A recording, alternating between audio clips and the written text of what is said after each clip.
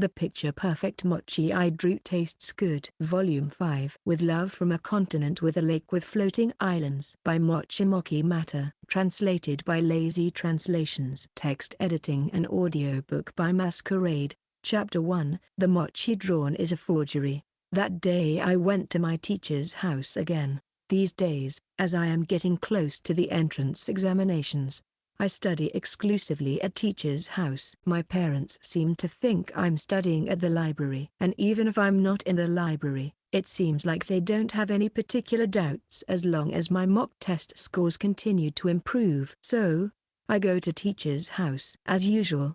However, that day was a little strange. A car was parked in front of teacher's house. I could see there was someone inside, but I didn't pay attention to it and passed by the car, thinking they were probably waiting for someone in the neighborhood or looking at a map in the car.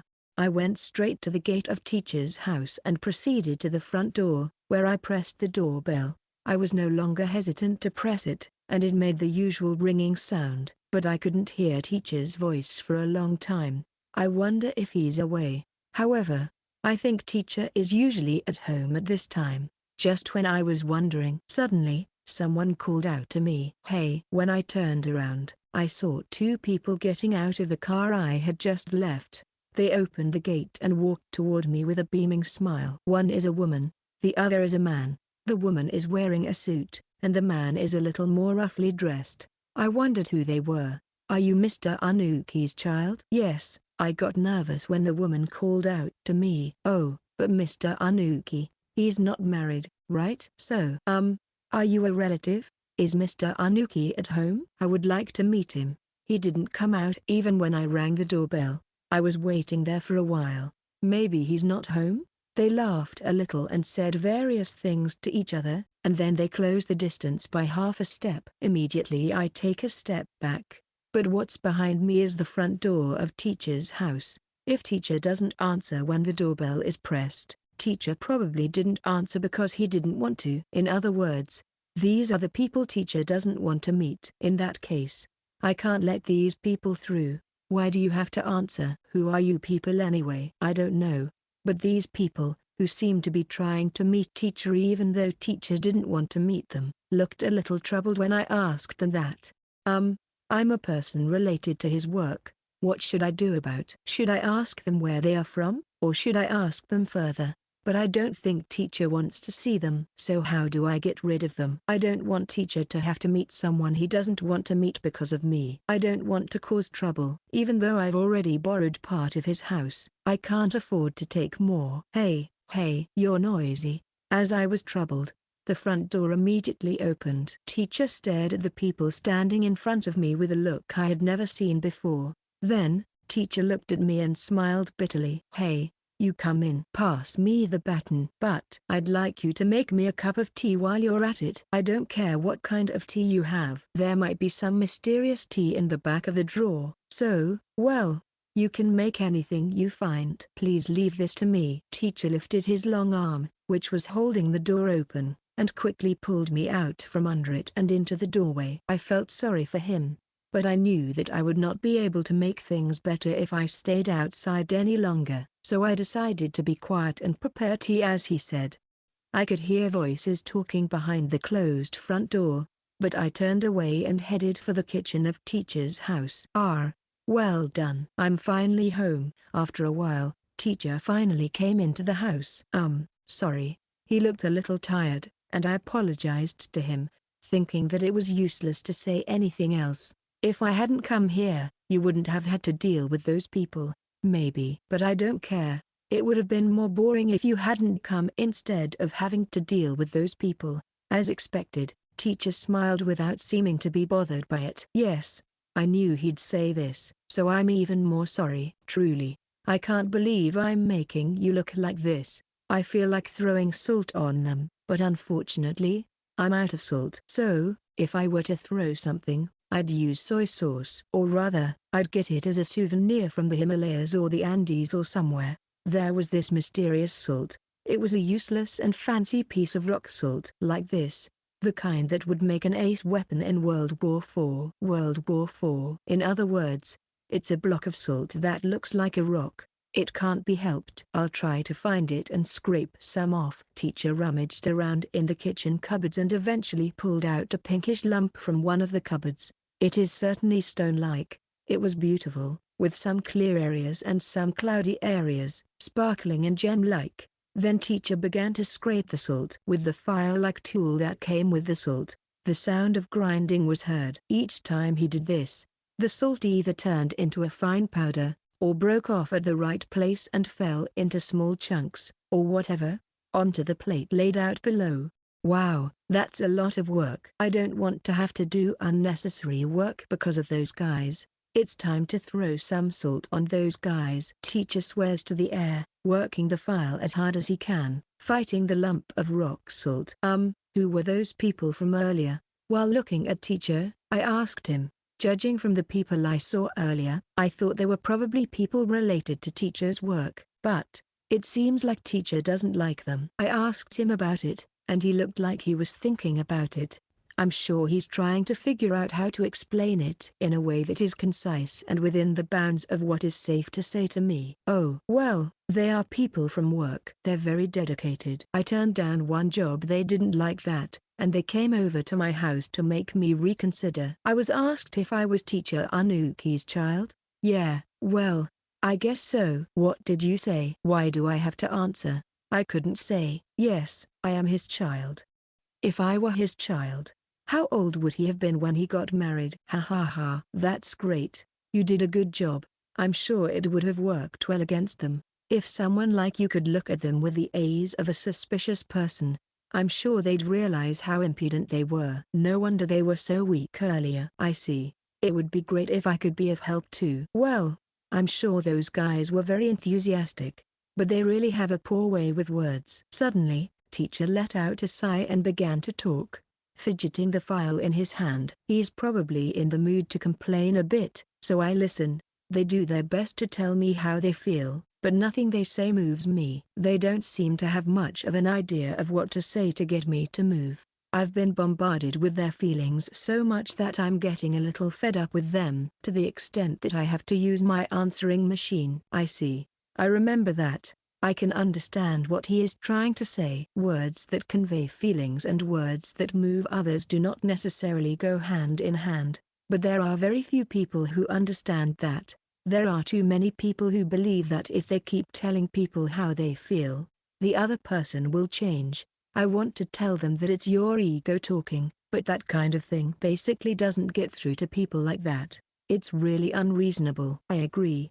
I nodded in agreement from the bottom of my heart, and teacher nodded deeply back. Well, that's just the way it is. No matter how much they tell me how they feel, I have no desire to cheat, and I have no desire to fight a battle that will not be duly appreciated. Cheat? I asked, a little startled, and with a bitter look on his face, he began to scrape more salt again. Well, that's right. I'm talking about getting into a race where the winner is already decided. I'd call it marketing, but cheating is cheating. I want to be recognized. However, I don't owe them that kind of favor. So that's how it is. I don't know what it feels like to want to be valued. I do know that I'd rather have a lot of good evaluations than bad ones. It makes me feel good. And more to the point, I don't want the evaluations I don't need, but the more evaluations I want, the better. While listening to teacher's words, I was filled with thoughts like, wow, that's great, and right after that, my thoughts were plastered black, thinking, I can't believe I'm thinking that. It's like my thoughts are being painted over. To go? What is wrong? I'm not sure if teacher sensed my thoughts or not, but he asked me. My thoughts don't matter much to me, but teacher seems to like to hear my thoughts. He is an eccentric, I know that. So, I decided to take this opportunity to ask. Well, I don't think it's a good thing to receive first prize or recognition, and I feel like it's a bad thing to want them. When I start speaking, teacher nods and looks at me with interest. That's why I'm easy to talk to. I think we shouldn't want evaluations. Teacher blinked several times when he heard my words. Can I ask why you think so? Then he asked me. Mean? It seems shallow. It kind of feels like that. I can't really explain why I feel like that. I'm not good at explaining. I'm not a good speaker. and I'm bad at using words to begin with. But teacher seemed to like to hear what I had to say, so I tried my best to put my thoughts into words. I see. That's quite an interesting and modest sensibility. While saying this, teacher thought for a moment and then began to draw something on his notepad. What he drew was a triangle, and the triangle is divided into 5 tiers. In other words, a pyramid with 5 tiers. Okay, to go. Have you ever heard of Maslow's hierarchy of needs? I've heard of it, but I'm unsure. Teacher nodded as I answered, and then began to write the names of the 5 levels on the pyramid. Maslow's hierarchy of needs or self-actualization theory is, quite simply, that there are 5 levels of human desire, and that when the lower level of desire is satisfied, the higher level of desire is born. Teacher wrote eat, sleep, on the bottom row. And above that, safety. The bottom row is appetite, desire to sleep, and the higher row is safety. And above that is the desire for safety. Well, in today's society, it is unlikely that this will not be fulfilled. The great thing is that we modern people are not suddenly attacked by mammoths and killed, and we can eat meat without the dangers of hunting. However, we're rather insatiable. I agree. He drew something on the side of his notepad. It was probably a mammoth, but to me it looked like a hairy bun. Oh, the bun has fangs. These are the desires of an animal rather than a human being. Yep. I understand that. The desire for life support and safety is just to stay alive. Well, we tend to skip a lot of the steps around here, mainly about food and sleep, which are supposedly vital and should be our first priority. About such things. Yep. We can skip those areas because we are human. I'm glad we're human. It's boring to have to eat instead of drawing, but no matter how we try, we're still human. We are living creatures. Therefore, it is better to build up from the bottom and stabilize ourselves, so that our performance will not be affected. When I don't get enough sleep, I can't make anything good. Yes, I kind of think about that. After all, we are humans and living creatures. So, when I don't get enough sleep, I can't concentrate. My observational skills are also dulled. When I do sketches, I can't see the shapes of the motifs clearly, and I feel that my sense of composition becomes poor. Well, let's put aside the fact that I think we're a little weird as living creatures. Let's talk about the pyramid. Teacher seemed to be remembering something he had done when he was sleep deprived, but he continued with an indescribable smile as if to gently put a lid on it. The needs we have as humans are from the top of the ladder that we often fly towards. The first one is the need to belong. That is why we want to belong to a society or a group. That is the need to belong. It is also called the desire for affection. And after that, there is, teacher said while writing on the 3rd step of the pyramid, it's a desire for love and belonging. So, recognition, in other words, is something that every human being who belongs and is loved needs. I have a feeling that the desire for approval is a bad thing. I can't really explain why. I think it's a bad thing just because it's commonplace. For me, I think that in order to fulfill the 4th step, we need a lot of evaluations. And why do we need to fulfill the 4th step, the top of the pyramid, for self-realization? However, the teacher said so confidently and wrote the word self-actualization on the 5th step of the pyramid. Human beings are creatures that chase after endless desires in order to become who they want to be. And since we have particularly gluttonous hearts, we chase after many things. I feel like I'm not chasing 2 rabbits, I'm chasing about 20. I see. I want to try all kinds of things. I want to try oil painting and sculpture. There are so many things I am chasing after. Rabbits everywhere. But even if we go on an adventure to chase after all kinds of things, we can't go on an adventure if we don't have a home. We can only go on an adventure if we have a place to return to. And it is better to have a solid ground to return to. The ground that I alone can make is like a floating island. Floating island. Yeah, it certainly looks like that. Teacher is out of touch with the world, or rather, he has that kind of atmosphere. He is aloof and elusive, and yet he is not without a core. So I feel at ease with him, but sometimes I feel as if he is floating in the air. Somehow, when we are loved and appreciated and our place in the world is firmly established, we are able to self-actualize for the first time. We can go on an adventure to become the person we want to be. A floating island may be nice for a vacation home, But if you want to live well, the foundation should be firm and spacious. I love floating islands. I see. Well, you're mostly like floating islands or aquatic plants. So, let's get along and have 2 floating islands, floating around and having fun.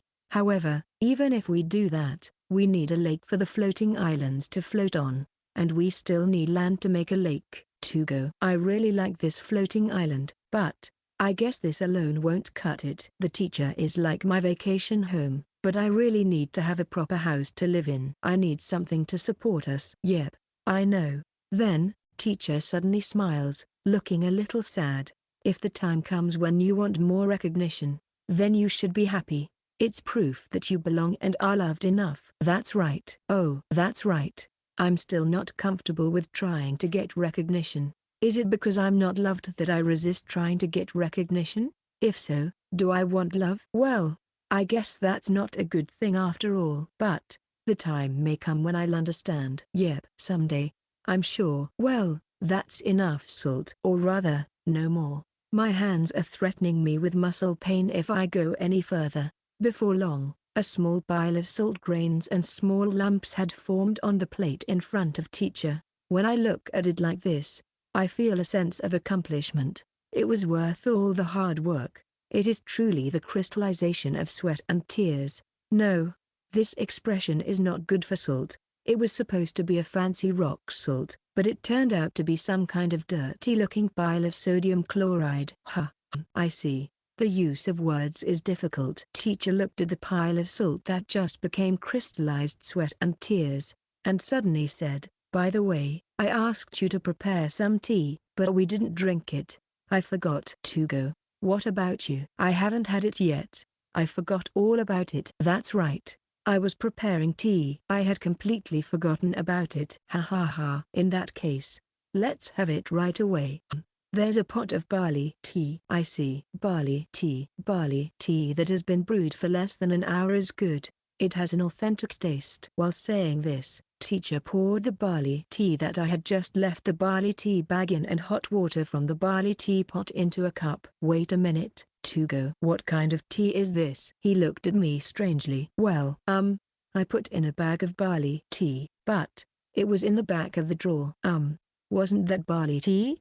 "I found something in the back of a drawer that looked like something resembling tea inside a fabric, so I thought, oh, it is old barley tea, so I tried making tea with it." "Tugo, thank you. You are the best." Teacher looked back at me slowly, with a smile on his face when he was trying not to laugh, and drank the tea from his cup. "By the way, this tea is also great. It has a rich aroma. You can definitely taste the flavor. It's very good." Saying this, he came to me with a pot of barley tea and opened the lid of the pot to show me what was inside. "And this is not barley tea, but a soup stock packet. I'm sorry, I made a mistake." No, I told you, it's great." "Ha ha, well, I was pleasantly surprised all at once." "I knew you were the best." "Oh, let's put a little salt in here. It's going to be a soup. Let's see." "This is just right, just right." "I see. So that's what I was grinding the salt for." The teacher was laughing as he dropped the freshly shaved salt into the cup and drank the soup stock. "Salt is better used for food than for throwing. This is the effective use of salt." Teacher said so, and I took some of the broth. I also get a little salt. It's surprisingly tasty. I think I'll mix about 10% of soup stock packet into my barley tea packet from now on, just to remind myself of this delightful feeling from time to time. "I think you should not do that." "I shouldn't do that, but then sometimes the barley tea we drank at teacher's house would become soup stock, but each time we enjoyed it, so maybe it wasn't so bad after all." Volume 5, With Love from a Continent with a Lake with Floating Islands. A few days after receiving the letter from Mr. Safa, Faye has been doing a lot of research for me to go. "I'm getting a bad feeling about this," and then he reported he had a bad feeling. "I see. A bad feeling, huh?" "Oh no. For now, from what I've researched, there are about 3 Tugo Uazora in the royal capital right now." "I have increased." "Oh no, brother Tugo, are there a lot pretending to be you?" "Yeah, it seems like that." We were just in time for a snack, so Faye and I sat around the snack table and talked. Today's snack is fairy madeleines. It seems that madeleines were created as a result of research on the cookies that came from Mr. Safa's house. I wonder why. Did they really make cookies? Well, I like bite-sized madeleines because they are both cute and delicious. What are you going to do with them? Liana also ate a madeleine and said in disgust. Yes, that's right. I'm appalled, aren't I? I'm not just stunned. I have a more complicated feeling. I wonder what this is. It looks like even the fourth and fifth Tugo will appear. I don't like it. I don't know what to say if they increase any more than this. I have mixed feelings. I don't know why I don't like it, but I do. Well, that's true. As for fake Tugo 1 and 2, they are just saying, I'm the actual Tugo Uazora. It's not like they are painting, either. They just call themselves Tugo Uazora. It's just a shame. No, I don't get it at all. What does it mean to pretend to be me when they don't paint? What does that mean? I mean, why do they call themselves me? I think fake Tugo 3, he might be a little tricky. However, Faye lets out a deep sigh. It seems like he's under a noble's protection. Noble's protection? What does that mean? In other words, he called himself Tugo Uazora, a popular artist, and used his accomplishments and fame as a springboard to become the personal artist of a powerful aristocrat. Does that mean that he got a job by falsifying his career? That is not good, not against me, but against the employer. By the way, which noble family is he under? The Brumper family. In short, it is a family that is a high official in the royal castle. They don't have a domain, but they have money and power. I didn't know there were nobles like that. I'm not sure if it's like the family of Mr. Seal, who was Ms. Croix's former employer. That's troublesome, right? Well, it's a bit troublesome. They are bigger than our house. I can understand that it is troublesome. If we make a move, we might lose to someone who has the backing of a strong noble. And if that happens, the Redguard family will be in trouble. How are Tugo's drawings treated by those scammers? When I was having trouble, Locklers looked like a plaster statue, and asked Faye about it. Well, I heard that fake Tugo 1 and 2 said something like, I'm the one who painted them, but I sent them to the forest to hide my identity, before I sold them. Faye replied, and Locklers looked more and more like a plaster statue. That's tough. I still don't know much about fake Tugo 3. Is he pretending that he drew what Tugo drew, too, or is he treating Tugo as the fake? I see.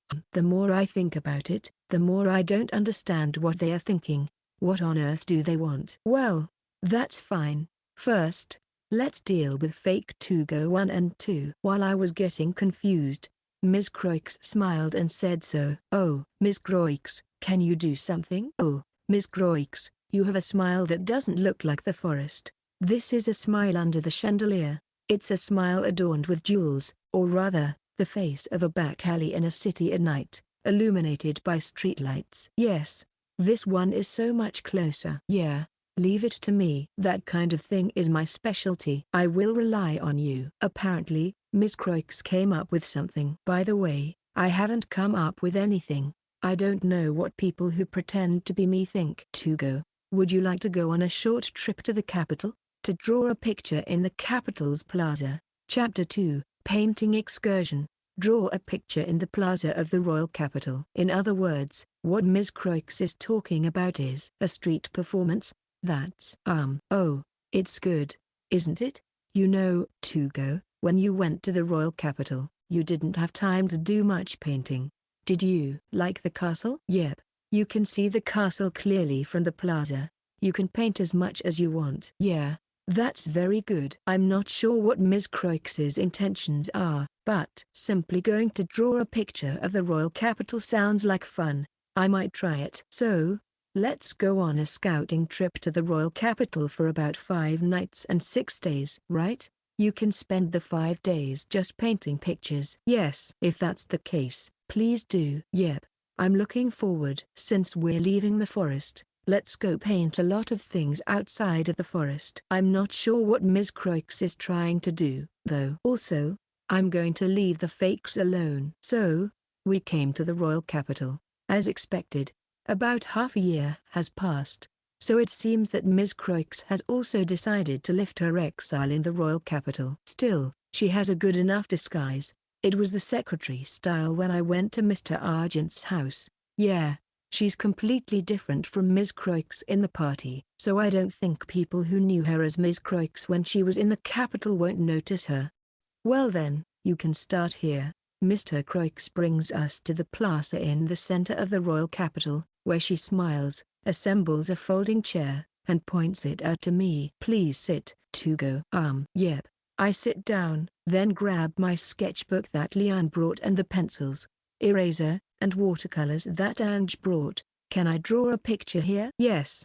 Well, preferably in watercolor. I like those clear, beautiful pictures, but, well, you can draw it any way you like. It's best if you have fun painting. I'm happy to do it. I understand. Well, it's kind of hard to do oil paintings in a place like this, but I want to record the colors here, so I'll probably use watercolors anyway. If you want to move, well, it's okay if it's just a little bit. Just make sure you can see the 3 lampposts on the street from your position.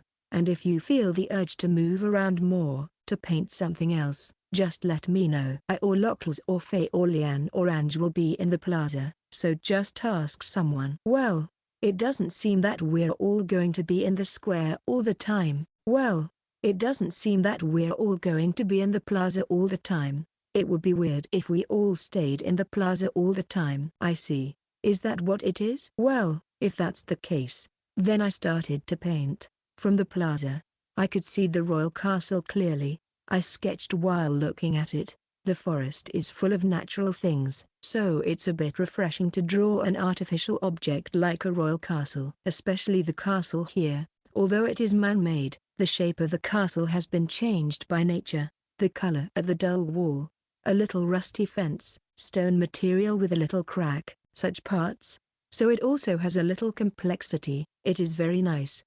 At first, I was concerned about Ms. Croix and Locals who were nearby, but then my attention was drawn only to the castle. I couldn't help it. Such a beautiful motif doesn't come along very often. I moved around a little to look at the parts of the square that were hidden by trees, but generally, I continued to paint on the spot. I moved around a little to look at the parts of the plaza that were hidden by trees, but generally, I continued to paint on the spot. Of course, as Ms. Croix told me, I would move within a distance of about 3 street lamps from where I was. Of course, it wasn't a problem even if I didn't move that much. Anyway, it's fun. It's very enjoyable. A painting excursion to the royal capital is the best. I had thought that the things in the forest were random in shape and that their curves and uneven colors, which are not found in man-made things, are appealing. But there are plenty of random things in the town, too. The more I look, the more I discover. I want to record every single shade of the cobblestones in the plaza. I want to be able to capture the glare of the splashes from the fountains. I want to paint the shadows of the children playing around in the plaza. The way the shadows move and spin with the children, the hum of a woman's long skirt swaying in the wind, all of it. Oh, there are 5 more days like this. How wonderful. Of course, I have to think about the return time, and I will probably have to sleep in the middle of the 5 days. But even so, that's about 120 hours, simply calculated. With that much time, would I be able to do more than a few watercolors? I immediately got out my watercolors and began to add color to the rough sketch of the royal castle painting. I brought a sketchbook with me that didn't need to be watered down, in anticipation of what was about to happen. The sketchbooks I brought with me are the ones that don't need to be watered down, the ones that are stiffened on all sides so that when you want to use a new sheet of paper, you have to use a paper knife to remove the paper.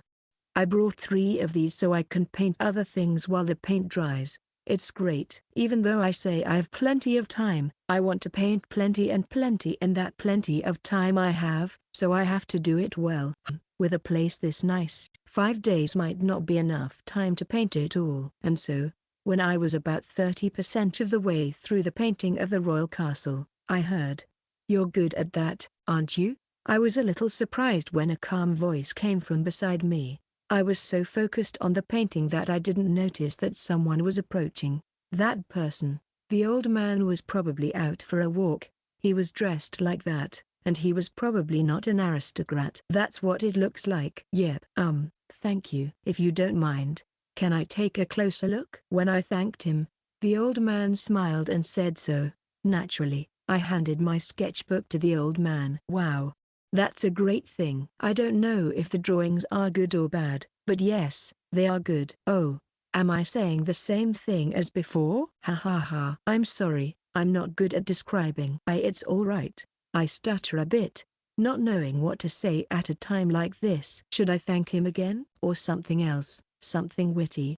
However, it seems that the old man was satisfied with my drawings. When he returned the sketchbook to me, he said, "I'm sorry for interrupting you. Good luck," and went back to his walk. Well, that was new. Yep, it's very, very new to have a passerby look at my painting. And I was praised. Yep, I felt fresh and continued to paint the royal castle. At the same time, I also started painting the fountain in the plaza. While the paint dries, I'll make progress on the rough sketch of this one. Wow, it's beautiful.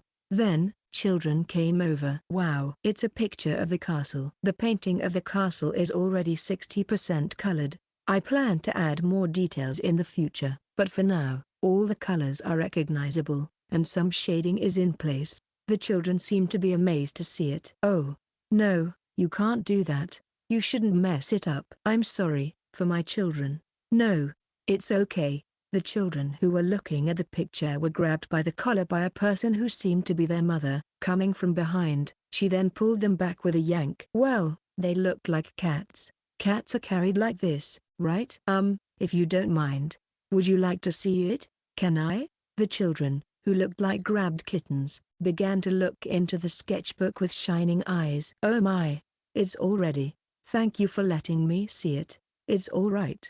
The children's mother, with a face that was half apologetic and half happy, lightly bailed me out and began peering at the sketchbooks with the children. It's a castle. It's a castle. Look, I think they are painting from here.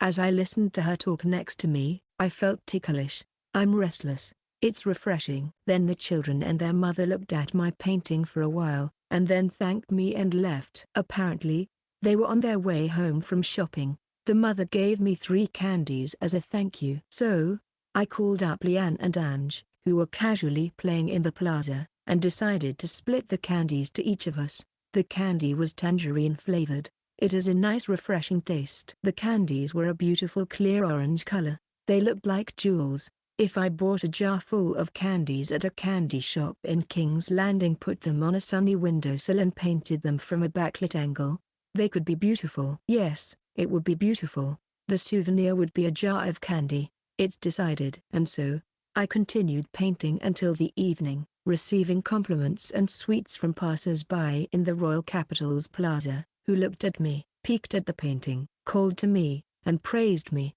By that time, I had finished my first painting of the royal castle. The fountain would have to wait until tomorrow. If the sun's rays change, the picture will be different. Instead, I made a rough sketch of the park bench and the surrounding scenery. I would color it in at the time I liked. An evening bench would be nice, and a morning bench would surely be nice too. Oh, I'm looking forward to it. How was it? Well, it was fun. It's so new. So many things are so fresh, so new, that 5 days might not be enough, I guess. It looked like a lot of fun to watch. Tugo, do you like the capital? Yeah, very much. I wanted to paint during the night, but it was getting a little difficult to paint by the light of the street lamps, so I went into the inn. Faye had reserved the inn for us, so I headed to the inn with Lottles and Croix, who had picked me up at the plaza. Some people talk to you on the way. Ms. Croix said that and smiled. Was she watching? Did you see it? Only part of it. Yeah, the first time I've been to the capital in a long time. So, I went shopping. I'm getting used to the forest, but I still like the royal capital. Yep, I like it here too. It's quite a luxury to come to the royal capital to paint. I'm grateful that I can have this kind of luxury. There are many things I like here too. I thought you wouldn't have to worry about it, but, Tugo, is it safe to say that you'll be painting tomorrow as well? Then Miss Croix asked me that, so I answered immediately. Of course, there was only one answer. Naturally, I will paint tomorrow and the day after tomorrow, too. That's all there is here. I'm glad. Then, let's paint in the plaza tomorrow, too. I have other places in mind. So if you get bored, just let me know. Wow. I'm curious. I wonder what kind of place Ms. Croix, who spent time in the royal capital, would recommend to me. It must be a beautiful place. I could spend 5 days just in the plaza. But if it's a good opportunity, I want to see various places. Well, it is a point making me hesitate. We ate at the inn, went to bed, got up at sunrise, and headed for the plaza. You're early. Excuse me, please join me. However, it didn't seem to be a good idea for me to be alone, so I asked Locals to come with me. He also woke up a little after sunrise. He came out of the living room of the inn while I was getting ready, so I called out to him and asked him to come with me. The living room of an inn may seem strange, but it can't be helped since it's an inn with several private rooms connected to one living room. Well, that's all right. Even for Croix, it is preferable for you to stay outside for a long time. I see. I guess Ms. Croix had some sort of purpose in planning the trip to the royal capital. Am I really okay with just drawing? Well, it's fine if it's okay, but people taking their morning walk pass by the plaza, and some of them talk to me or look at my paintings. Well, this is fresh. In the forest, strangers don't talk to me even if I am painting. To begin with, there are no strangers in the forest. I know everything about the forest, so there are no horses that I don't know. So, I painted, forgot all about breakfast, and at noon, Faye dragged me to a nearby cafe to eat. Let's see, it's a combination of breakfast and lunch, so it's a duck meal. My teacher used to say that the teacher's duck meals were usually not called brunch, so I think that expression was a good fit. In that sense, what I'm eating now is a fancy open-faced sandwich, so maybe this is brunch rather than duck meal. How's it going? Did you get anything painted? Yeah, I finished painting the fountain. Now I'm painting the benches and the tree-lined streets of the capital. There are many trees in the forest, but there are no trees lined up on either side of the road. So, I'm trying to draw something a little new. I plan to finish this by coloring it quickly without getting too elaborate. So, I thought, let's move on to the next place. I see. Well, it looks like you are having fun. Yep. Yes, that's for sure. So I nodded with all my heart. That's exactly right. Faye, who seemed to sense the strength of my feelings from my nod, asked while grinning and stirring a glass of something that looked like juice with a straw. By the way, did you give your name to anyone? Give my name, huh? Let's see. Yep. Yesterday's old man asked me if I was a painter, and I said yes. Then he asked me my name, so I said it. I also told another couple, an old man and an old woman. Then some kids said their names, so I said mine. Then there were 2 more boys about my age and a girl. The rest. I understand. That means everything going well. Faye swirled a straw around with satisfaction, then tilted the glass and drank the juice in one gulp. The straw was meaningless. Everything is going well? What? You don't need to worry about it. Maybe if you care, it won't go so well. That's a little frustrating, but I can't help it. If Faye says so, I will not ask further. And let's paint a picture. Yeah. Right now, I just want to paint rather than listen to the story. And so, I spent the rest of the day painting in the plaza. It's just, hey, you, over there. At dusk, as I was putting away my art supplies, someone called out to me. I heard you call yourself Tugo Uazora. He was a boy about the same age as me, and he seemed a little nervous. Behind him were several other people about the same age, including a boy and a girl who had approached me earlier in the day. I wondered if we knew each other. Yes, I'm Uazora Tugo. When I said my name, he looked even more nervous and said, I'm Tugo Uazora. You fake. Well, what should I do with this? When I was told that it was a fake, I was kind of at a loss for a response. I was troubled, and the other person began to look at me as if to say, that's not the reaction I was expecting. Behind Tugo Uazora, his friends were also looking a little troubled. Perhaps I would have been better able to understand the situation if I asked the people behind him rather than asking Tugo Uazora in front of me. Hey, why don't you say something, fake? But the Tugo Uazora in front of me doesn't want me near his friends behind him. I see. I'm in trouble. Besides, now that I've been told to say something, I might as well say something. Let's see. Are you Tugo Uazora too? At any rate, I asked him about what I should have asked first. He looked at me with a very disappointed look on his face. No. I just wondered if we share the same name. What are you talking about? You're probably a fake. You're trying to deceive people by pretending to be Tugo Uazora. Even if you say that, I'm finally in trouble. Does it even matter? They even have the same last name. In fact, I think that's where the problem lies. No matter how much he says, he's Tugo Uazora, and he's probably not Uazora Tugo. The more I think about it, the more I don't understand. What I don't understand is why the boy in front of me calls himself Tugo Uazora. I wonder what he feels, and under what circumstances makes him use my name. The people behind seem to understand the circumstances around here. But Tugo Uazora is a bit of a hindrance when I go to ask them. Then, well, why don't we talk alone? It might be better to ask him himself first. In an environment where he is comfortable talking, just the two of us. For some reason, you seem to find it difficult to talk when there are people behind you. When I whispered softly to him, who had a quizzical look on his face, he was a little confused. Then he turned round and said to his friend behind him, I'm going to talk to this guy. You guys go home. Yeah, for now.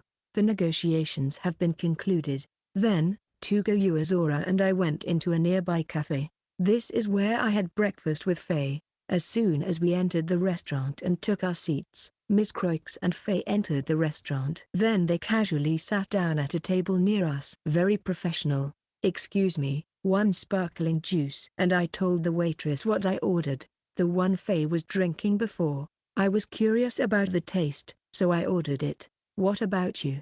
Would you like something to drink? Then, the same. Tugo Uazora seemed confused, but he ordered the same thing as me. Yeah, I think it would probably be easier to talk if we had a drink. And while waiting for the juice I ordered to be delivered, Tugo Uazora was fidgeting. He tried to talk about something and closed his mouth shut. And then he tried to talk again and kept his mouth shut again. Well, I don't know what they are thinking because I don't know their situation or their feelings, but from the looks of them, they seem uncomfortable. Yep, and if they're feeling awkward, it probably means that, well, maybe we're not just two painters who happen to have the same name. Maybe. Can I ask your name? I'm going to ask them their names while I wait for my drink. Otherwise, I can't even call them by their name. No, it is Tugo Uazora, your real name, not your pseudonym. When I said that, he looked lost, looking deflated, and reluctantly said, Lucien Pubber. I see. Nice to meet you, Lucien. As soon as I greeted him, the waitress brought me some juice. I say thank you. Take it, and place the glasses one by one in front of me and Lucien. Put my lips around the end of the straw and took a little sip, and to my surprise, it was a carbonated drink. I see. There is a carbonated drink in this world, too? I was surprised. It was indeed a sparkling juice. As I was sipping the juice, enjoying the citrusy taste and the carbonation, Lucien didn't touch the juice, but stared at me and said, You are? Your name? Oh, I see. He asked me to give my name, but I already did. Uazora Tugo. My real name. I don't really use a pseudonym, I replied, and Lucien looked a little frightened and kept his mouth shut. Did I make him nervous? I have no intention of suing you or anything like that. So, when I first told him that, Lucien looked surprised. Faye and Ms. Croix in the seats next to me also looked surprised. Yeah, sorry. But I want to hear the reason. I'd like to know why you're painting under the name Tugo Uazora. Can you tell me? Lucien seemed to be quite worried. However, by the time I had finished drinking more than half of the juice, he finally managed to start talking. I've already told my friends that I'm Tugo Uazora. Why again? I guessed that his friends must be the ones who were behind him earlier, but I didn't know why. When I asked him about it, Lucien looked very uncomfortable and said, looking defeated, I thought that Tugo Uazora no one would find out if I used that name. I see. Even if they didn't find out, Wouldn't it be better if he didn't come forward? Well, I don't know why he used my name in the first place. Do you paint pictures? I don't paint. Oh, I see. Well, no.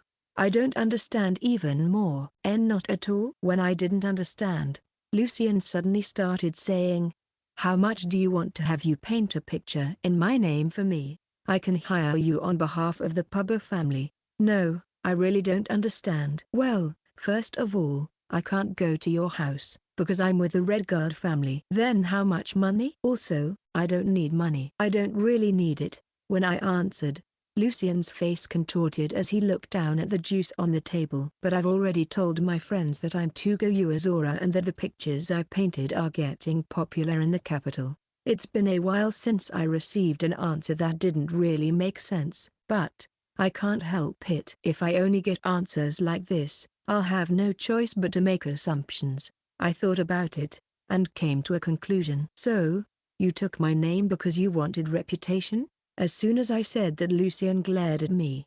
Is that wrong? Well, I don't think it's a good thing though. If I have to answer whether it's good or bad, I think it's probably bad. Yep. No. He hasn't caused any trouble to anyone so far, so I don't think it's a big deal. But eventually, Faye and the others might get in trouble, and they'll have to walk somewhere with my name. They might end up getting into trouble and not being able to do anything about it. So from that point of view, it's bad. Yep. Did you want your painting to be appreciated? I didn't care what it was, but if it's a painting, it's kind of elegant, isn't it? Is that so? Is that what it is? Elegant? Would you like to draw a picture together? I can't paint. Are you kidding me? No. I was being serious, but I wonder why he would get that angry. For him, I guess it made him angry, but if you say that drawing is somehow more elegant, then I think you should draw. That's why. Anything is fine. Paintings, music, hunting results, anything, as long as it leads to my recognition. Apparently, it seems like Lucian really wants to be appreciated. However, it seems that this is not. I want my paintings to be appreciated. Does the appreciation of the picture become his appreciation? Does he want to be appreciated, not his painting?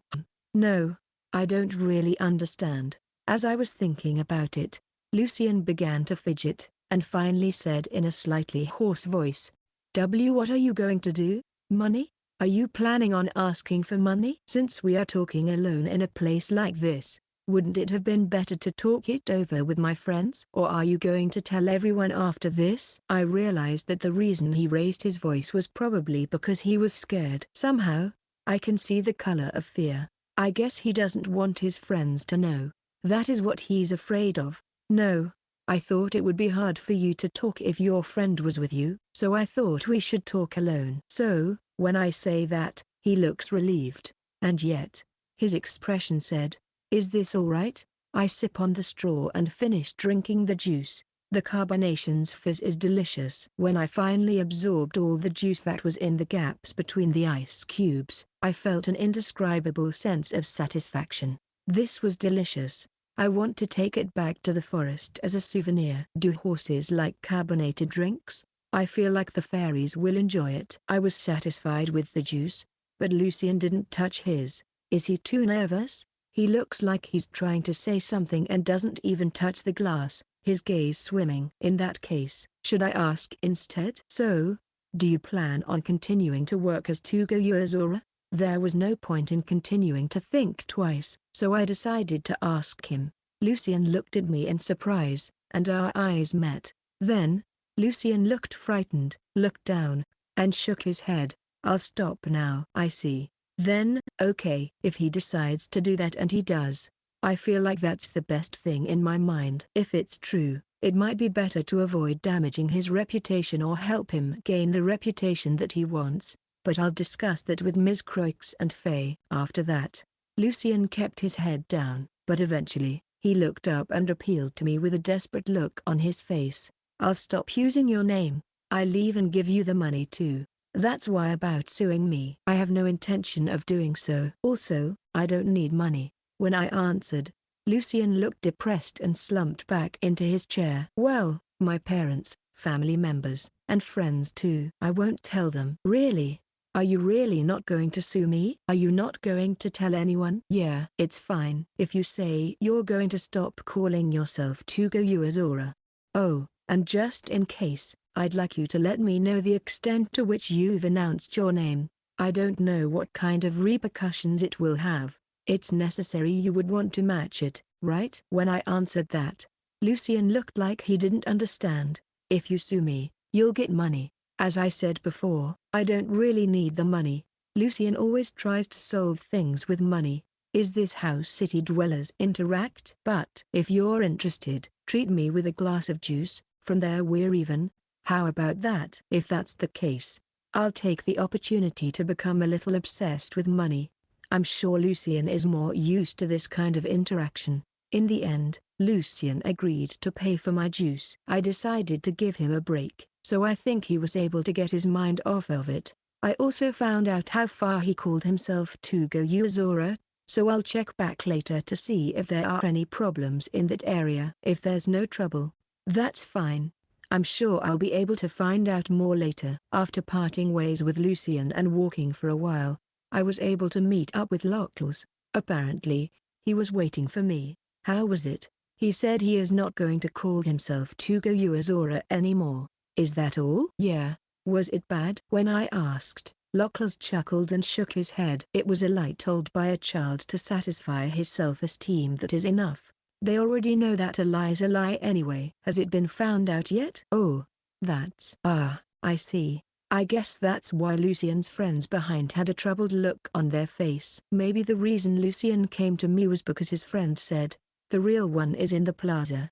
Maybe it was because his friend said something like, I already know you're lying, so why don't you just admit it? No, I wish they would have said it in a kinder way. Maybe I am thinking this way because no harm has been done to me yet, but I don't want Lucien to be punished too much for his lie. Am I being naive? Is it because I don't know the value of evaluation? I have a lot of things to worry about, but, well, it can't be helped. I'm happy with the way things are going with Lucien. That's all I can think of. I have more worries, but it is a weight off my shoulders. At any rate, this means that Tugo 1 is no more. Yes, that's right. The load on my shoulders has been reduced by 2/3. So, I decided to resume painting again. When I finish what I'm painting, I'll move to a new place. Ms. Croix seemed to know some of the best spots for painting. Yep, I'm looking forward to it. While I was drawing a picture in the square thinking this, I suddenly heard the sound of a horse. When I hear the sound of horses, I tend to look in that direction, and there I found 4 horses pulling a carriage. The carriage parked. The carriage was beautifully crafted, and somehow, it had a design that made me want to draw it. And there was someone staring at me from the window of the carriage. But before I could get a good look at the person's face, the carriage started moving again. I wonder who it was. I'm not sure what to think. Section. The next day, I was painting in a park with a clock tower. This was apparently one of the spots Ms. Croix had thought of for me to paint. The clock tower was a wonderful building, as recommended by Ms. Croix. The tower is made of slightly faded bricks and cream-colored stucco and has a large clock on it. The clocks in this world are said to keep time according to the sun and the moon. For that reason, they have gems with the power of the sun and moon built into the inside. It would be like a quartz clock. At any rate, while looking at such a mysterious clock, I draw a picture of it. The clock tower is tall, so I think a composition that looks up at it would be good. The faded bricks look like they should be quickly painted with watercolor. When I find a watercolor-like landscape like this, I am somewhat pleased. There were fewer people in the park of the clock tower than in the square in front of the castle. It was a quieter place, which was good for painting. However, it was not completely empty, and I was talked to from time to time. Several times, I was asked my name. This was the same as when I was painting in the square in front of the castle. Meanwhile, while I was drawing a picture, 2 fairies came flying towards me. How unusual. I guess these 2 are city dwellers. I'm sure they're sneaking into the corner shoe store to sew shoes, sneak into the kitchens of houses to steal cookies and pieces of bread, and get a bit of liquor from the barrels at the brewery. Probably. And those 2 fairies were staring at my picture and looking kind of happy. Did you like it? Do you like it? I asked. The fairies nodded, saying something in fairy language, and then they hugged my fingers, lifting them up and down. I know this is the way they fairies shake hands with humans. The fairies looked at my picture for a while with smiles on their faces, but then suddenly they said something. Then both of them pulled on my sleeve. Huh? Are we going somewhere? I asked, but it didn't make any sense because I didn't understand the fairies' language. The two fairies tugged at my sleeves. I had no choice but to follow them. The fairies took me into the shade of a tree and stopped there. I wondered if there was something good in the shade of this tree. I looked around a little bit but couldn't find anything in particular. Oh, no. I found a beautiful flower. It's a kind that doesn't exist in the forest. An urban flower? But it seems that the fairies didn't want me to see the flower, which is a little troubling. The two fairies are holding my sleeve tightly, glancing at the sketchbook where I was just a moment ago, and where I've finished 50% of the coloring. I wonder, maybe there's something going on, I asked, and the two fairies nodded repeatedly. I asked, is there something? No. I wonder what it is. That I don't know any details. From the looks of the fairies, they don't seem to have any hostile intentions toward me, and I think they're probably doing this for my sake. I think that's why I'm even more stuck. And so, I spent some troubling time. The fairy kept me firmly in place while she stared at the sketchbook I'd left behind. That's when it happened. A man sitting on a bench in the corner of the park, seeing that there were no more people around, quietly got up and approached my sketchbook. Hey! I grabbed my sketchbook and tried to walk away. Before I could move, the two fairies moved. They flew away at a great speed and jumped out in front of the man. Then, the man, who seemed to have seen them, stopped in his tracks, looking puzzled. What are you doing? And that man was easily caught by Lockles, who quickly jumped out from behind the tree. Lockles, were you there? I did not know. Why did you try to steal it? The man is sitting on a bench, cowering in fear, in front of Lockles, who is standing tall and imposing. By the way, there are fairies floating in the air on either side of Lockles, also in an O stance, like the scary guard statues outside a Buddhist temple, but the man does not seem to see the fairies. However, he seems to be able to see the twinkling fairies and sometimes looks at them curiously. Well, there was a painting there, and the man's answer was something like this. Well, I don't think he wanted the sketchbook, but he wanted the painting. Either way, I wouldn't want it stolen. That's a pretty pathetic answer. Hi. While I was troubled, Lockles took a step closer to the man. The man shrinks more and more in response. I know what you mean about Lockles being a little scary. A looming plaster statue. No, it's the looming Nao statue. I know, it's very powerful. May I speak? But the man didn't seem to be able to speak much in front of the statue, so I stepped out in front of Lockles and the fairies. Then the man looked a little relieved. Yeah, no, this is fine because I stepped forward to let him talk calmly for a bit, but, I'm still not imposing enough. Am I? Yep. Are you a thief who specializes in paintings? When I asked him, feeling a little sad, the man was stunned and then shook his head. Me a thief? That's not true. Then why did you want to take this painting with you? It seems a little strange that a normal person, who is not a thief, would want to take the painting. Well, did they like the painting that much? If he liked the painting, I would be a little happy, but as I was waiting for his answer. Why, you're Tugo Uezora, right? I was a little surprised when he suddenly said my name. Huh? Oh, yes. When I answered, the man nodded his head as if to say, I knew it. I heard it while talking to someone else earlier. You're Tugo Uezora. Huh. Now that I think about it, I talked about it earlier. Yeah. To an elderly couple who seemed to be taking a walk. At that time, this man was sitting on a nearby bench. I think he could have listened if he wanted to. I see. Was he listening? That's when the man's story ended. That's it. So you stole this painting because I'm Uezora Tugo? The conversation is interrupted so I don't really understand, but maybe this person is a fan of mine? Well, if that's the case, I'd be a little happy. But, as I was thinking, no, I found an unpublished work of Tugo Uezora in front of me. With this, I can be Tugo Uezora. I don't think you can. Yep. When I was a little troubled by this unexpected response, the man, still holding my sketchbook, said, "Sell me this. I'll find the money somehow." "No, I have money. I feel like this exchange happened yesterday too." When I was feeling troubled and feeling a sense of déjà vu, Lockless suddenly appeared from beside me. "So, you are pretending to be Tugo Uezora, aren't you?" When Lockless said that in a low voice, the man froze again. "Is your goal money?" "Why, you're wrong." "Then what was your purpose in lying about your name?"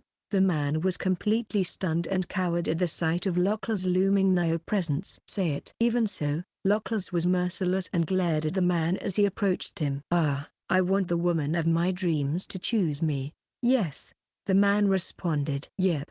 This was unexpected. "The woman of your dreams?" When I asked again, the man nodded. "I see." "Yep. This is a problem.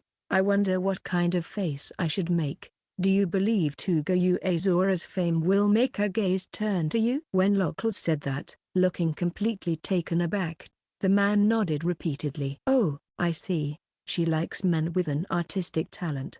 And when I told her I was Tugo Uezora, she said she was a fan of my paintings. I am grateful. If possible, I would like to hear that directly." "Well, I guess it's not the time to think like this." "By the way, do you paint?" No, not at all." "I see. There are a lot of people who call themselves painters even though they don't paint, like Lucian and this person." Just as I was wondering, the man grabbed me by the shoulders and appealed to me with a desperate frantic look on his face. "So, I bought a Tugo Uezora painting and put it in my room.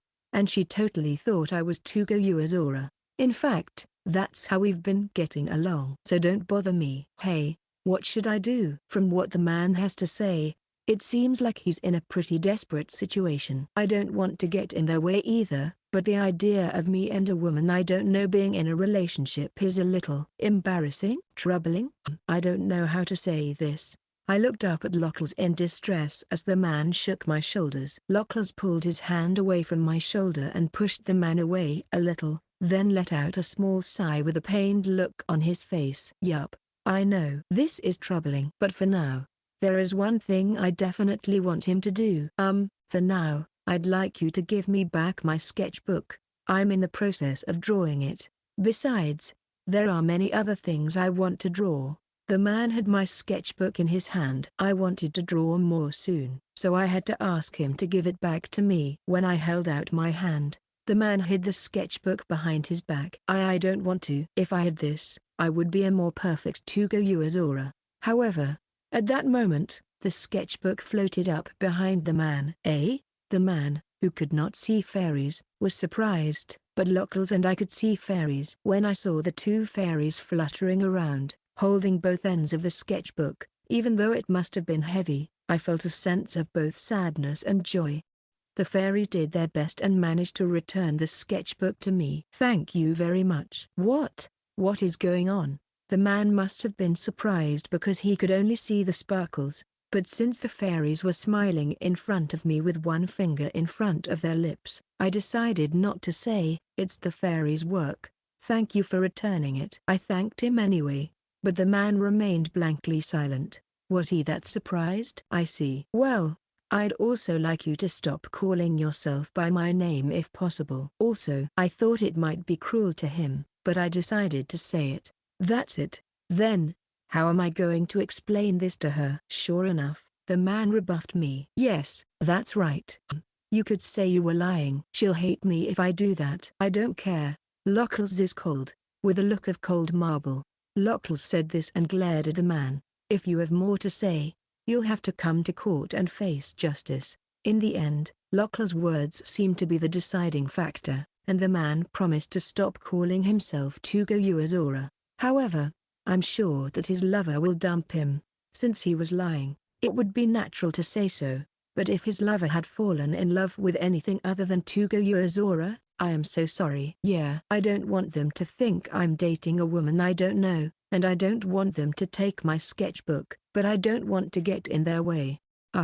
I gently called out to the man who looked devastated. Then the man suddenly looked up. "Would you like to draw a picture together?" That's why I make a proposal. If your partner is a woman who likes artists, Why don't you try becoming an artist now? I was turned down. Well, I see. I was rejected by the man. He said, even if I start practicing now, I won't be able to make it in time and it is not in my nature. He wanted to become an artist for the sake of the woman of his dreams, but he doesn't want to paint. It's strange, to say the least. Is it that he just wanted the title without the substance? But I think that would be absolutely immediately obvious. I don't paint pictures, so I kind of understand how he feels. When I was wondering, Lockless told me that with a bitter look on his face. Those who do not paint do not understand the thoughts of those who draw. They do not know what they are looking at and how they see it. Therefore, they don't know what they need to see. And they assume that they should be able to see things the same way they do. Well, that's a difficult thought, but I understand what he is saying. Somehow, people who don't know how to paint don't know what kind of knowledge a painter should have, because they don't have the knowledge of a painter. They are not afraid to tell lies that, in the eyes of a painter, would be easily exposed. Because of their lack of knowledge, they see painters as being just like them. That's why they tell lies like that so confidently. Without professional knowledge, it is difficult to tell professional lies. On the other hand, if you have no professional knowledge at all, you don't even know how difficult it is to tell a professional lie, so you just tell a lie. So that's how it is. But I sometimes hear that even if you can't lay eggs, you can still taste eggs. I'm sure that's true, but that is also a statement made by those who have never laid an egg. I can't say that there isn't something that only those who have laid eggs can understand. Lockles said that and made a bitter face again. Only those who underestimate the value of what they want are reluctant to pay for it. The guy from earlier is a perfect example of that. Really, was the man from earlier underestimating my painting skills and my name? And yet, he doesn't like painting pictures himself. I'm a little angry. I don't think you have to settle for a little. Really? Well, I'm very angry, but I wonder if this is okay. Why am I angry? Was it because I felt like I was being looked down upon for painting? Or am I angry that my name has been undervalued? If the latter, do I want people to think highly of me? That's kind of a bad feeling, isn't it? You have a complicated look. Yep. Lockles looked at my face and smiled wryly. Well, Lockles was about to say something, then softly kept his mouth shut. He started patting me on the head instead. Whoa. Well, that was a disaster. Hearing that, he continued to pat me, and my hair was messed up. I was completely convinced. Yeah, it was a disaster. I don't want to think too hard about it. Maybe I'm just a little tired from all the things I'm not used to. If I'm going to think about it, it's better to think about it when I'm feeling better. Anyway, things have been sorted out for Tugo 1 and Tugo 2. You can relax a little and start painting. Yep, I'll do that. I agree. It's a waste of time to worry. The time I can stay in the royal capital is short, so I have to draw as much as I can during that time. I decided to start painting the clock tower that I had not finished yet, and I was surprised. It's sparkling. The picture was sparkling. It was as if a shard of light had been sprinkled softly from the edge of the paper. And next to me, two fairies were fidgeting. Apparently, the fairies' scales had fallen off and made the painting sparkle. Yes, well, this is, after I had finished the mysterious and sparkling picture. I just kept on painting. Behind the clock tower was a small church-like building. The faded and cracked stucco was wonderful, and the stained glass windows with the setting sun shining through were also wonderful. But it got dark while I was drawing it, so I'll have to continue tomorrow. I put away my art supplies and headed to the inn with Lockles. Something happened on the way. I spot a familiar horse-drawn carriage under a streetlight. It's the carriage I saw yesterday, a beautifully crafted carriage with 4 horses. It was parked on the side of the road, next to a streetlight. Do you know them? No, it's not like that, but it was the same carriage I saw yesterday. When I explained this to Lockles, he raised one eyebrow and looked a little wary. We continued on our way, and as we passed the carriage, I took a quick peek at it. However, it was dark, and I couldn't see what was going on inside. After we had passed the carriage, we started talking. It's probably a carriage belonging to some noble family. Do you have any idea? No, not at all. I have no idea. If it's a carriage belonging to a nobleman's family, I'd imagine the person riding inside is either a nobleman or someone related to him. But the only thing I can think of is 2go3. But I'm a little happy. You look happy. What's wrong? I happily reported to Locals, who looked suspicious. I heard the sound of pencils sketching as I passed by the carriage. Whoever was inside, he's an artist. You can tell? Yep. I understand. I mean, that's one thing I've been doing all this time. I know the sound of a pencil scraping against paper. So, you said they were drawing pictures. So, you mean 2go3? He probably said that so he can work as an aristocrat's personal painter. Maybe. However, if that's the case, I'm sure things will go well this time, and if anything, we might even be able to become friends. Because that person is an artist. Section. Wanna go see an art museum today? Let's go. I said yes to Ms. Croix's suggestion and decided to go see the art museum that day. I have some things I want to paint, but I have to be there in the evening to see the colors of the stained glass windows with the evening sun shining through. So, there is no problem if I stay at the museum until then. So, I headed to the museum with Ms. Croix and Locals. Amazing. Because it's the Royal Museum. I see. Royal. So, it's a museum built by a king. Yes. The name alone is amazing. But what is more impressive than the name is the museum itself. The building itself is like a work of art. The marble columns are inlaid with gold. The glass windows have beautifully crafted window frames, and the shadows that fall when light shines through them form a beautiful pattern. The ceiling of the lobby as soon as you enter has a gorgeous chandelier. On the floor, there are tiles of several different colors arranged in a pattern. This is amazing. You haven't even gotten to the artworks yet. Buildings can also be works of art. I looked around and thoroughly enjoyed the scenery of the museum, remembering that this was how I felt when I entered the royal castle. In the meantime, Ms. Croix finished the reception, and we were able to enter the museum. The museum was amazing. There were many paintings on display, many sculptures, and much to learn. There were a few watercolor-like paintings, and I especially learned a lot from them. I too would like to be able to move the blotches more as intended. I'm still practicing oil painting, so I have the feeling that I haven't fully analyzed the technique when I look at it. I want to do more oil paintings before I come back to see them again. Then, there were some strange paintings that weren't watercolors or oil paintings. I wondered what they were, and found that they were magic paintings. They were made by crushing magic stones into a powder and using it as paint. They used a variety of coloring materials, such as slime, dragon saliva, and phoenix tears, etc., to create the paintings. It is said that they are painted with magic, not with a brush. If the magic can be controlled properly, the colors will move according to one's own image and become a painting they imagined.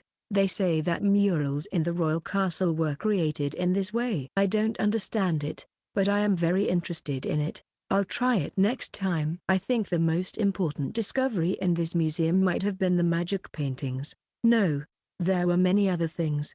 And I also learned a lot about watercolors, as expected. When I find a new art material, I can't help but be happy, don't I? I had my head full of magical paintings, but as I went around the museum, I found something that caught my attention. I wonder what criteria are used to collect the pictures here. Somehow, the styles are all different. You could say that there are many different kinds of things, but I wonder if it's really okay to keep some of these in the museum. There are also things like, well, once people say it's that kind of art, that's the end of the discussion.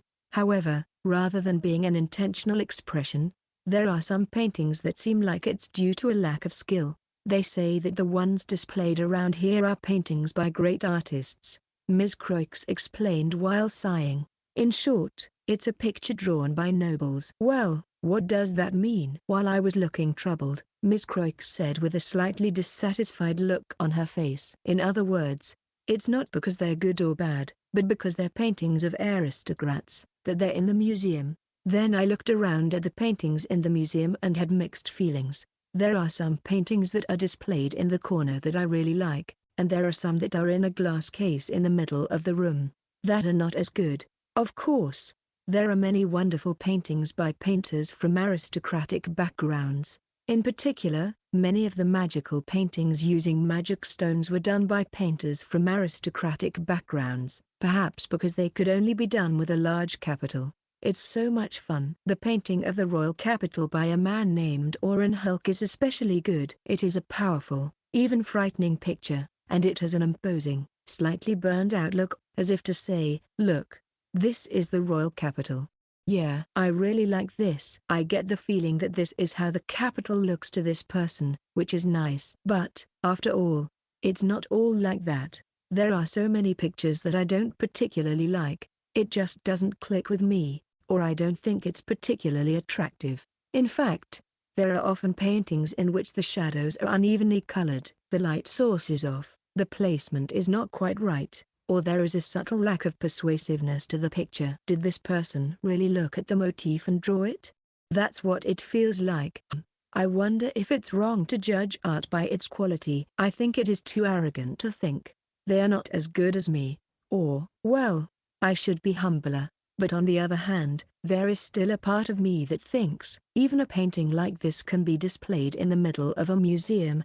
I have very, very mixed feelings. I'm a jerk. What are you saying all of a sudden? How can I say? I learned a lot and it was more than worth coming here, but I had mixed feelings about visiting the museum. To go. I was surprised when Ms. Croix suddenly called out to me as I was walking out of the museum. Are you all right already? You didn't respond to my call. Sorry. It wasn't that you suddenly called out to me. It was just that I didn't react. Sorry. You are kind of spaced out, you know. Yep. I was asked this by Ms. Croix and Locals, and although I was a bit hesitant, I decided to talk to them. Did something happen? You've been like this since the museum. You just said, I'm a jerk. What was that? Ms. Croix and Locals began asking me. I was a little hesitant, but decided to talk to them. There were pictures drawn by nobles on display, but I just couldn't feel that they were acceptable. Yeah, they are not convinced, and I'm not satisfied with what I don't understand, or rather, I feel like it's a bad thing to not be satisfied with something. I kind of hate the fact that I look at some of those pictures and think, that's not good enough. I see. I think it's okay if they're bad, to think that they are bad. It's not that it's bad, it's just that I can't find the good points in it. I think it's too dishonest and arrogant to call it bad. As I explained, both Locals and Miss Croix nodded their heads, each with a look that said, that's how he thinks, huh? I'm glad to hear that my thoughts have been conveyed to them. I'm glad. So, when I thought that even a painting that wasn't very attractive to me might be very attractive to the people in the museum, such as the king, I started to lose confidence in my own eyes, or rather, where did my confidence come from? I don't know if I should be at all. You doubt your own eyes before you doubt the eyes of others, don't you? I think it's purely because he's an aristocrat that he's held in such high esteem, you know? I don't think it has anything to do with whether the picture is good or bad. Yeah. Hearing them say that, my head became even more confused. The painting we saw that you didn't agree with was displayed in the middle of the museum. So, you believe that means it's highly regarded. But if that's the case, you wondered how it was evaluated. How was it evaluated? I feel like I've been worrying about this ever since I came to the capital. I started drawing again in the evening. A stained glass painting with the setting sun shining through it. But somehow, I just can't seem to put any energy into my brush strokes. My mind is foggy, and I can't concentrate on the painting. What is evaluation? I don't know what they want. I don't know what criteria they use to evaluate. I'm not satisfied with the way the paintings are arranged in the museum. I hate myself for not being satisfied with it, and I can't help but feel that people want the kind of evaluations that the museum has. I don't know, and in the end, I don't really know what Tugo 1, Lucian, or Tugo 2, the man, were thinking in the end. Tugo, the fairies have stopped. Yep. Brother Tugo, are you okay? Yep. The fairy is trying to take off your clothes. Yep. Huh? I was startled by Lian's sudden voice, and then I found about 5 fairies working to unbutton my shirt, and I hurried to stop them. No, you can't do this. Are you worried about something? Yep. A little. When I answered Lian, who looked at me worriedly, he looked a little troubled. He was a little worried, and then timidly started speaking. Is that problem something I can help with?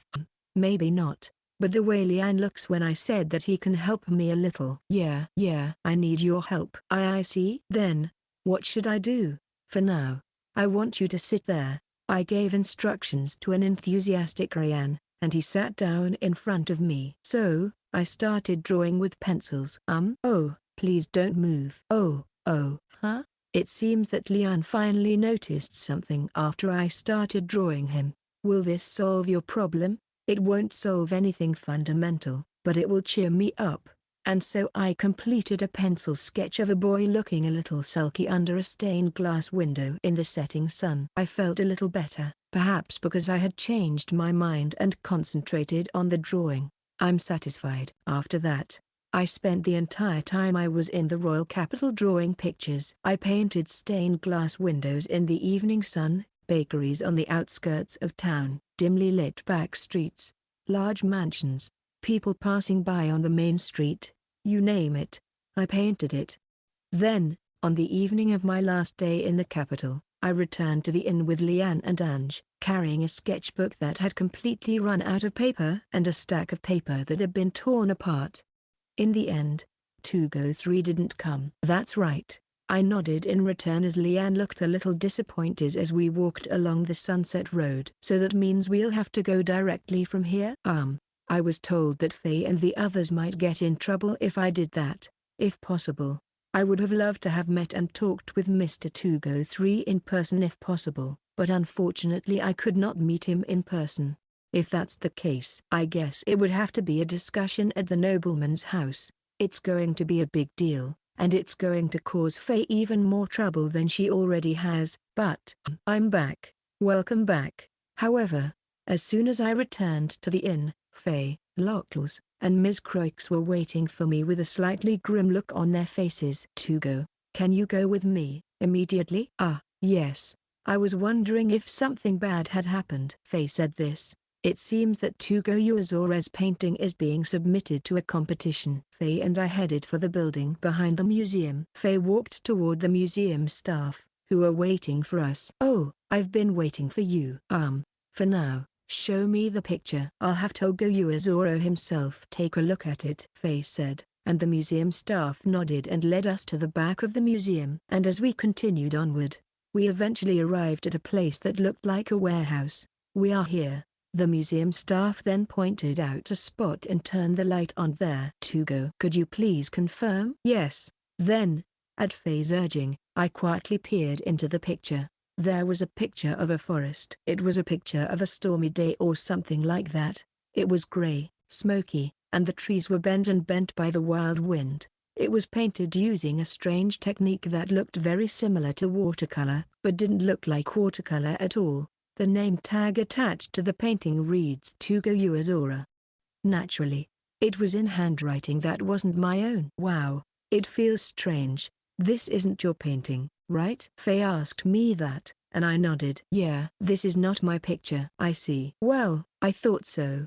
Faye let out a deep sigh, looked at the painting again, and then looked back at the museum staff and said, who is the person who posted this painting? The one who lied and is cheating with my artist's name. Faye is angry. Very much. Seeing that Faye was angry, the museum staff answered while cowering. I heard that he is the artist of the Brumper family. I see. So the person who painted this picture was Mr. 2Go3? I thought I had heard that he was a painter for a family called Brumper.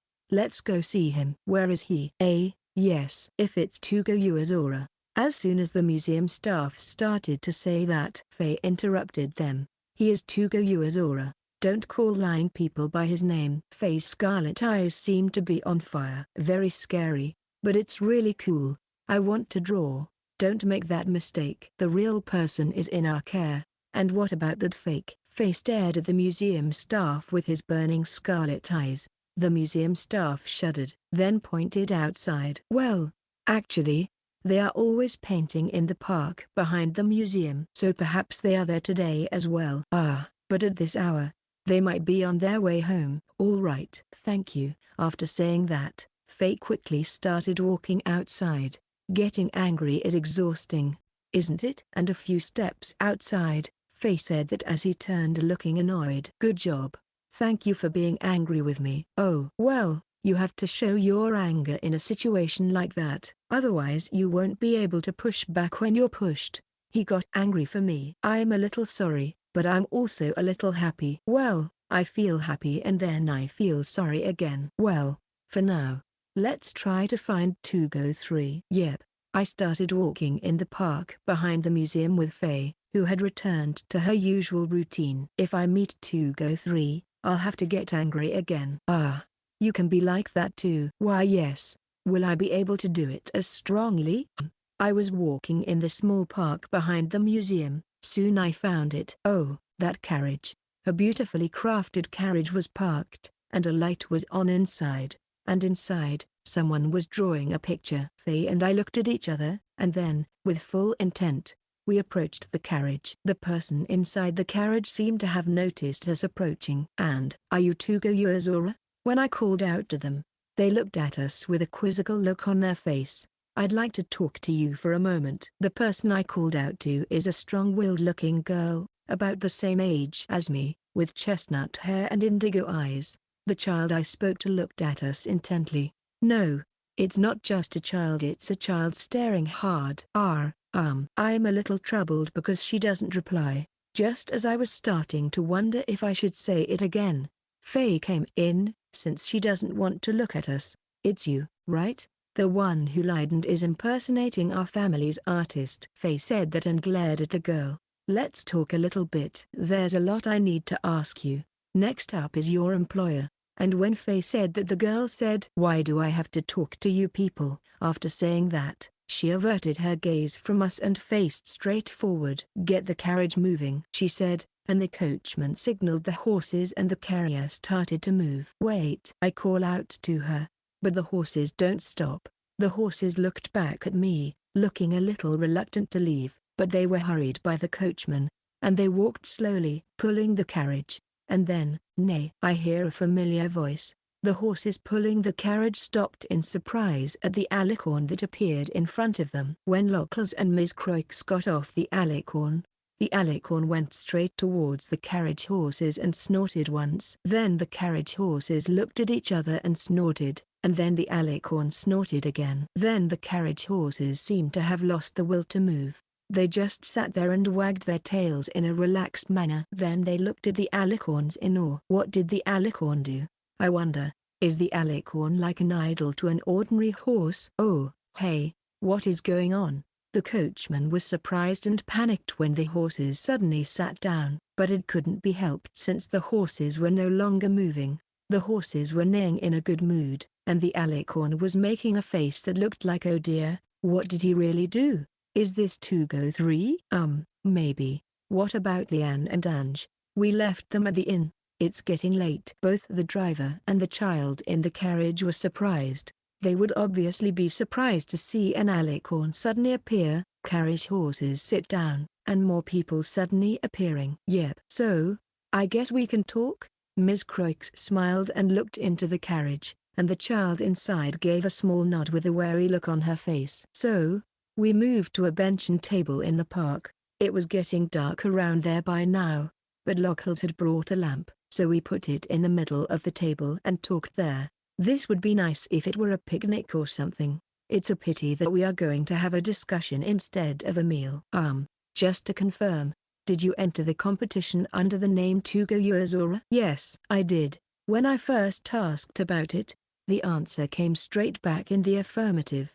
The other person's expression was calm, or rather dignified, or rather, no, she was probably nervous, and since she was surrounded by people, she was probably on her guard.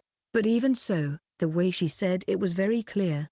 "And you are employed by the Bromper family as 2Go3? Yes, that's right. I see. Yep. Well, for now, I think it is certain that the girl in front of me is 2Go3. Then, well, I guess I'm happy for the time being." If there had been Amy who entered the competition in addition to me who worked for the Bromper family, there would have been a fourth me. I think you already know, but 2Go3 is the Redguard family's personal painter. Do you know what it means to call yourself that and serve the Bromper family? I don't think it's a good thing.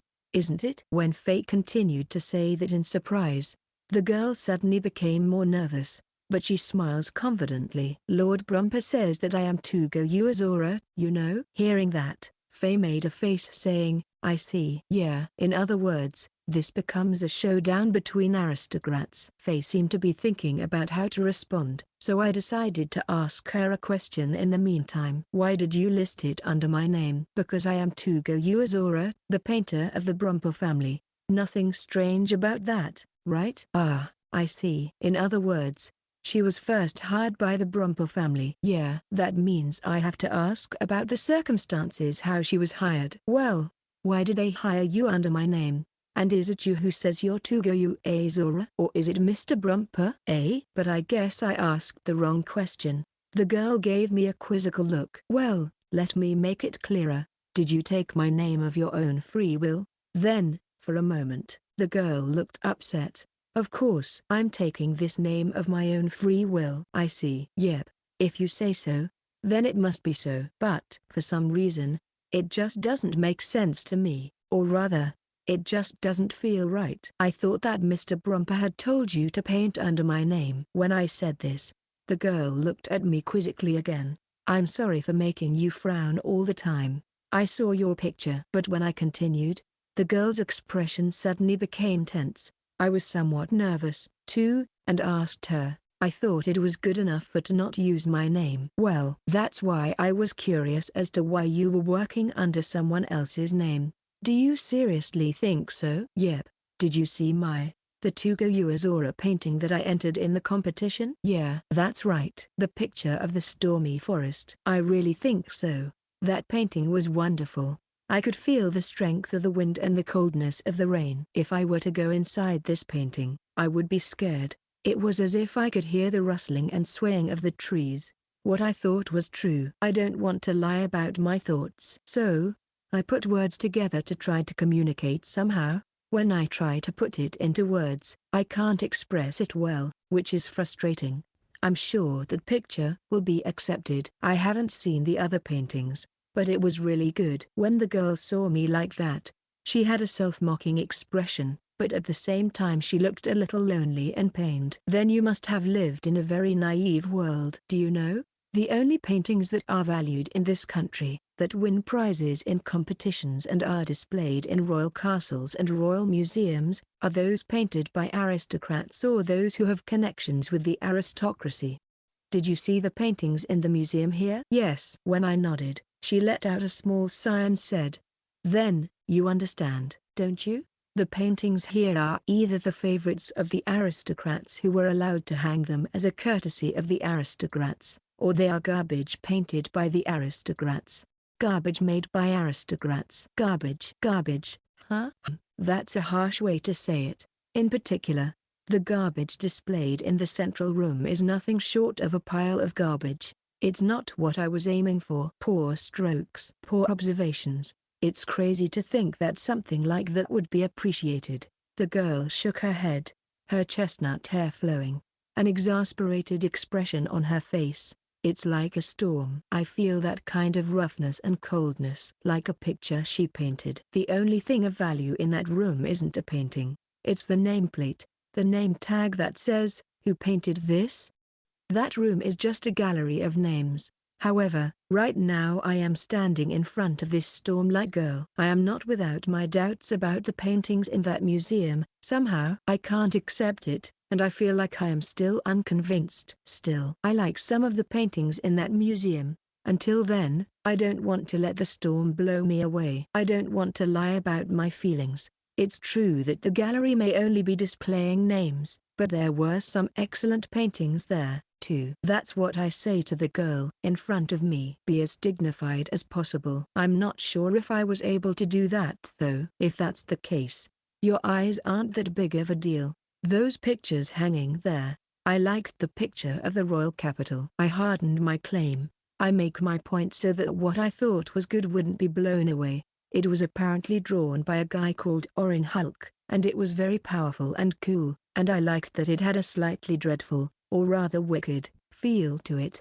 When I said that, she looked confused. "If you haven't seen it yet, you should. It's not garbage. The storm has stopped. It felt like that. The girl blinked her blinding eyes slowly, and then, with a huff, her anger subsided. I see. That's what you thought. Yes. After nodding with confidence, the girl let out a deep, long sigh. She then ran her hand through her hair in annoyance, frowned for a moment and looked contemplative. You're weird. Yep. I hear that often. When I said that while looking at the three people who thought I was a weird guy, Locklers looked cool and nodded, Ms. Croix chuckled and nodded, and Faye said, that's right.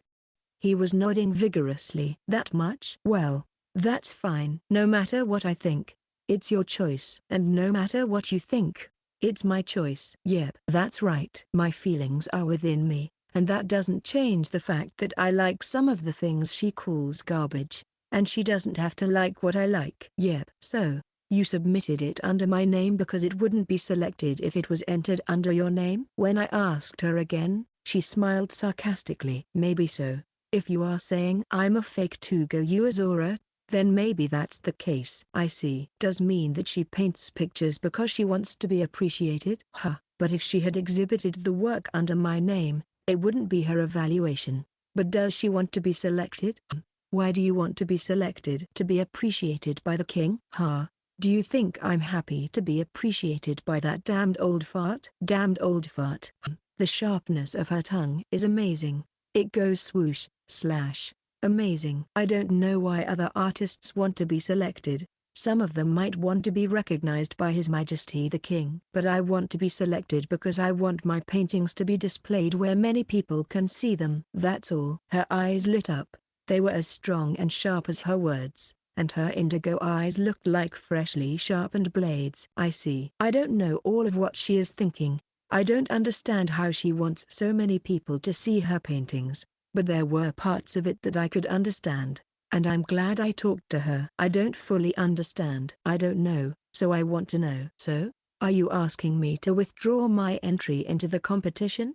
She said that and glared at me, trying to regain her composure. If you're going to treat me as a fake, then you have to make it formal. Ask Lord Faye of the Redguard family over there to interact with Lord Brumper. Lord Faye. I see. Faye is a lord? When I looked up at Faye thinking that, he had an indescribable expression on his face.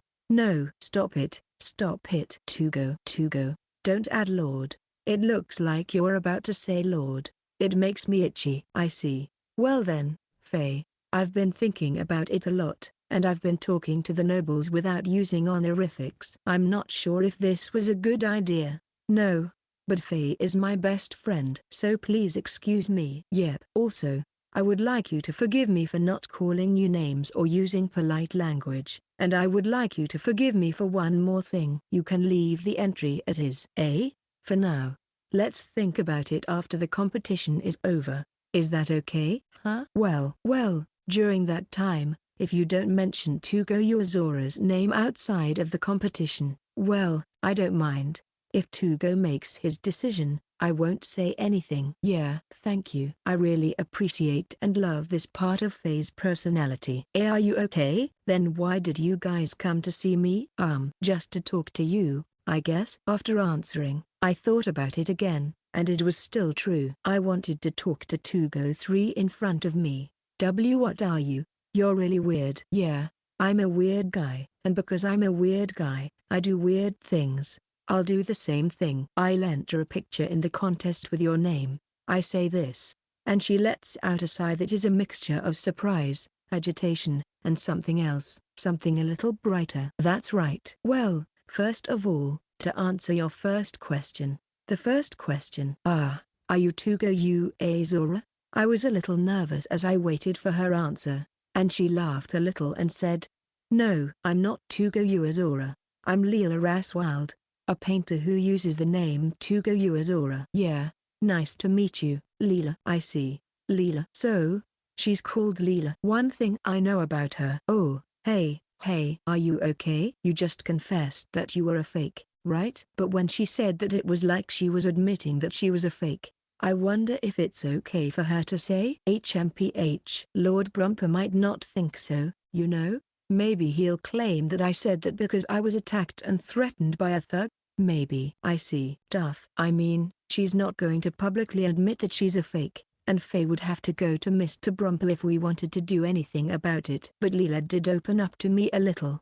I'm not going to admit publicly that she is a fake. When I happy to meet her, then Leela gave me a big, bold smile. Prove it to me. Even the real Togo Uezora's paintings can be appreciated without his name. I don't know. I might get selected using your name. It would be interesting if that happened. Leela said that and returned to the carriage. Then, the alicorn seemed to greet the carriage horses, and the carriage horses were reluctant to leave, but they dutifully led the carriage. After Leela left, Faye let out a deep sigh. She is one heck of a girl. Yes, she was an incredibly wonderful girl. However, as soon as I said that, Faye stared at me with a sigh and a look on his face. Wonderful? Yeah. She's really nice. I'm sure we'll get along well. Yes, I want to get to know her. I want to be friends with her. I am happy. I got to know a wonderful person who paints wonderful pictures. Moreover, we will probably meet again. What should I do? If we meet again, I think I'll just say, please let me draw you. But a painter is not a model. So maybe that's rude. You're such a weird guy. Yep. Faye was laughing hard, as if he had lost his mind, but I felt like laughing too because today was such a wonderful day. Chapter 3, A Stormy Competition. After our excursion in the royal capital was over, we decided to go back to the forest. You see, I could have stayed anywhere at any time, but Faye couldn't, and he had to report to his father. So, we went back to the forest in Redgar territory and had a strategy meeting there. The meeting room is at my house. The drink is tea, a souvenir from the royal capital. The tea is fairy cookies and madeleines. I'm not going to eat candy in a jar until I draw one. We start talking as I watch the fairies who have migrated from the city greet the forest fairies at the edge of my desk. Well, it might be best if I or my dad or brother talk to the Brumpers. Leela herself said we should do that. Yeah. She herself was aiming to enter the competition in her current state, and I guess that means she doesn't want to give up. Then, I'm sorry, but I guess I'll have to ask the nobles to discuss it with each other. Faye, sorry. No. This isn't Tugo's fault. It can't be helped. It was a disaster. Yeah. Well, I was surprised that you didn't have her withdraw her entry from the competition. Sorry. I'm sorry. Faye forgave me for that, but I don't know if he would have if it wasn't me. Isn't that okay? Tugo, you're probably interested in her, aren't you? However, Miss Croix said it with a wry smile. Ever since we went to the museum, you've been wearing this cloudy expression on your face. Yep. The girl named Layla said that the museum's paintings are just a gallery of names. She said that in this country, only painters who are favored by the aristocracy are appreciated. What I felt at the museum was probably a sense of discomfort about that. It is not satisfactory to me that the nameplate of a painting is more valuable than the painting itself. I think it's a good idea to have a nameplate on the picture rather than a just painting itself. So, I wanted her to make a submission just like before. I wanted to see clearly whether the name was relevant or not. In the first place, that painting was too wonderful to take down. Yep. Well, I will hope Faye to do his best in the negotiations. Oh, well, I guess that's expected. I'll do my best though. Yeah. However, because of that, I caused trouble to Faye and the others. Sorry. No, I said it's fine. I'm also a little concerned about the standards for exhibits at that museum. However, just after Faye laughed and said that, he suddenly looked a little gloomy. If Tugo had not come here, I would have stayed in that museum without questioning it. I shudder to think that I would still be alive, pretending, oh, these are wonderful things. I see. Faye is also an aristocrat. No, Faye is an aristocrat and yet he's talking to me like this now, and he's being moved by me. But when I saw your painting, I thought for the first time, that's the kind of painting I like. I was like that. I've never had the luxury of looking at a painting and thinking it's beautiful, you know? I even started to question the Royal Art Museum. This is not a bad thing, right? Probably. Yeah, probably. I know people say that sometimes it's better not to know, but I think you should know as much as you can. I remember a teacher once said, a person who doesn't know a lot of things is just not unhappy, and not knowing unhappiness is never happiness. That was why he told me to know everything and then make my own decisions and walk toward happiness. He also said that knowing is increasing possibilities, and it is the duty of adults to not deprive children of those possibilities as much as they can. I'm very, very happy to hear that Faye feels similarly. Besides, if you painted something outrageous at a competition or something like that, you won't have to go easy. Isn't that what Ms. Croix is aiming for? Hee. Well, I was kind of aiming for it. Then, Faye smiled dryly, and Ms. Croix smiled boldly. Eh? You were aiming for what? It's boring to handle things covertly. If we're going to do it anyway, let's do it thoroughly. Let's do it thoroughly so that the fourth and fifth to-go won't appear. Ms. Croix seems so lively. In that sense, it's easy for the opponent to come out to the competition, which is a very conspicuous and irrevocable event. There's nowhere for them to run. Then, Faye and Ms. Croix were discussing something, but I couldn't really understand the details. However, I can't help but feel anxious. I wonder what will happen to that girl. And when I murmured that, both Faye and Ms. Croix looked at me with a puzzled look, and then each of them answered, well, I guess it depends on the Brumper family. The Brumpers are most likely going to claim that the painter only came to them under the name Tugo Uazora and that they were just tricked. Then they should just get rid of that girl named Leela. It might end up being the conclusion. I'm not going to let that happen, though. Looking at this girl named Leela, I can't believe that the Brumper family doesn't know anything about it. I see. That girl is going to be in a bad position. That's right. Yeah, personally, I feel a little sad that she would no longer be able to paint. I really like the painting of the stormy forest she painted, but I'm sure she's using my name, and that's bad. Then I guess I'll have to get rid of her. Yep. I mean, usually you don't want to bring trouble with your employer. I don't care how many meetings they have with the Brumpers, that thing last night was more like an active attempt to bring trouble to the Brumpers. The way she was acting, and the fact that she was trying to get me to go to the Brumpers' house. Meanwhile, Faye said something like that. I guess that means there is something going on in the shadows, and the other side is actively trying to show us that. Lachlan said so and nodded. Apparently, there's something about the girl named Leela. So, is she on bad terms with the Brumper family? When I said that, Ms. Croix laughed. You don't have to laugh. Well, regardless of whether Leela and the Brumper family are on bad terms or not, there may be something behind it, or rather, that may be the purpose. Ms. Croix said so while elegantly picking up a fairy cookie. I wonder if the purpose is to get them in trouble. While I was thinking about it, Ms. Croix swallowed the cookie and said softly in a whisper, that's right. Maybe her purpose is to have the Redguard family punish the Brumper family. After that, Ms. Croix and Faye returned to the capital. Well, it seems like it's an investigation. What kind of investigation? And I'm searching in the woods, thinking about the composition of the picture I'm going to submit to the competition. What would be good?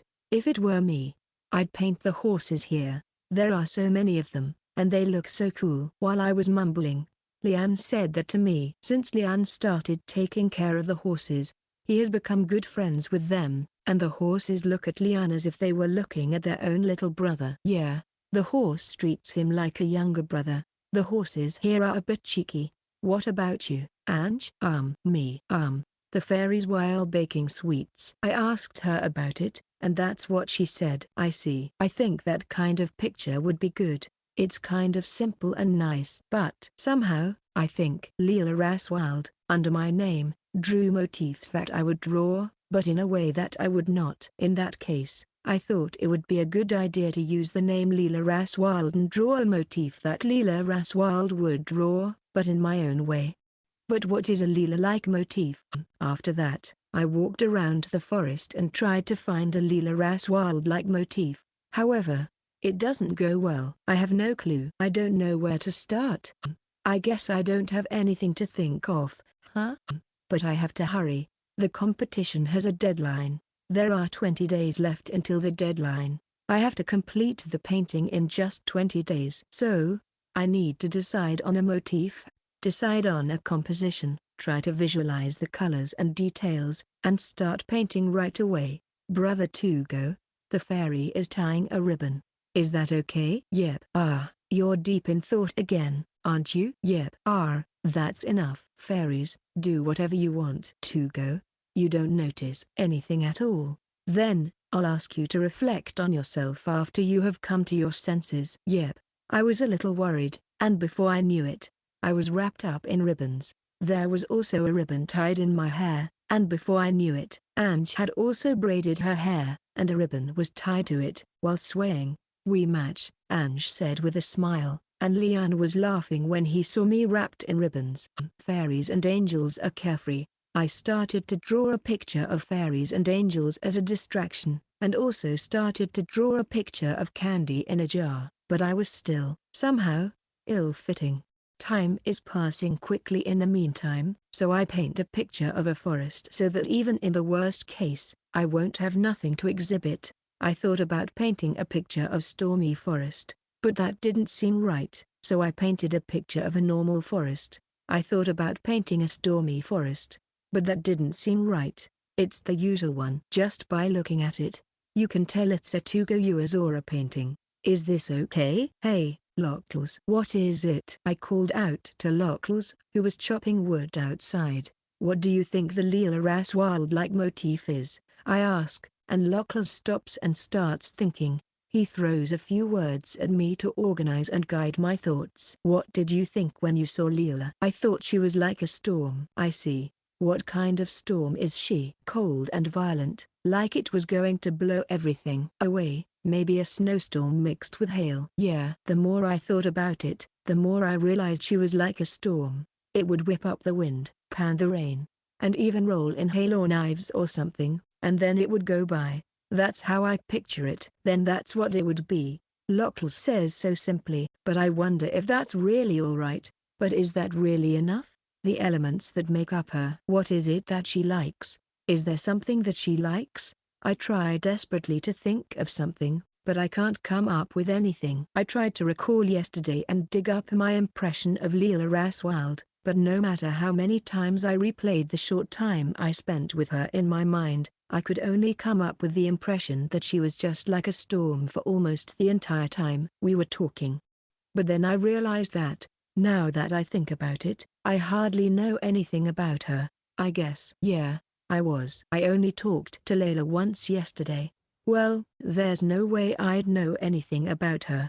I don't know what her favorite food is, where she lives, her family, why she paints or why she used my name. I don't get it. Thank you. I realized something. I didn't do anything in particular. After all, the best way to gather my thoughts is to talk to Lockles. Yeah.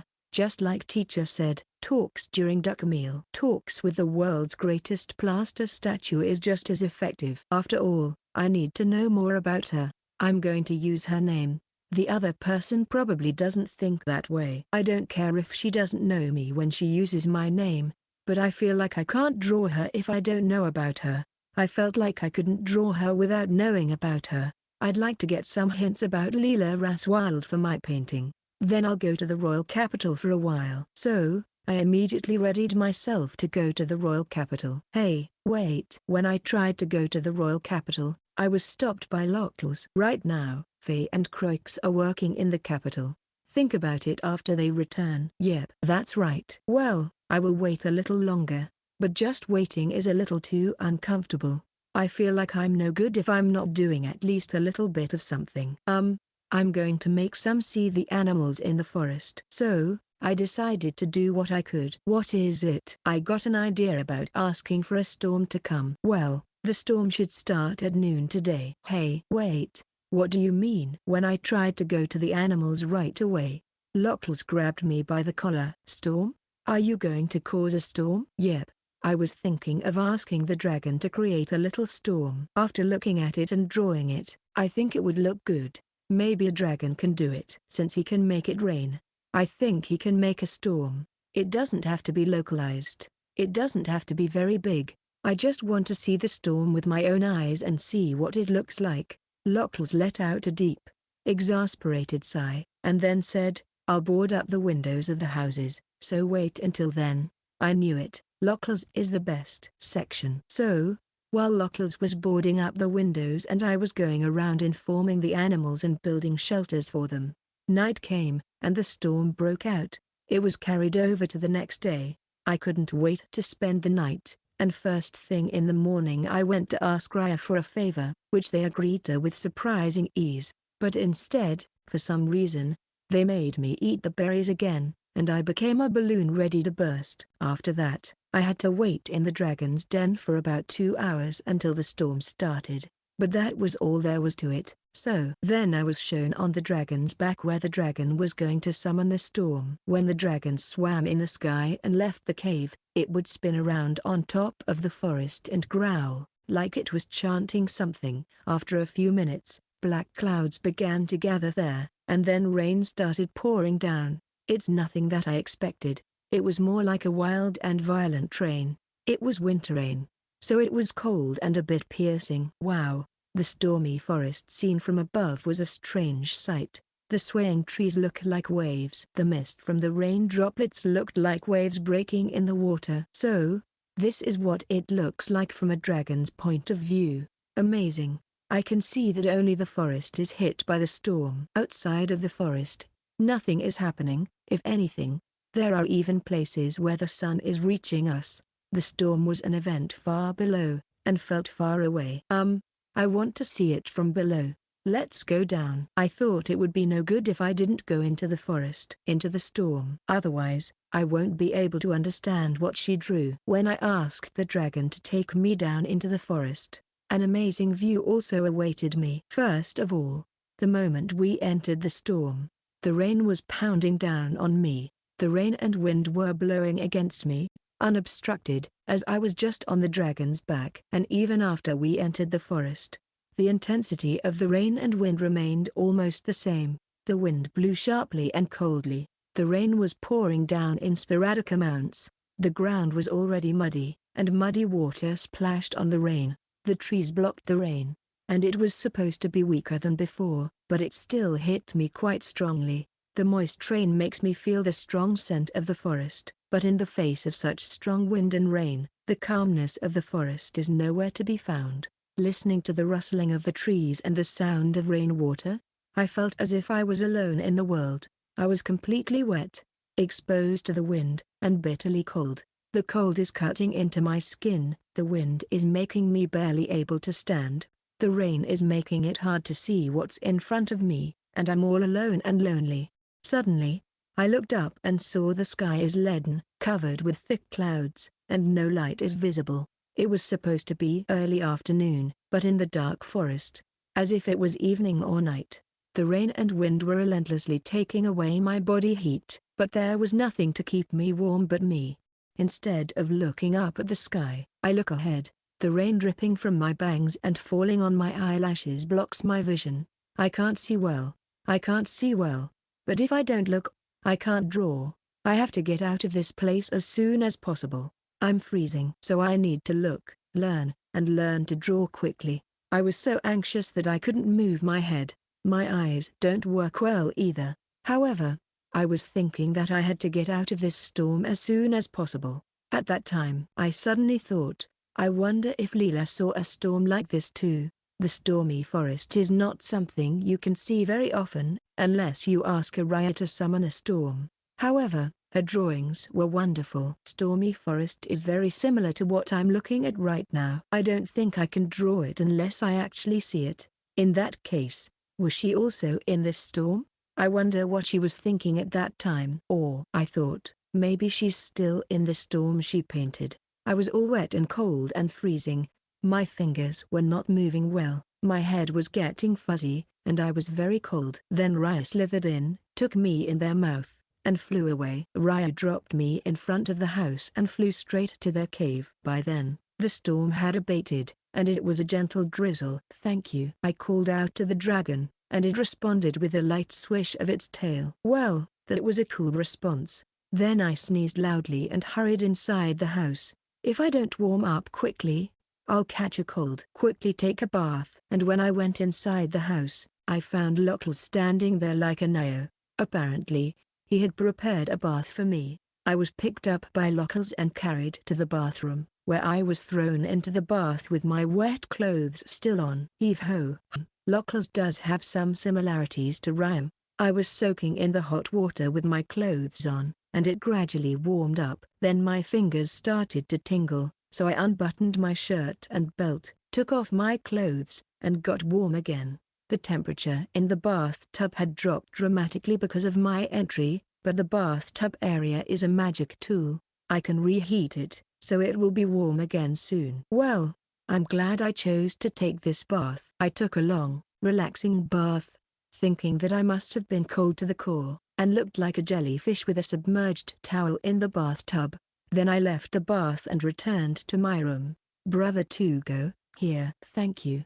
There, Ange and the fairies were waiting for me with cups of tea. The cup contained milk tea. When I accepted the cup, it was warm. It was warm, a warmth that had been difficult to recall when I was in the storm. I sat down in front of Lockless at the table, sipping the rather sweet milk tea. Did you find out something? Yeah. It was really cold, I answered him, and Lockless looked a little puzzled and sipped his cup of milk tea. He then frowned a little.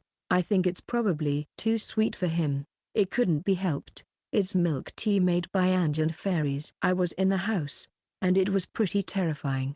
The storm that just hit, the wind was making the walls flap and the windows were rattling. It sounded different from when it was raining. Leanne also expressed similar thoughts while drinking milk tea. I see. I wish I had experienced the storm that can be felt inside my house. Well, if you learn something, that's fine. Yep. Go to bed early today. It seems like Faye and Croix will be coming back tomorrow. Oh, I see. Then maybe we can ask them something about Leela. Okay. That's right. Aku. Brother Tugo sneezed. Yeah. I sneezed. My body has warmed up nicely, but it seems like I still have the remnants of the cold weather, and my nose is running a bit and I'm sneezing. Yeah. I'm going to bed soon. Let's sleep and try not to catch a cold. Then, I'll probably start painting tomorrow. However, I might catch a cold, which would be an embarrassing consequence. So I decided to go to bed in the evening and go to sleep. The bed was fluffy, soft, and warm. I feel calm when I sleep wrapped around it like a sushi roll. I had a strange dream. I dreamed of a storm. Let's see. There was a big storm and I was stuck in the woods. I was caught in the rain and wind and couldn't move at all. It's as if I'm frozen in place. The pressure of the wind is painful. I can't breathe. As I was being blown by the storm, I suddenly felt like my body was being released. I was floating in the air. Well, will I be blown away? Where will I be blown to? I don't know what to say. This feeling. Am I so fluffy that I could be blown away by a storm? The pain from before is gone. But now I'm being blown around by a storm with nothing around me, and it's getting colder and colder. Moreover, I can't get down to the ground at all as the storm blows me up and rolls me up. Moreover, I ended up reaching the royal capital while being blown away by the storm. At this point in my dream, I was worried, thinking, how am I going to get back to the forest after this? At that time, for some reason, it seemed that neither the Hoo nor the pipe fox were nearby. No, I should have drawn something and asked them to give me a ride to the forest, but in the dream, I did not think that far ahead. Well, dreams are like this, aren't they? As I was being flown around with uneasiness in my chest, I saw people in the royal capital. They were blown away by the storm and rushed into their houses. It seemed that no one else had to be hoisted up and floated through the air like I was. The people of the royal capital were all inside their houses, and I was the only one in the royal capital who had been blown down by the storm and couldn't get down to the ground. It's kind of cold. I'm worried because the ground is far away, and there's no one to help me. As I was wondering what to do, suddenly, I saw a figure in the royal capital. It was Leela. Below me, Leela was looking up at me. Despite being exposed to the storm, she didn't even go inside the house, just looking at me. I waved my hand, wanting to tell her something. It's strange for a guy who is floating in the storm to do this, but I waved anyway. I'll stay here. Leela laughed a little and said in a voice that was as loud as the storm itself, "You're weird." When I woke up, I wasn't wearing a blanket. I see. No wonder I was cold. And, judging from the state of the bed I was on, I figured out that apparently the pipe fox had seen me wrapped up like sushi in a bamboo mat and had gotten into the gap between me and the blanket. Next time when I wrap myself with the blanket, like sushi, it might be better to leave a gap for the pipe fox. or to wrap the pipe fox within the blanket from the beginning. Otherwise, it will be tight and painful. And it seems that who saw me being squeezed by the pipe fox, thought that I must be too tight to breathe, so he unwrapped the blanket to make it easier for me and the pipe fox who were squeezed together. However, the blanket was not put back on me after that, so I guess I re-experienced the coldness of the storm in my dream. I see things like that are often reflected in dreams, and I felt like I had a bit of a cold. It's not that bad, but my throat is sore, and my nose is runny. Also, my thoughts are slow. Well, you should feel better. Go to sleep, for now. Yep. Yesterday, I felt like I had a cold, even though Lockles gave me a bath and Ange gave me milk tea. I'm sorry. This is not the time to be feeling unwell. If you still feel unwell, it is as expected. You are sick. Is that how it is? That's how it is. I don't really understand the idea that I should be feeling unwell because I am sick. But when he says that's how it is, it makes me feel like that's the case. So it's strange. I had a dream of a storm. A storm even in your dreams? Yep. I talked to him from my bed, and Lockles listens with a wry smile. I was blown away by the storm. Because you were fluffy? I wasn't. It was just a dream. And then I was blown to the royal capital. Lockles has an expression saying, I see, but I just said it's just a dream. The capital was empty and empty. Everyone was inside their houses to escape the storm, but only Leela was standing alone in the middle of the street. Having been in the middle of a storm, I know what I'm talking about. Leela must have been cold and helpless in that storm, but she was standing there, and then she looked at me and kind of happily said, "You're weird." In a loud voice. I was kind of happy about that. And when I woke up, my blanket was not on me. The end. When I ended the dream, Lockles chuckled and lightly poked the hoo-oo that was beside me around the belly, telling him to put the blanket on me when I was not under it. Yes, that would be nice. Thank you. It's a dream just like you. Is that so? I'm not light enough to be blown away in a storm. When I looked at Lockles with those thoughts in mind, Lockles has a gentle smile. You don't seem to be very angry with Leela Raswald. Eh? Lockles leaves the room without answering my question. Go to sleep. I'll wake you up when Faye and Croix return. Okay. Once the door to my room was closed, I thought for a moment. I see. I'm not really angry at Leela. I wonder why. She's doing bad things. Well, sure, and I'm a victim of that, but am I not in the mood to be angry because I'm not interested in fame? Or do I just not care about her methods that much? No, I don't. I know it's bad to exhibit under someone's name. Other than that, I don't dislike her that much.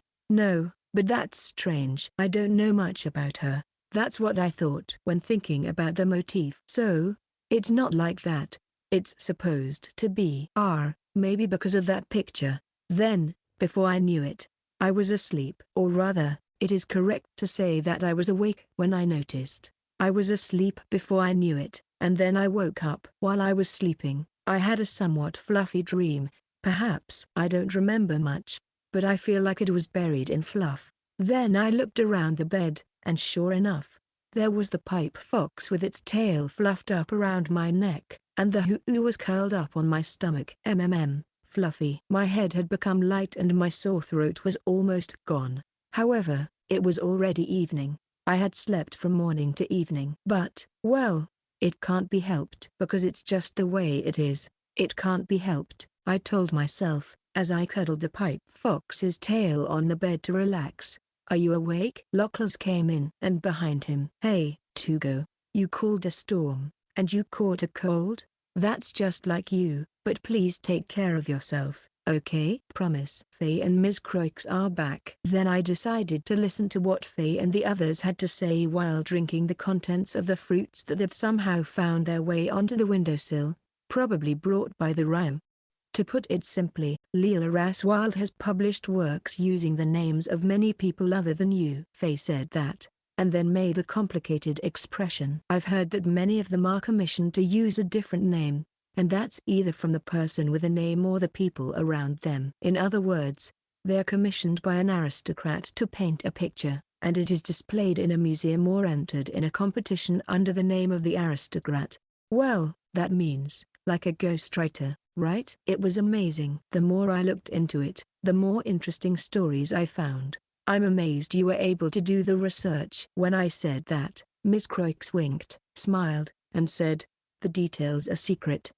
I'm curious, but maybe this mysteriousness is what makes her so attractive. She's been in several noble families. She was hired to paint under the name of an aristocrat, and when their name became famous, she was kicked out. That's how she lived. Look, there's a painting in the museum. You see, there is a painting by Oren Hulk in the museum. That was painted by Leela Raswald, too. I see. That painting in the museum in the royal capital was her work. Indeed, they are similar. It is something in common with the painting of the Stormy Forest. The style is quite different, and the motifs are almost the exact opposite, but I am sure that the feelings that are put into them are similar. They both feel lonely, pained, scared, and desperate. That's how similar it is. I see. She did that. If I extort people using this, I think I can get you a few houses if you like. But will that do? What? No. I'm fine. Well, I think Ms. Croix said something scary, but I'm going to pretend I didn't hear it. Yep, that's right. It seems her mother passed away before she was taken into the care of the Brumper family. Perhaps it's because I've only heard about it through a report, but it doesn't really make sense to me. However, just listening to it makes me feel like there's a hole in my chest. Until then, she has been drawing pictures on behalf of nobles, but this time she introduced herself as Tugo Uazora without being asked. I'm sure she had some kind of plan. I see. Maybe there was a change in her emotions, and if she was relying on her mother for emotional support, she might have lost that support and all at once everything is destroyed. Anyway, something must have happened. I think so. And then there's the Brumper family. Well, as I expected. I heard that son over there tried to call himself Tugo Uazora. I am starting to get a little overwhelmed, so please wait. So, you're saying that the Brumper's son wanted to be Tugo Uazora, but he couldn't paint at that level, so he had Leela draw it for him? It's no good. I don't really understand what they're saying. Why did they want to be me? And did they want to be me with the help of others? What does this mean? Oh, I can see how confused Tugo is. Well, I feel the same way too. Yep. Well, it's beyond my understanding. I don't know anything. The phoenix chick is flying inside my head. That's how I feel. Chirp, chirp. As I was holding a phoenix chick up on dance in my head, Locklers told me from the side. So, the plan was to have Leela paint the picture as Tugo Uazora, and then later the son of the Brumper family would come forward and say that he painted that picture himself? Oh, so that's how it was. Then, somehow, I understand the logic. I don't know how I feel. It was the first time that I had ever been so confused by people's feelings. Well, that's probably true. It's quite thoughtless, but the stupid son of a nobleman might be like that. Faye looks like he was sick. Yeah, Faye is also the son of a nobleman. But I know Faye isn't a stupid son. He's okay. However, she could have refused any number of offers like this. In fact, it seems that Leela herself was enthusiastic about calling herself Tugo Uazora. I see. Well, Brumper's son wanted to be me, and he asked Leela to draw a picture for him. Leela herself was on board with that? Tugo seems confused. This is confusing. How can it not be confusing? I don't know how anyone feels about this. I don't know how Brumper's son feels, and I don't know what Leela is thinking. I mean, even if Mr. Brumper himself knew that his own son would do something like this, would he not stop him? Is this normal among the nobility? Oh, that's how it is. By the way, where did you hear this from? At any rate, there are a lot of things I don't understand, so I asked, hoping to reduce one thing I don't understand. Brumper's stupid son himself. Ms. Croix bumped into him on the street, took him to a bar, let him drink, got him drunk, and he bragged to everyone about it. Wow, that's wow. Well, that's how I asked, but since I heard it from the man himself, I'm sure it's correct. Ms. Croix is such a professional. Yep. Anyway, after hearing Faye and Ms. Croix's report, I became even more confused. But one thing is for sure. I want to meet Leela again. I want to hear what she has to say. Why did she do the ghost painting thing all those years? Why was she so eager to become an employee of Mr. Brumper's family? I would like to ask her about those things, and more than anything, I would like to ask her about her paintings. I would also like to ask about the painting of Arashi no Mori. Also, the picture of the royal capital from Orin Hulk. I also want to hear about her painting of the Stormy Forest. And also, the painting of the royal capital under Orin Hulk. If her paintings, which are full of sharp, desperate, lonely, cold, and scared feelings, are her own expression, then she is like a storm. For that reason, I have to paint. The person I am now is Leela Raswald. I need to draw a picture that is worthy of the name and a storm-like person and win the contest. Hey, Faye. I wonder how I can make a drawing that will be accepted. I don't know which picture will be selected. According to Leela, whether or not someone gets selected is determined by a person's name. So if that's the case, what should I draw when aiming to get selected? Well, Faye and I began to worry together. I'm not sure what to do. I guess so. If the criteria of the museum is the name, then I don't know what the criteria of the competition is either. Yeah, there's no point in just thinking about it. And Faye came to that conclusion. To go. I can't see a future where you're going to get selected during the competition. Yep, me too. Yes, that's right. I have never painted a picture with the intention of winning an award, so I don't know what to expect. And I heard that the criteria for winning an award is a little strange in this world, so I don't know even more. So, it's useless to think about it. Yep. You can draw whatever you want. Yes.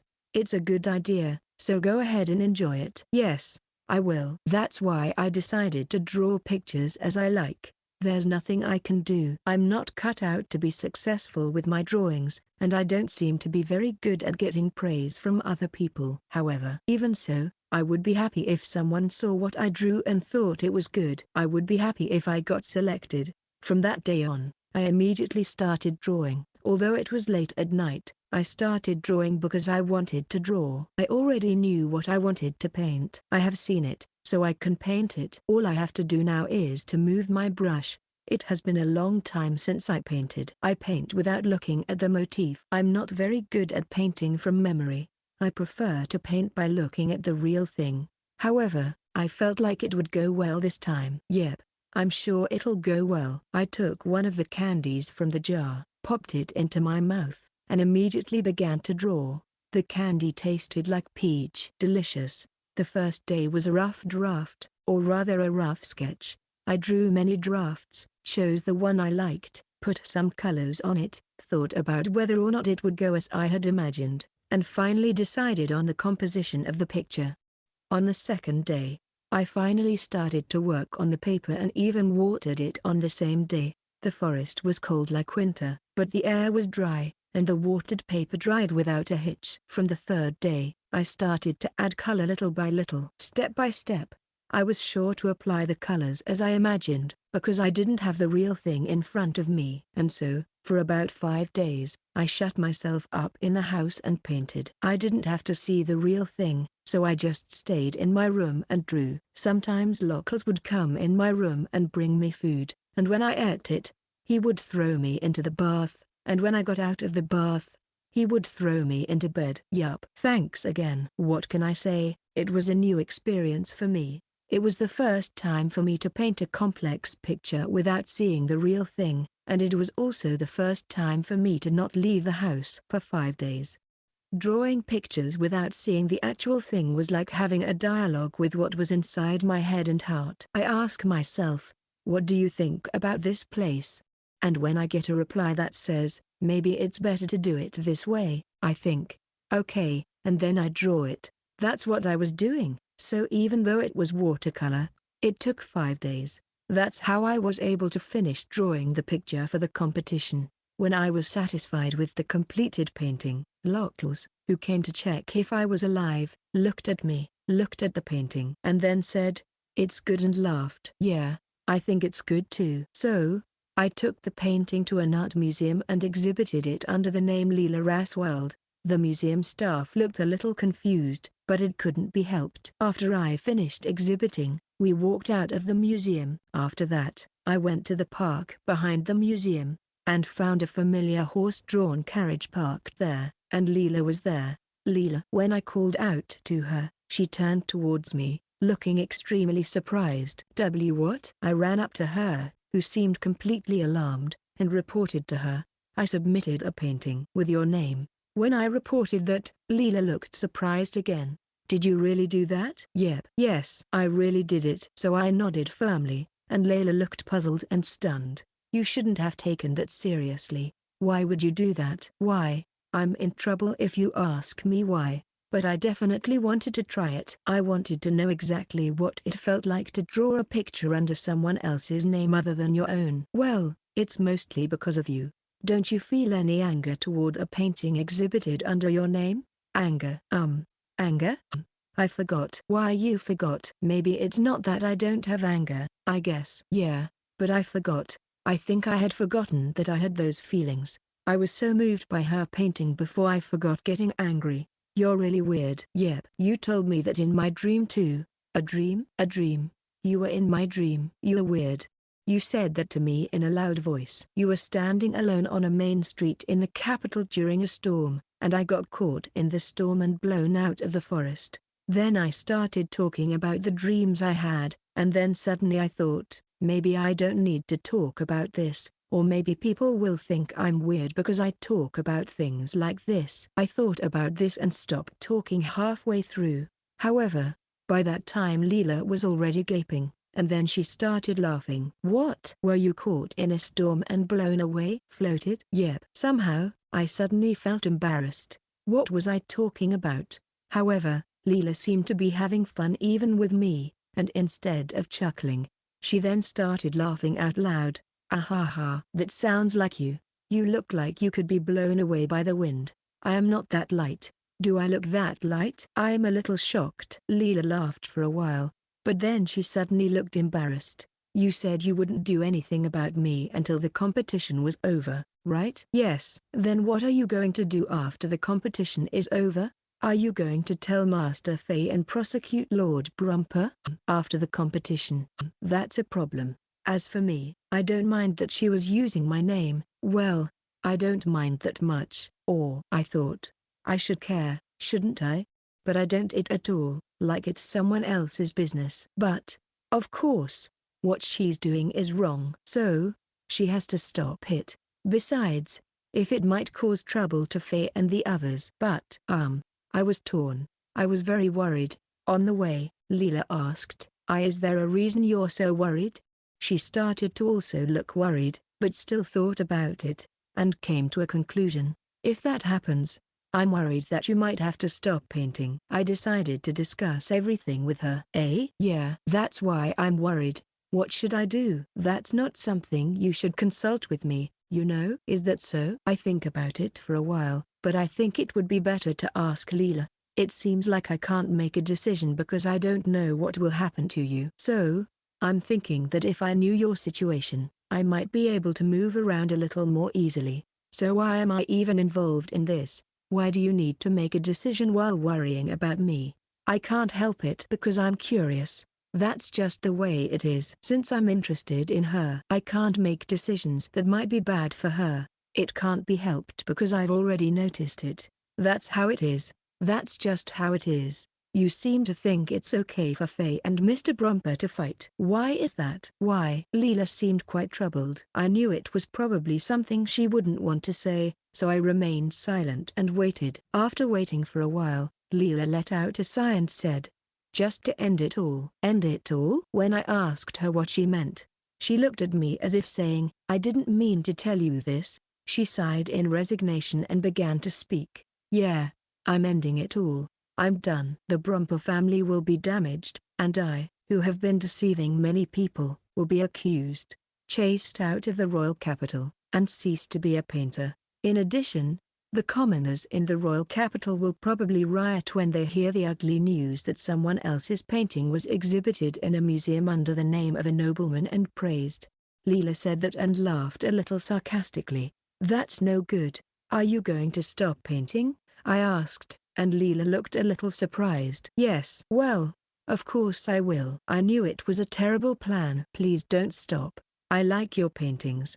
Even the Oran Hulk drawings. When I said that, Leela looked a little surprised. Then she looked relieved. What is it? It's already working. I'm glad. You're so fluffy. I thought you hadn't done your homework. Yep. It wasn't me, but Faye and Ms. Croix who investigated. I painted the picture of Oran Hulk, the one displayed in that museum, and a few others. Leela let out a small sigh and said so. I was surprised. Really? And I was happy. You said, I like the painting of Oran Hulk. It's not garbage. If you only have a name, you will be appreciated and put in a museum. If you don't have a name, people don't pay attention to you. That's the way it is. That's how art is. Leela said that, sounding a little embarrassed. You'll never understand it anyway. If I called myself Tugo Uezora, people would think my paintings were by Tugo Uezora. I see. I'm sure that's true. Especially now that I know that she has been doing things like ghost painting in museums in this country, or in this country as a whole. It's not so much what was painted, but who painted it, and really it doesn't even matter who painted it.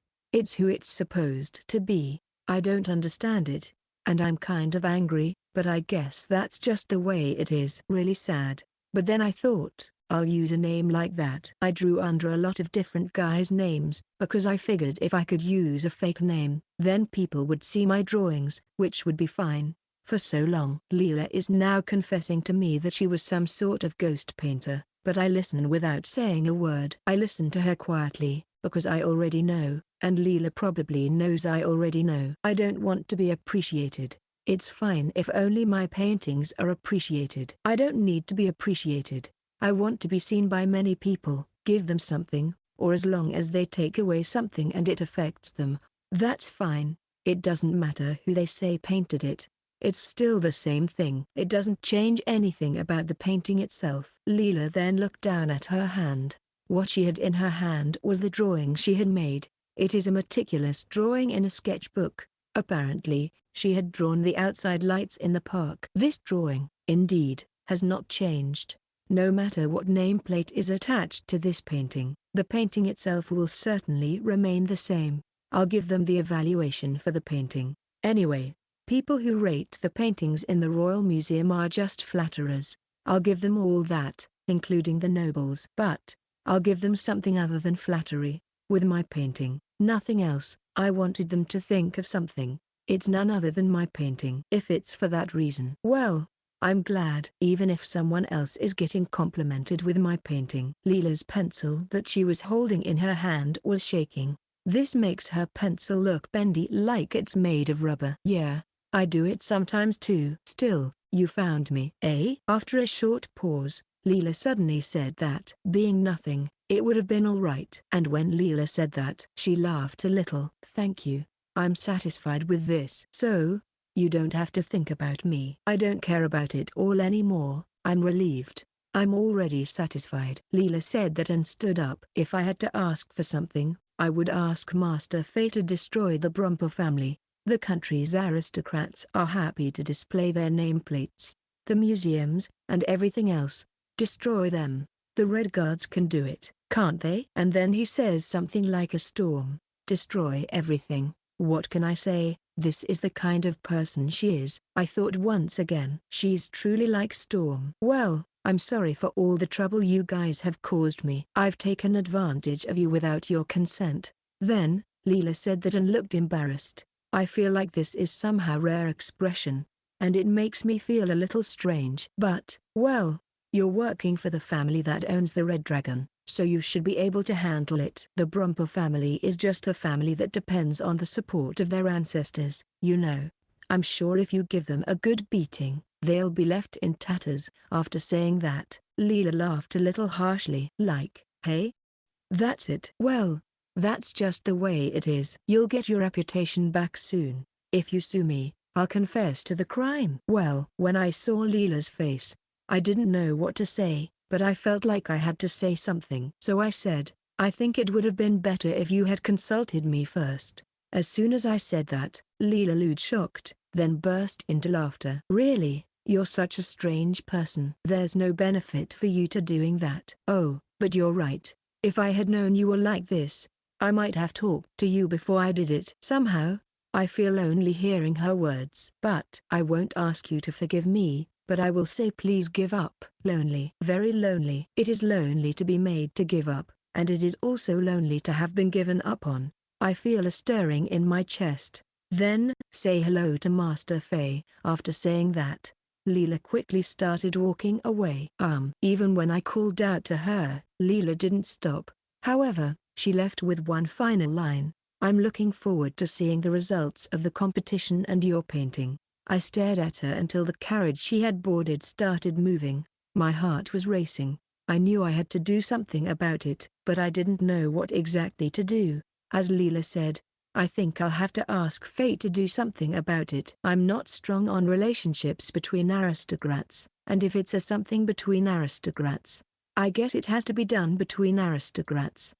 However, if that happens, Leela will definitely stop painting. On the contrary, I'm sure she'll just wander off somewhere and disappear. Ms. Croix said that she lost her mother. Leela herself said, I'm relieved. If that's the case, maybe she really would just disappear. Just like that. I thought about it for a minute and felt really bad. I knew it was a bad idea. I like her paintings, and more than anything, I'd like to talk to her a little more properly, not like this. Her way of thinking is something I don't know. But I think it's something I need. I don't know what a reputation is, and I don't know what it feels like to seek fame. But I'm sure I need it. I think I need it. Or maybe I don't need it now, but I will need it someday. So I would like to talk more with Leela, who is questioning evaluation in a different way than I am, and who likes painting as much as I do. I would like to talk more with her. What should I do? How can I talk to Leela even after the competition is over and Faye goes out to sue Mr. Brumper? And how can I make sure that Leela will still be painting then? I have the forest. I can paint there as much as I want, but Leela may not want that. She might not be able to paint unless she has someone to protect her, like the Brumpers. She might need art materials, a studio, and a place to be, a place to belong. I don't quite understand what Leela is planning to do, but she seems to be working to end it all, which means she's going to throw everything away. And if she doesn't want to throw it all anymore, she's not going to be allowed to do that. Should I kidnap Leela? I said this that day while having dinner in our room at the inn in the royal capital, and Faye choked and coughed. Are you alright? No, are you okay? That's not true. Are you okay? That's my line. Really? Kidnapping is a little bit weird, right? Well, you know that, right? Ah, I see. Yeah, it is useless. Yeah, it's terrible. It's no good. I don't know. I think I was trying to do something that normally I wouldn't have done. Whoa. My senses are becoming inhuman. Maybe it's because you turned into a spirit. I will be careful. How can I say? Ever since I came to this world, I've gotten so many things that I wanted that my common sense may have gone crazy. Or maybe it's because I turned into a spirit.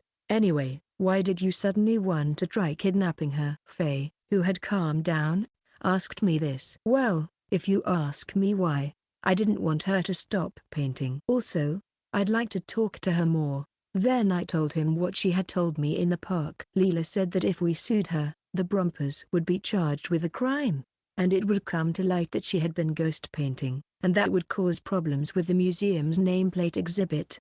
When I told them about it, Faye, Miss Croix, and Locklers all had complicated looks on their faces. I see. I thought she might have a grudge against the Brumpers, but that's what this is all about, isn't it? That's what I thought. She's pretty good, that girl. I don't think it's commendable to use Tugo and the Redguard family for that purpose. Each of them seemed to have their own opinion, and they all remained silent for a while. Maybe if things continue like this, Leela Raswild will be imprisoned for deceiving a noble. It would be fine if she was only imprisoned, but maybe they might just try keeping her quiet. Faye, who first opened his mouth a little later, said something like that. Really? Is this going to lead to such a thing like keeping her quiet? I don't like it. So, well, it's not a very admirable way to go about it, but I can understand why you'd want to get Leela before she does. Of course, it's a dangerous move. Yep, that's true. Yeah. Somehow, I felt like I had no choice but to do this.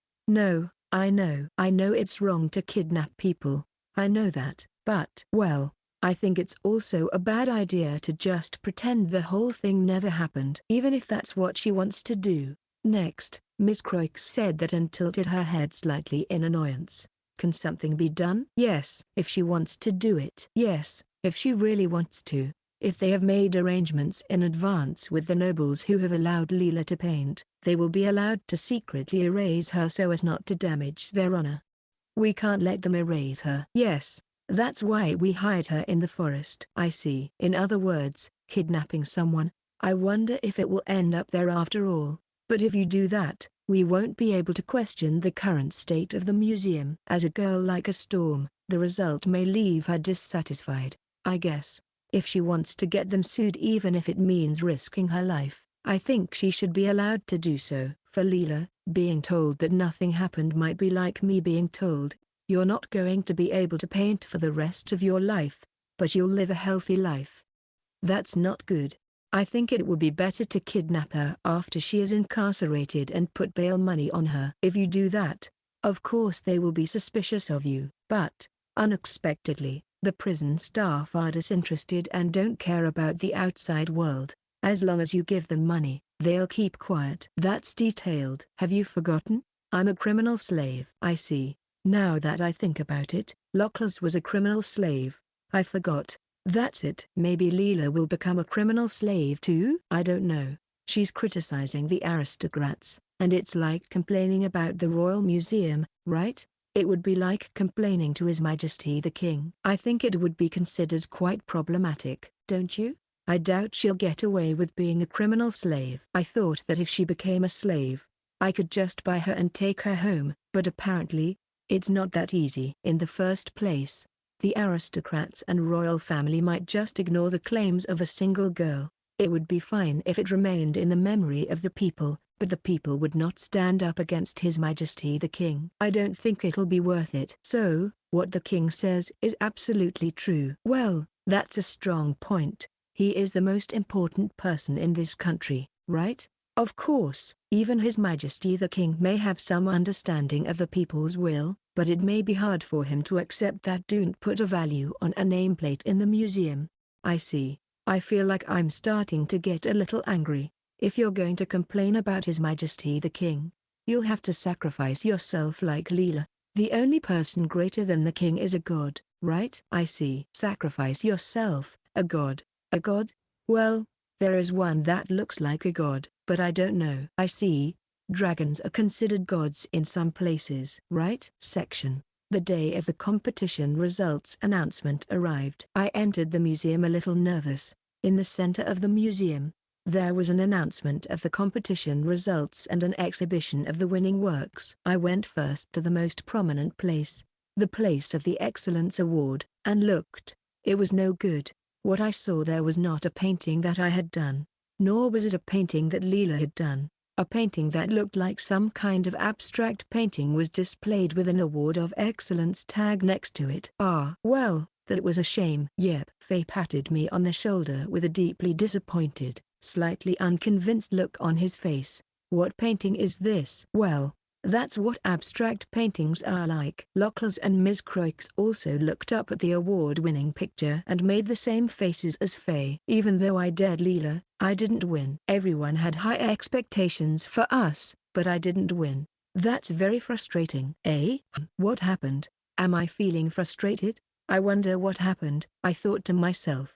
It's been a long time since I've had this kind of feeling, and maybe it's not a good feeling. It's not that I'm greedy or anything, it's just that. No, but I feel frustrated now. I'm certainly frustrated. I don't know if this is a good thing or a bad thing, but I'm frustrated. It's a fresh new feeling. I walk around the room with this fresh, slightly hazy feeling. Among the paintings on display, there were a few that I enjoyed looking at. Yes, much nicer than the usual museum exhibits. And, oh, well, let's just say it's okay. The museum did a good job here. Then, where Ms. Croix pointed, in a corner with a rather crude tag that says Honorable Mentions, Leela's picture and mine were displayed side by side. Did they put them side by side? If that's the case, then the people at this museum know how to play it smart, too. Leela's painting is of a stormy forest, Cold, lonely and scary. It is a picture looking up at such a forest from below.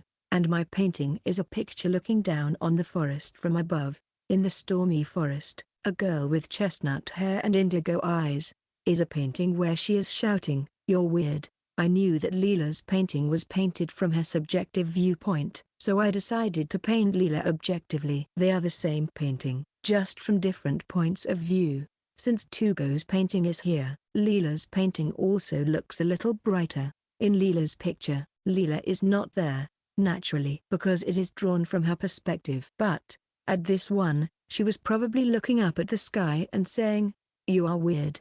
And she laughed. I drew my picture because I wanted it to be like that. The two paintings were displayed side by side, so the guests were looking at them with a lot of excitement. I think they probably looked at them more than the picture that won the Excellence Award. I was a little embarrassed and a little happy. Also, I feel proud, I guess you could say. Then, after we had looked around at the competition's award-winning works, along with a whoosh, someone screamed, "Oh, are they already here?" Faye muttered with a smirk. I couldn't help but smile a little as I quietly moved away to the end of the aisle. Then, with a thud, the Ryo enters. Ryo enters the museum with a stern expression and a stern growl. Screams go up everywhere. The sound of cracking glass is heard everywhere. I told Ryo not to break the artwork, so I think it's probably okay. Ryo entered the museum majestically, and in front of the horrified people took the name tag next to a painting in his mouth and tore it off. Ryo keeps tearing off the name tags. They are tearing them into pieces and throwing it, tearing it into pieces and throwing it. The people in the museum were screaming, but there was no way they could complain to the Ryo. With everyone watching or fearing him, Ryo leisurely walked around the room and tore off all the name tags. After Ryo's long body had completely gone around the room, Ryo now returned the way he had come, and put the nameplates back in place, dexterously and appropriately. More and more, the name of the artist and the paintings fell into disarray. The people could do nothing but watch with blank stares until Ryo finally put all the nameplates back together and left. I couldn't help but laugh when I saw the name tag that Ryo had haphazardly put back. Next to the picture Leela drew, there is a name tag for Leela Rasworld, and next to my drawing was the nameplate of Tugo Uazora. The nameplate, which had been messed up, had made to their true position. While I was feeling somewhat happy to see the nameplate returned to its correct position, Leela came in. She had also come to see the results of the competition. When Leela saw that the painting that won the Excellence Award wasn't hers, she let out a sigh, but she didn't seem particularly regretful, and walked towards me with a somewhat resigned look on her face. Seeing the picture with the correct name tag and us smiling beside it, Leela was puzzled. What is this? What's going on? Did you do this? No, I didn't. The Ryo came and took off all the nameplates and put them all back on again. Ryo. Leela was stunned, but when she saw the commotion around her, she had an expression that said, "It seems like something happened here." It was at that time, the sound of rain suddenly became stronger. When we looked out of a nearby window, there was a fierce storm outside. Beautiful. Leela looked at the raindrops slapping against the window pane, the swaying trees beyond, and the people running away in the rain. Then she looked beyond them at the Ryo climbing swiftly up into the leaden sky. Is that a dragon? Yep. The dragon let out a single roar and disappeared behind a thick curtain of clouds and rain. But Leela kept looking in the direction Ryo had disappeared. I feel kind of weird. I feel somewhat refreshed. Yep. That's good. We then sat down in a chair in a corner of the museum to talk, watching the museum staff hurriedly trying to put the name tags back on. That dragon is silly. If that's what he intended, it feels very sarcastic. Yeah, I think it's intentional. I simply asked, "I'd like you to summon a storm to the museum, and explain the situation," but Ryo perfectly summoned an incredible storm. That dragon must be quite sarcastic. Maybe though. I've never seen my name attached to a painting before. Really? I was a little surprised to hear Leela say that. She said it was her first time. I mean, she had never had any work published under her name before. It can't be helped. If I submitted it in my name, it wouldn't make any money. Leela seemed a little embarrassed as she said that. She then looked pensive with the way I was looking at her. Did you need money? Yeah. Well, I don't need it anymore, I asked back, and Leela replied quietly, with a downcast look on her face, but trying not to let it show. Well, my mother was sick, but the medicine was expensive. Leela's mother, if I recall correctly, Miss Croix said that she died shortly before Leela signed the contract with the Brumper family. I was 13 when my paintings were first exhibited under someone else's name. I was painting on a back street in the royal capital when the factory was closed, and a passing nobleman bought my painting. I was so happy at that time. My painting had sold. I used the money to buy medicine for my mother. Leela began. She didn't sound sad, like it was a little bit of small talk, but that painting was displayed in the square of the royal capital. The painting bought by the aristocrat won an award in a competition. The prize money was about 100 times the amount I sold the painting for. 100 times. It's a shame. If I had that money. Well, it's a waste of time to even think about it now. I know what was wasted. I'm sad because I know. However, I was more hopeful than angry at the time. Oh, my painting was displayed in the royal capital. It's a sad story, but Leela laughed a little when she said that. I wonder if I was happy about the money, or was I happy that her painting was recognized? I don't know, but after that, I started painting under the name of nobles. The first commission came from the nobleman to whom I sold my paintings, so that's where I started. Eventually, I started to branch out on my own. Yes, I heard from Ms. Croix that she painted under the names of many nobles. That's how needing she was for work, I guess, and her motive for work was probably for the money and the thirst for recognition of her paintings. I think maybe the two got mixed up and she didn't know anymore. I was very happy when I saw a picture I had painted hanging in a museum, even though it wasn't in my name. I was happy. I knew there were people who thought something about my paintings, and that made me happy. I was happy. I think I was happy regardless of the money. I see. I nodded in return because I understood a little. Then Leela laughed a little again and continued talking. I got the money so I could buy medicine for my mother and she could see a good doctor with it. Also, a lot of people saw my paintings, and that made me happy, so I was able to do a lot of things. At that point, she suddenly stopped speaking. After the pause, the words wandered through the air, and then they finally came out of Leela's mouth. But I guess I probably didn't need it. Strong emotions can be felt in the words that suddenly come out. However, Leela's expression didn't change much, and seeing that made me feel nervous inside. My mum. She ended up dying, you know, just about 6 months ago, and then I don't need money anymore. Then I started wondering what the hell I was doing. So, I decided to use your name to end it all. Why did you choose me? Because you were the most likely to sue me. I thought that the Redguard family had that much power, and your painting had that much power. So I approached the Brumpers and said, why don't you let me pretend and use Tugayua's aura? You were planning on ending it all? Yes. Once again, there was a moment of silence. Well, I don't know what to say in a situation like this. I'm honored to have been chosen. I used you. Is that really what you're saying? We don't feel the same. But I think you should be more angry. Is that so? That's right. This time, Leela glared at me with an increasingly angry face. You should be even more angry. Your name was stolen and you were even entered into a competition without your knowledge. If you don't come forward and sue me, all your fame will be mine. It might have turned into something worse, you know? This is not about whether or not I'm going to get in trouble with Master Faye. How do you feel about that as a painter? Well, hey, are you listening to me? Leela looked at me as if her anger had gone full circle and she was stunned. When I saw that face, as expected, I want to talk to you more. Eh? Leela's expression said. Why are you saying that?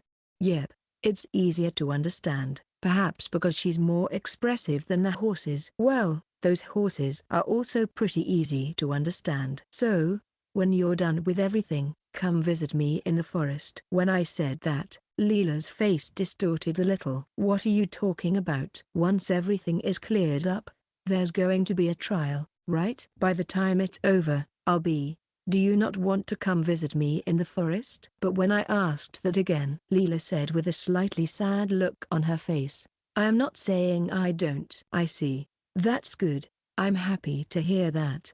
Then, let's do it, Leela muttered. You're weird, but that was probably the best compliment. In the end, it seems that the museum was in trouble after that. After all, no one could remember exactly which pictures belonged to whom. It seems that even the person who was supposed to have painted the picture didn't know which one was theirs. Well, I mean, those people probably didn't draw it themselves. And so, the competition ended without us being able to figure out why the Raya suddenly appeared and messed things up. People who saw the Raya said things like, that dragon must have come to expose the injustices of the aristocrats, or maybe it was a messenger of the gods, or that dragon was a mischievous dragon, and many other things. But no one complained about the Ryu's actions. After all, it's a dragon. If a dragon is said to have been a messenger of the gods, then no one would complain about it. If it was done by a non-human, then they can't complain, can they? And it's a dragon. Even a member of the royal family, I don't think they can do anything about it. Yeah, the royal family apparently didn't complain about the ruckus at the Royal Museum. They seem to love dragons after all. The royals are trying their best to find the Raya, but the Raya flies away immediately after the storm that engulfed the city, so in the end, the royals fail to catch a dragon. However, it seems that the members of the royal family did not give up, perhaps because he wanted Ryu to like them. They were trying hard to guess Ryu's intentions behind changing of the name plates. Then, Leela made a confession, and another small storm was summoned into the royal capital. And so, the trial began. It started with Leela's confession. There, Leela revealed the actions of the nobles to the court, and the accusations, which might have been dismissed if they were true, happened to be according to the dragon's wishes, so there was no way they could be dismissed, and it spread all at once. The nobles involved in the painting were all upset, but because of the Ryu's mischief, the idea that God's messenger told them not to lie about the artists of the painting spreading. So the nobles who were brought forward by Leela's confession couldn't do much about it. I'm so glad. If it hadn't been for the Ryu, all the nobles, including the royal family, would have erased Leela. Ms. Croix says something a little scary. Yep, that could have happened. All's well that ends well. The royal family wouldn't want to upset a dragon, so they wouldn't let Leela get a harsh sentence. It seems a little unfair, but it is. You know, okay. Yep, that's all right. A dragon waddling around in a museum for a moment is all it takes to make this happen. So really, dragons in this country are really well liked. Riding the wave of the Ryu's appearance and Leela's accusations, we decided to sue Leela and the Brumpers as well. Originally, this is what Leela wanted, so that's what we did. So, of course, we went to the courthouse on the day of the trial. The courthouses in this country are located on the grounds of the royal castle. The king has absolute power in this country, or so it seems, and there is no separation of powers. I'm not sure what to expect. I'm sure it all depends on the king's leadership. Amazing. The courthouse was a rather stern-looking building made of black and white marble. The large windows made of transparent glass were a distinctive feature of the building.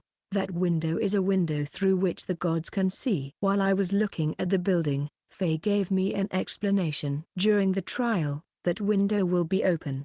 It means that a god is watching us from there. Oh, what can I say? It's amazing. It feels a little like something like a Torii Gate in Japan. Well, I don't think there are any idiots who would get violent in the court. Just in case, please be careful, okay? There are many nobles who don't think well of us, right? They then whispered something like that. I looked around a little and sure enough, I saw some of the nobles staring at us. Could they, perhaps, be the people Leela ghost painted for? Maybe that's why they've been ordered to appear in court. So, Locals, do me a favor, will you, especially Tugo? I'm fine. If the need arises, the Pipe Fox and Huu will come out, but take care of Ms. Croix. Oh, my. I'm not so weak that a little fluffy boy like you has to worry about me. So Locals will take care of Tugo, all right. I see. Fluffy boy. Fluffy boy? What? I feel like someone called me a really bad name. Fluffy boy. Fluffy boy. I'll try to be a little stronger. Yep. Perhaps because Locals was standing next to me with a more stern look on his face than in the court.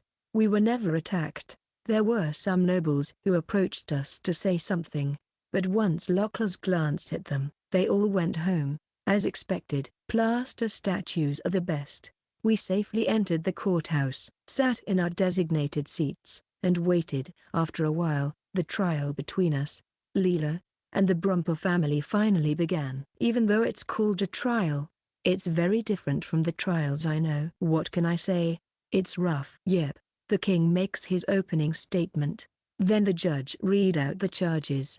And then our side gave our argument. I didn't have to do anything. I was just there as a proof of Tugo Uazora, and Faye made the rest of the allegations, and even the allegations were just a formality in a sense, as Faye was reading out what his father had entrusted to him. Well, it was important is what is next. The Brumper family denied the charges that were read out, but Leela readily admitted to them. The Brumpers began to get angry. And then Leela and Mr. Brumper started bickering. You ungrateful trash. I hired you because you said you were Tugo Uazora. Not only were you a fake, but you tried to bring disgrace on us. Oh, I wonder who was the one who said to me, name yourself Tugo Uazora and paint me a picture. After that, I'll prove that you were the one who drew that picture. Then you said, let's just pretend it was all a Washington, but I hate to hear it. Who would be stupid enough to buy into that? Oh, that's bollocks. Such lies you spew. Do you really think it's nonsense? The other nobles have already admitted their sins. They were fighting like this. However, somehow, Mr. Brumper is at a disadvantage because Leela has strength. Also, there is the complaint from Faye. Besides, as the king, he seems to be trying to follow the dragon's will. Despite the bickering, Leela testified properly and in detail. How many paintings she painted under a false name and where each of them went. Who asked her to paint them. She also said that her paintings were signed on the back in an inconspicuous place, so that if she took them off the frames and checked them, she would be able to tell which ones were fakes. I think she was really prepared for it. Otherwise, she wouldn't have put a signature on the fake she painted that would let people know it was a fake. And here's the contract. Leela also produced contracts with the Brumpers and other noble houses. Most of the contracts were designed in such a way that it was safe to show them to others, but at the very least, it means that everyone who signed these contracts had some sort of connection to Leela. That in and of itself cannot be deflected. The rest is something that will become clear once they check the signature that Leela has put in her paintings. After that it was a matter of proving that I was Tugo Uazora. It was Mr. Argent who came out here. I was very surprised to see him. It was very unexpected, but it turned out that Mr. Argent came to support me. Apparently, Faye brought up the matter of the spirit vein the other day and asked Mr. Argent to take the witness stand. Wow, Mr. Argent looks very complicated and grim. I'm sorry to have you help us. I was a little nervous, but Mr. Argent had a difficult look. But he testified that is Tugo Uazora, and Leela testified that I am not Tugo Uazora. So the only thing left to say is that the Brumpers have not admitted their guilt. And in the end, thanks to the king's decision that he determined that the Brumper family was lying, we won the case. Yep. Mr. Brumper was glaring at us with a dangerous look on his face, and he was also saying something to Leela, but the king said, "Are you planning to go against the wishes of the dragon?" And Mr. Brumper backed off.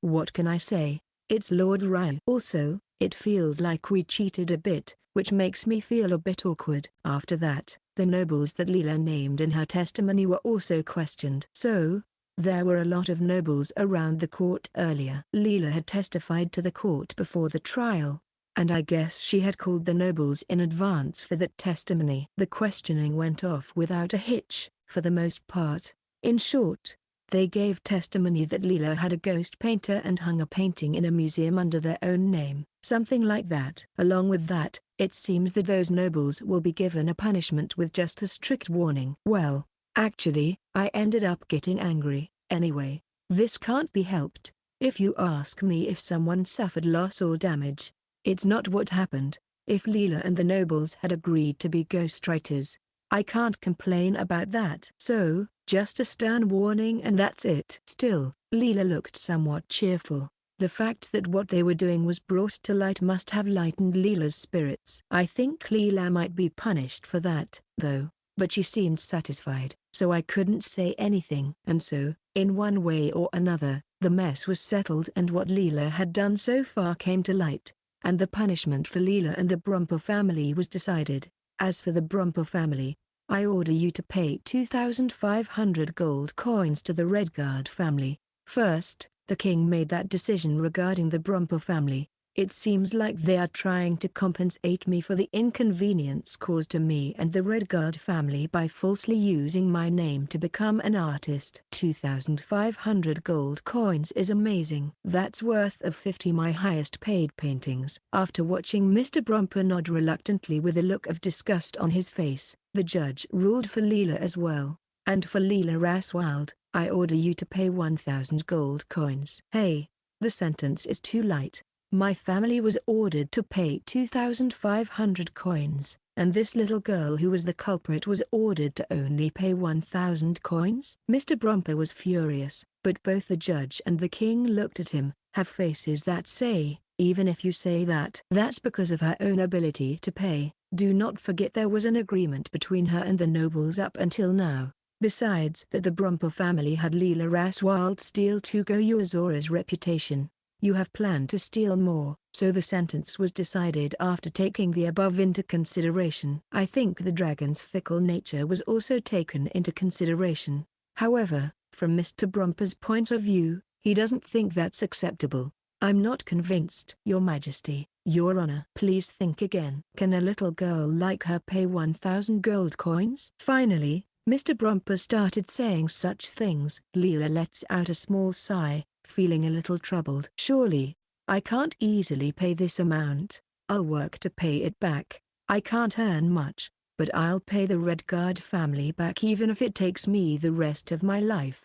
How is that allowed? If they are allowed to defer payment for a time, then my family should be allowed the same treatment. But Mr. Brumper's momentum is as strong as ever. This is well, I raised my hand, and everyone in the room looked surprised. They looked at me with faces implying, that guy can talk?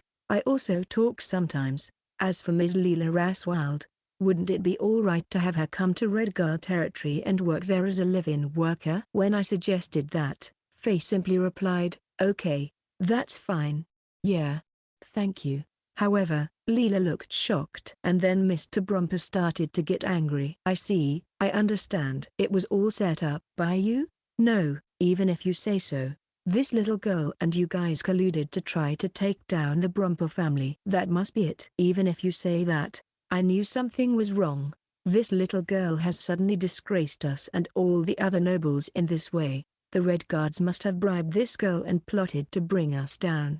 If you say that, it really bothers me. However, there is a point to what Mr. Brumper says. Yeah. So I'm a little confused. It was at that time. Chirp. I thought I heard a familiar voice. And when I looked up, I saw the giant robin peeking out from the large window. Wait, maybe this bird came all the way from the forest? We were puzzled, but the others were probably several times more puzzled than we were.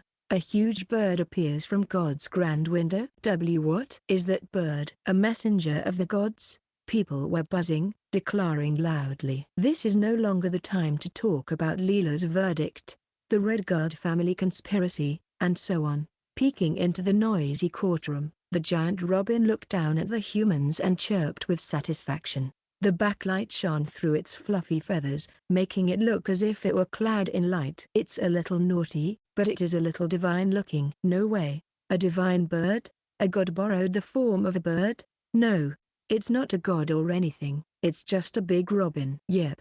However, because the location is this location and the timing is this exact timing, I feel like the misunderstanding is going smoothly. Anyway, what did you come here for?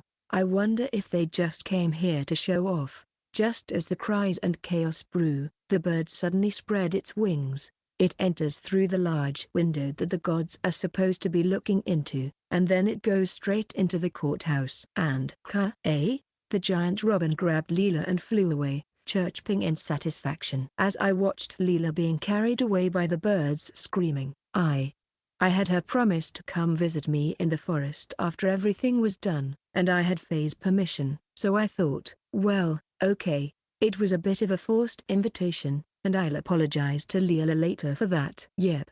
Since the bird took Leela away, the judge and the king were all stunned. Yeah. That's how I feel. But I can't complain because the bird did it. That bird is so naughty. Well for Leela Raswald to pay for the 1,000 gold coins. The judge looked at us like, what should I do? I understand. Because I, myself, was also kidnapped by that bird. Sir Fabulard Redguard. She disappeared just like that. The judge said that, then heaved a deep sigh. What do you suggest?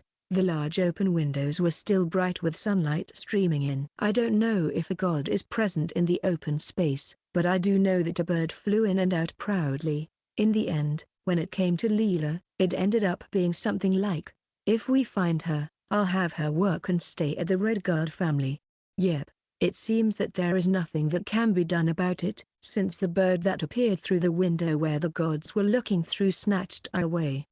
I wonder if the king made his decision in deference to the dragon and the bird this time. I wonder if it's okay. I think Leela's crime was lightened because the Raya appeared in the museum, though the king never said, it's wrong for nobles to have someone else draw a picture and present it as their own, and I don't think he'll say that in the future. For now, I guess that decision was made to refrain from angering the A-dragon. What's more, even a giant bird appeared, so it was even more difficult. I feel like we cheated. Well, but it's okay. That bird looked so happy. Maybe because Raya appeared in public and caused a stir. He wanted to imitate him. That bird is older than the dragon, so maybe there was some kind of pride involved. And so, after the trial, which was nowhere near as normal as it should have been, we were off back to the forest. Still, heaven seems weird. I wonder if it's actually hell? If so, it's a half-baked hell? Then heaven? Or have I come to a place that is neither? When we returned to the forest, the bird was standing in the middle of the stables, looking proud, and under their stomach, Leela was grumbling as she was being warmed. It's not hell. It's not even heaven. This is just a forest. You brought Leela with you. Thank you. I stroked the bird, and it turned puffed its chest chirped. Then the bird, which had been warming Leela, shifted a little and let Leela out from under their belly. Good morning. When I greeted her, Leela blinked her eyes, and then smiled. I'm not sure if you're an angel or something. No wonder you're such a weird guy. The first thing Leela said about what I am. Well, she as expected would be surprised. Sorry. Around Leela, that is, around the bird, I guess. The horses came up to her and asked, are you okay? Are you okay? It seems that Leela is popular among the horses. I'm glad to hear that. So, is this heaven, hell, or neither? We're beside my house. So, you mean heaven? No, that's not it. Leela crawled out from under the bird and sat back down in front of it. Then, her size relative to the bird, kind of makes her look like a chick. I died, right? You are alive. Look. When I pinched Leela's cheek as she said something outrageous, she had an indescribable look on her face. She was like, well. She was troubled. Why did you bring Leela with you? I asked the bird. After all, it was the bird that brought Leela. Personally, I wish it would happen, but I didn't consult with the bird, nor did I talk about it in front of the bird. So this bird is the only one who can explain why Leela is here. However, the bird just seemed to be happy and proud as it cooed. This guy seems to be quite mischievous. So, this is in the forest of Redguard territory. It's next to Tugo's house. Besides, this bird is just a bird. That's all for the explanation. I then told Lian and Ant that I was home, brought them with me, and explained everything to Leela over tea at my house. Faye did most of the explaining. Well, because Faye is the one whom Leela seems to trust the most out of all of them. From Leela's point of view, Faye seems to be an aristocrat who should be respected, and she listens to what Faye has to say. And, from Leela's point of view, it seems that she is convinced that I am a resident of the afterlife, but Faye says he does not think so. I don't know. I wonder what that means. Well, that's fine, for now. If Leela only understands that it seems I'm not dead. I was just brought to the forest of Redguard territory by a mysterious bird. I see. I understand. That means I will continue to be a live-in worker as per the ruling, right? And Leela, looking much more firm than before, says so. Well, I guess so. Faye scratched his head, looking a little confused. It's probably Tugo who has something to do with you. Not me. Yep. Faye gave up the conversation, so I decided to talk to Leela. Why don't you live here instead of the Redguard family mansion? Here? I don't really mind. There's straw and it's fluffy, and it's not that cold. No, that's not it. When I say here, I mean the forest. It doesn't mean you have to live in the stable. I'll build a separate house for you, and I want you to live in this forest. That's where I got into trouble. I want to talk to Leela and see more of her paintings, and I want to paint her, but how can I call this work? I was troubled. I was very troubled. Work. That would convince her that she had done the work of 1,000 gold coins, that kind, as a model. For now? What? For now? For now? I mean, why am I a model? Actually, I feel like your role is as an advisor. I'm trying to put it into words, but it's not going well. So I decided to honestly tell her, I want to talk to you, and I want to look at your paintings. I also want to draw you, but I can't think of a way to make it into a job. Do you have any ideas? Is that a job? Leela was shocked, but all I could do was nod. Yes, that's the job. I thought you'd come up with something different. I see. Something different. What different job? What can you do anyway? I can do some farm work, though I am not as strong as a man. I can manage a small field by myself. I can spin yarn and weave using a loom. To some extent. I can do embroidery and imitate a seamstress. I can also do lace knitting. And, yes, I can do all the housework. I was once employed as a maid. That's amazing. So you can do all kinds of handicrafts. I guess weaving would be classified as textile design or something like that. That's amazing. I've never done that, but I'd like to try it. After that, well, I can help with the preliminary preparations for the magic painting. Things like turning magic stones into powder, adjusting slime liquid, etc. Are you knowledgeable in magic painting? Yes. Most of the noble houses had me do magic paintings. Then her job is decided. Then I want you to teach me magic painting, and weaving and stuff. I'd like to see some embroidery. Be my teacher. And so, Leela's job was decided.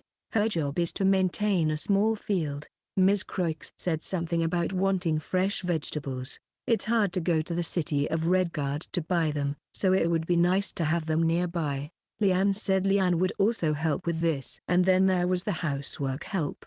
Since Ms. Croix is doing all of it, it was decided that it would be nice to have another person to do the housework. And, my teacher, she will teach me painting and handicrafts. Especially, I'm a complete amateur in magic painting, so I'd love to have her teach me. I wonder if it's okay to end like this. Leela has a somewhat unconvinced look on her face, but I think it's really cool.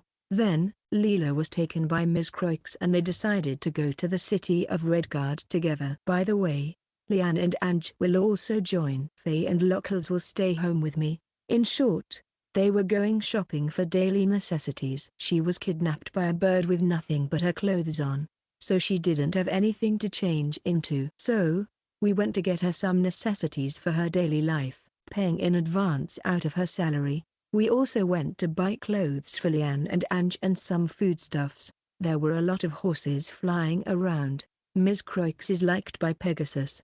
It seems like Leela gets along well with the horses as well. Faye was flying with the Red Dragon, and the Celeste siblings were flying with the Luans, but Ms. Croix and Leela each got on with a random Pegasus and flew off on them.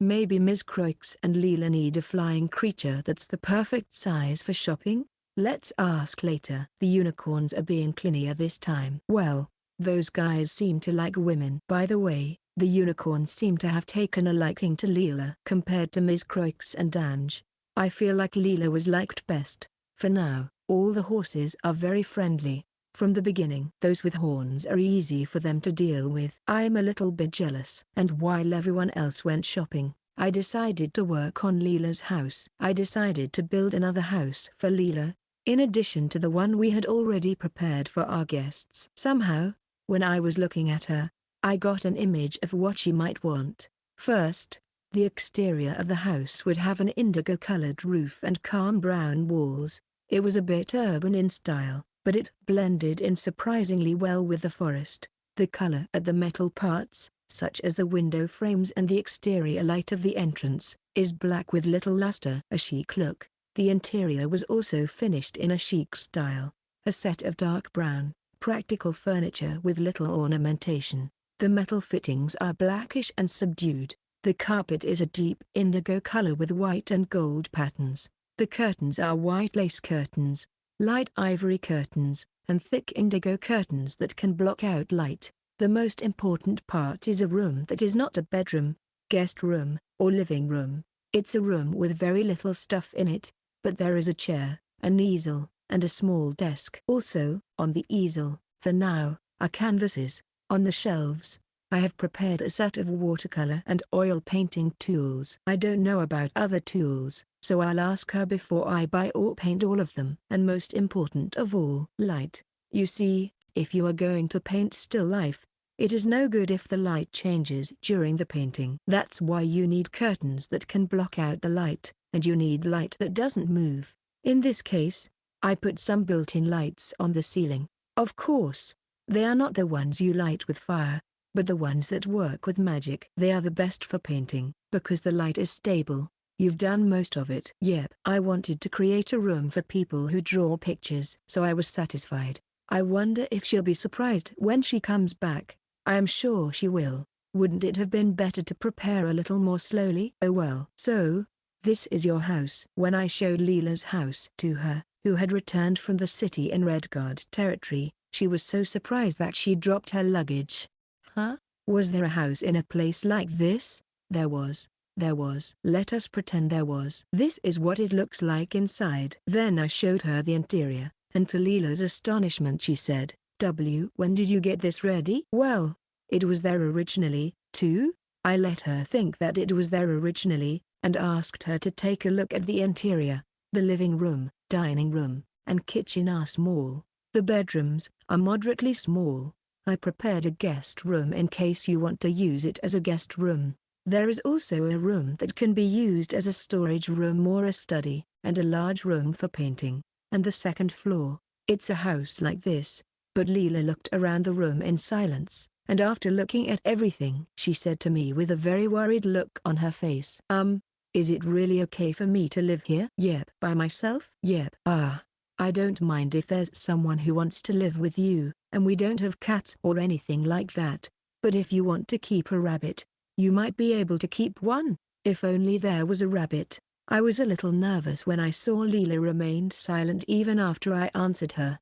If you need anything at all, please let me know and I'll get it for you right away. Well, I can build an extension to some extent, and if you need furniture or tools, I can get those for you too. I'm not saying that. When I started to explain in a hurry, Leela also got impatient and interrupted. The rent for this house is 1,000 gold coins, plus more, right? How much? That's. When I looked up at Faye, wondering what to do, he nodded gravely, and held up a finger in front of Leela. 1 gold coin every month, deducted from your paycheck, and your salary is, well, you're Tugo's caretaker and teacher, right? So that's about 50 gold coins a month. Then Leela shrank down completely. She said things like, what's going on here? And it's impossible that it will take me less than 2 years to pay it off. There must be something behind it. And what should I do? What should I do? And so on. Don't worry about it too much. He's that kind of guy. It can't be helped. That's right. There's nothing you can do with Tugo. Why don't you just give up and enjoy your life? Think of it as a sudden and unexplained stroke of luck. It's like an accident. Well, you were surprised, weren't you, sis? I was surprised, too. But I don't know, I can't help it. So you'd better give up now, right? Sis, are you okay? And everyone in the forest surrounds Leela, who is in trouble, cheering her on. Cheering? Are you really cheering her? Really? Faye, did I do something wrong? I asked Faye, and he patted me gently on the back. Don't worry about it. If anything, Leela has been living a hard life more than me. She's not used to this kind of thing because she's been in a less than ideal environment. You were a little confused when you were told you could come here and paint, weren't you? Yep. Then, it's the same thing. You'll get used to it right away. Huh? Let's just do that, okay? Really? I see. If that's the case, It's alright. Yep. In the end, Leela is getting used to the forest little by little. For the first week or so, she worked extremely hard, doing all the housework, doing crafts, selling knitted lace and embroidered handkerchiefs in town to make money, and many other things.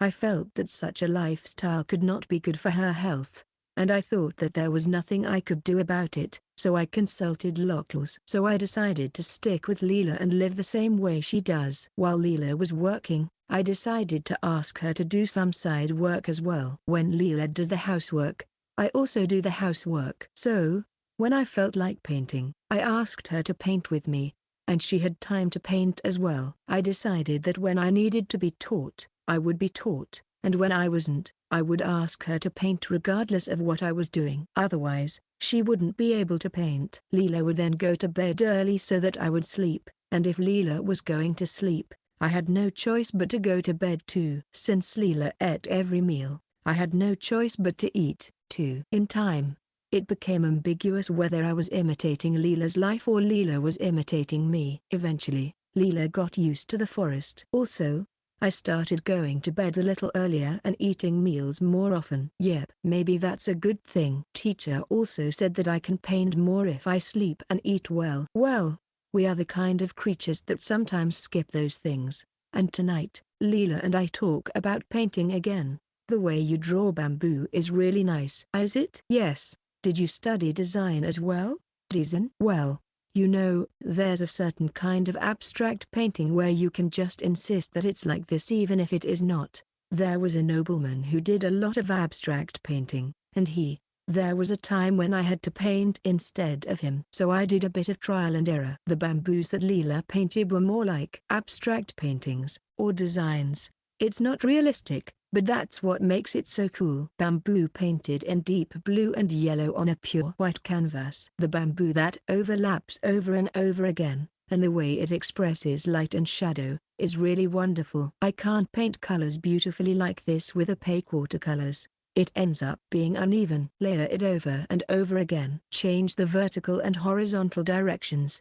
I'm better at opaque things like this. Anyway, your use of color is unique. It's so fluffy. Next, Leela said that after seeing my painting, I was not sure if Leela would even call me fluffy. I thought I was getting a little more mature these days. So, this color is amazing. It's hard to get it to bleed like this. I changed the density of the paint. The thinner the paint is, the lighter it is, and the stronger it bleeds. Also, the more moist the paper is, the more likely it is to bleed like this. But if the paper is too wet, the paint floats in the water and doesn't blend well.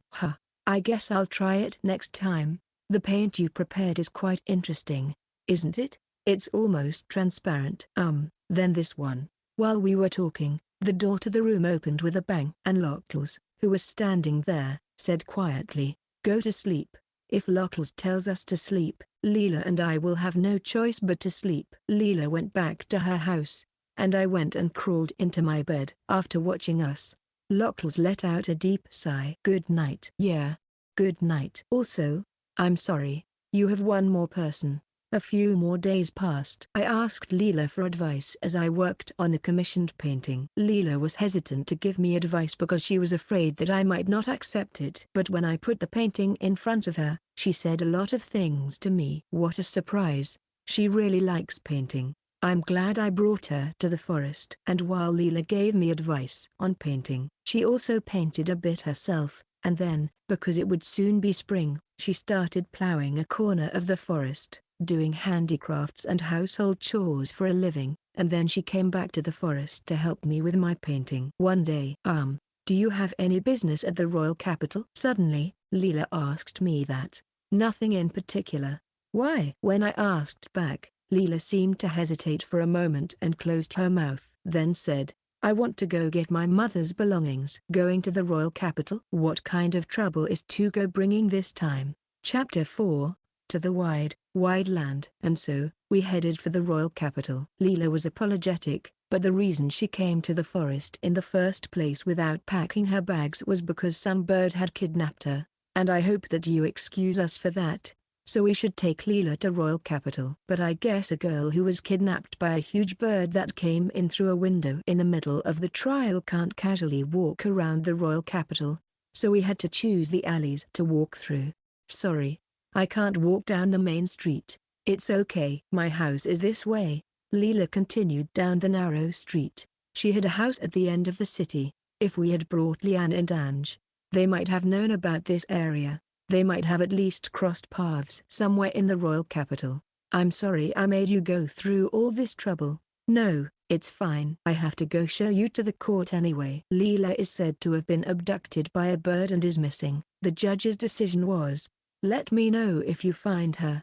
So we had to go and tell her. We waited until Leela's personal affairs were ready because, well, you know, I needed time to look for her, just in case. Here, where my house used to be, Leela said and walked into a small house on the edge of the royal capital. It's a rented house, so I need to finish my lease here. Oh, no, that doesn't seem right. When I visited the house, I found it to be a cozy, empty room. However, there were some sketchbooks, art supplies, some clothes in the closet, and some of her mother's belongings. Good. It wasn't stolen. Leela checked them and looked relieved. Then, after looking at it with great care, she gently put it in her bag.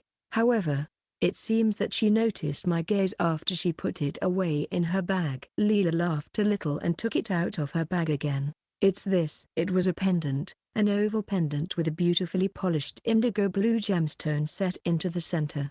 The pendant has a hinge, which means it can be opened with a snap. It's almost the only valuable thing in this house, but I know I can't part with it. Is there something inside?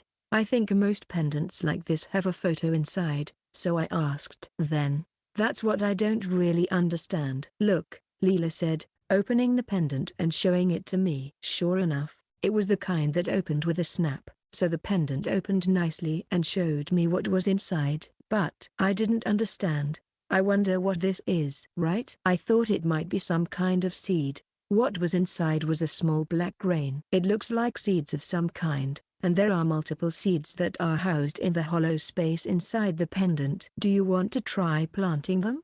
What should I do? I thought that if it were a seed, it might sprout if we buried it in the ground. But Leela doesn't seem too keen on it. If nothing comes out, this will just disappear and that's it. I see. Well, that's true. She said it was her mother's heirloom. So, it's a little awkward to bury this seed when it's so important, and you don't know if it will sprout. Well, okay. I'll just take these with me. Well, the other thing is, the clothes. I bought a lot of them in Redguard, but I'll take these too, just in case. It's not something you can't afford to have. Yeah, I think it would be a good idea. The house and the contents of this chest of drawers are probably filled with memories of Leela, so I would like her to take as much as she can with her.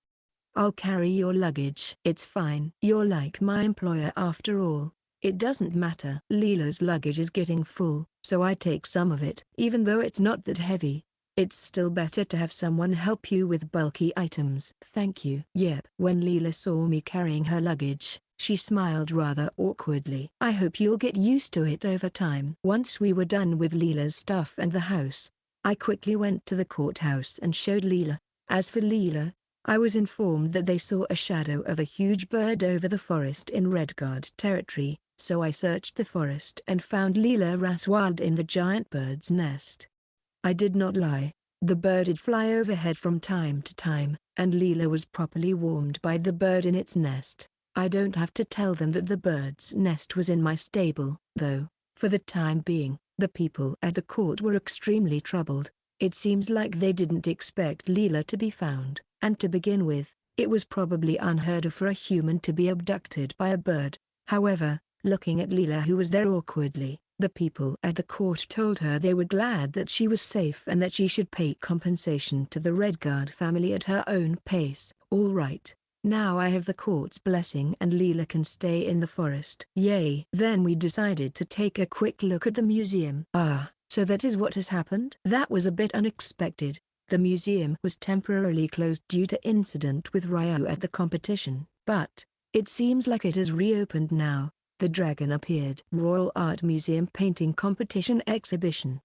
is the new name of the occasion. Specifically, the dragon has left the painting and the nameplates in different positions. The room where the award-winning paintings of the competition were displayed has been turned into an exhibition room, and the explanatory paintings have been reopened in an amazing way. A lot of things happened at the 29th Royal Museum's painting competition. On the day of the presentation of the awards, a dragon came from the heavens, ripped off the nameplates of all the artists, and rearranged them. The dragon then vanished into the sky, leaving behind only the paintings with the artists' names removed. It was later discovered that several painters had published works that were not their own, with their own names attached to them. Perhaps the dragon was trying to correct our human arrogance by disregarding the nameplates. The Royal Art Museum is currently involved in the investigation of this case. Yeah, anything with a caption makes it look like a work of art. You could call it modern art. It's interesting that exhibition of paintings with nameplates rearranged by the dragon. The award for excellence in the competition is not seen at all. Maybe it is because the value of the painting faded away when the nameplate was removed. Or maybe it is because the work is meaningless to those who only see the nameplate. Also, the difference between the Excellence Award and the others may have become irrelevant because of the way people look at them, as if they are wondering which is the original picture of the person whose nameplate was newly pasted next to the Excellence Award picture. Even if the name was changed, the award-winning work is still an award-winning work, and the picture itself has not changed in any way. But the behavior of the people who looked at the pictures has certainly changed. As a result, it seemed that many people were looking at my picture and Leela's picture, which was only an honorable mention. My and Leela's paintings were like one continuous work of art. The worlds in the paintings are connected. That's why they caught my attention even more than usual. What should I do? My picture, which has my name on it, is being praised. Leela murmured as she heard the visitors looking at our pictures and talking about something. Her face is a little red. Well, isn't it special when it's your name on your painting? Yeah, it's special. Leela's face turned red and she looked at the customers and the picture of us that they were looking at with sparkling eyes, which made me feel happy too. Yeah, happy. I'm happy to see Leela happy. And I'm also happy that she can see her own painting. Why am I very happy? However, I don't quite understand why I'm so happy. I can understand why I'm happy because Leela is being praised and Leela looks happy. Yep, I am happy when I see someone who looks happy, but being happy that my picture is praised is, well, there is a voice in the corner of my head that says, it's wrong to be happy that your picture is seen and praised by others. Why? That's already decided. However, Leela smiled brightly and said, I'm happy if there are people who like what I like. That's why I'm happy if there are people who say they like my paintings. And I hope that many people will say the same thing. When I was a little, well, very surprised, Leela continued. I like your drawings. So, I'd be happy if you liked what I like too. We left the museum in a daze. Faye was leading the way, and we were following him, but to be honest, I couldn't really hear what everyone was saying. Nor was I really understanding anything. However, what Leela said is still spinning around in my head. I am happy when people compliment my paintings because it makes me happy to know that someone likes what I like. And Leela likes my paintings, so I am happy that she likes my painting. I wonder if is a good thing. I'm happy when Leela is happy, but is it okay if I tell her that I like her painting? I've been thinking about it. I like to paint, but my paintings have many technical flaws. My sketches are not always correct, and sometimes they don't turn out the way I want them to, but I like them. I like them a lot. And liking something is not a bad thing. I wonder if I don't have to feel bad that other people say they like my paintings. Is it acceptable to be appreciated or to want to be appreciated? I thought about it a bit, but I couldn't find an answer. But what Leela said has been going around in my head for a long time, and I'm a little troubled. Well, I'm not troubled. Yep. I'm a little worried, confused. Teacher also said that thinking is not meaningless. So I'm still thinking about this. After that, we went back to the forest and spent our time leisurely drawing pictures again. One day to go, Leela, a letter for you guys. Faye appeared with a letter from the Royal Art Museum. It's a letter from an incredible place. Leela and I read the letter together with Faye. The letter that came from the Royal Art Museum was an off-white envelope stamped with gold foil, making it look very luxurious. It feels very royal. Yep. When Leela and I read the letter, we were left speechless. We were stunned. The letter said, "We would like to make your paintings part of the official collection of the Royal Art Museum after being the centerpiece of exhibition of paintings with nameplates rearranged by the dragon." Leela and I were troubled. We were very anxious. I don't know what to do. I can't believe they remembered our paintings so well. It feels overwhelming. I'm kind of glad, though. I never thought that the Royal Art Museum would say, "We would like to have your paintings in our collection." Apparently, some of the people at the museum remembered our paintings. In other words, the picture of the stormy forest that Leela drew under the name Tugo Uzora, and the Leela-like picture I drew under the name Leela Rasworld. They also seemed to remember which nameplate was on which side, and that they had been switched after the dragon's mischief.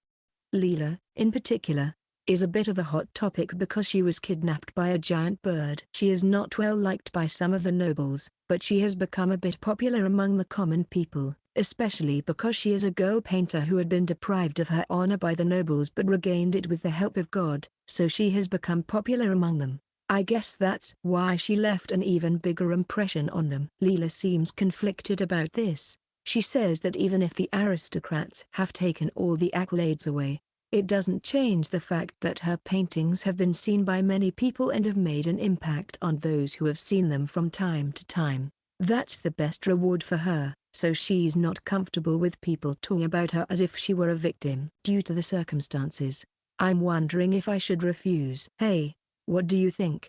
If this wasn't my painting, I would have been amused. What can I say?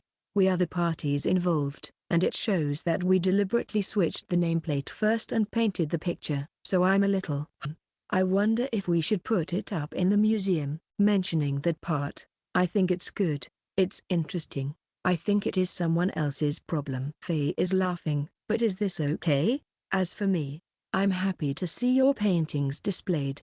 I see. Would you be happy if our pictures were displayed? I see. But we already caused trouble for Faye. Huh? That's fine. It was just perfect to prevent the Redguard family from being looked down on. This incident is good. Is it because you defeated Mr. Brumper? Okay. We decided to let the outside world know that if the Redguard family loses face, they will be angry and dragons and birds will appear. Well, there's also the matter of the red dragon and the spirit vein. Both helped a lot. I see. Faye has a lot going on, too. Yep. Is it okay to say that if you anger the Redguards, dragons and giant birds will appear out of the blue? Well, I think it's fine. If you want to reflect the will of the people, your paintings are probably the most memorable paintings in the series of events, and the museum chose your paintings. That's how much they liked it. Don't you think? Maybe so, but I was somewhat puzzled. I don't know if the painting is being evaluated, the incident is being evaluated, or the dragon is being evaluated. I'm not sure if what is being sought after and what I want to be sought after really match up, so I'm troubled. Leela and I were worried a lot. I'm worried because I don't know if my paintings themselves are really appreciated. Leela is hesitant to pose as a victim and show off her work at the museum. I don't have Leela's worries, but what Leela comments on my worries said, it's the same either way, isn't it? If the paintings are displayed and more people come to see them, there will be people who will think something about them, and there will also be people who will think about the incident. Leela is nice because she is so refreshing here.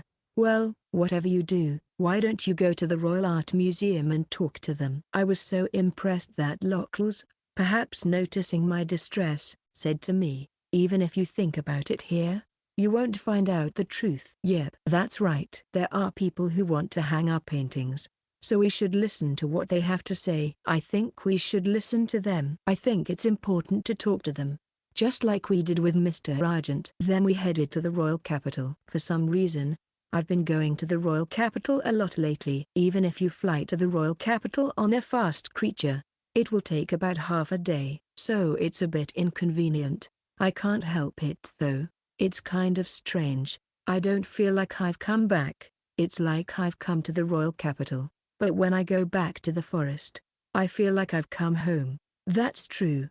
The amount of time I've been living in the forest hasn't really been that big of a deal. Leela said that as she looked at the streets of the royal capital with a slightly confused look on her face. I see. If you can feel like you've come home in the forest, I'd be happy. But maybe the museum is a place where I can feel like I've come home just a little bit. And Leela goes on to say something like that. She seems to have been painting in the small park behind the museum all her life, so I guess this place is familiar to her. There are also quite a few people I know.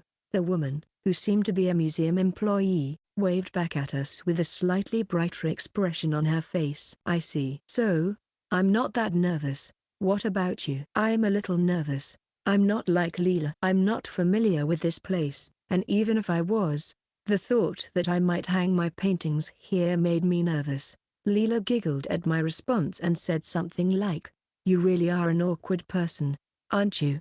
Yep, but I think honesty is a good thing. We went inside the museum and told the receptionist what we wanted to see. We were easily ushered into the room at the back of the museum. The room, which was not an exhibition room but a parlor, was just an ordinary room, but there were pictures on the wall and a sculpture in the corner of the room. It looks like a museum. Oh, pardon me for keeping you waiting. A well-dressed man came in, smiled happily, and took Leela and me by the hand. His nameplate read Director of the Royal Art Museum. I see. So you are the director of the museum. I am very honored to have the opportunity to speak with two young and popular painters. Come on, please take a seat. We sat down on the sofa as suggested. Faye is next to us. Ms. Croix and Locals are behind me. Behind Leela are the fairies. For the time being. Yeah. Good luck. So, are you both agreeable with having your paintings put up in the museum today? The director immediately said so. He's a speedy person. Well, I'm confused. That's why I said it properly. However, when I said, I'm confused, the director said, why?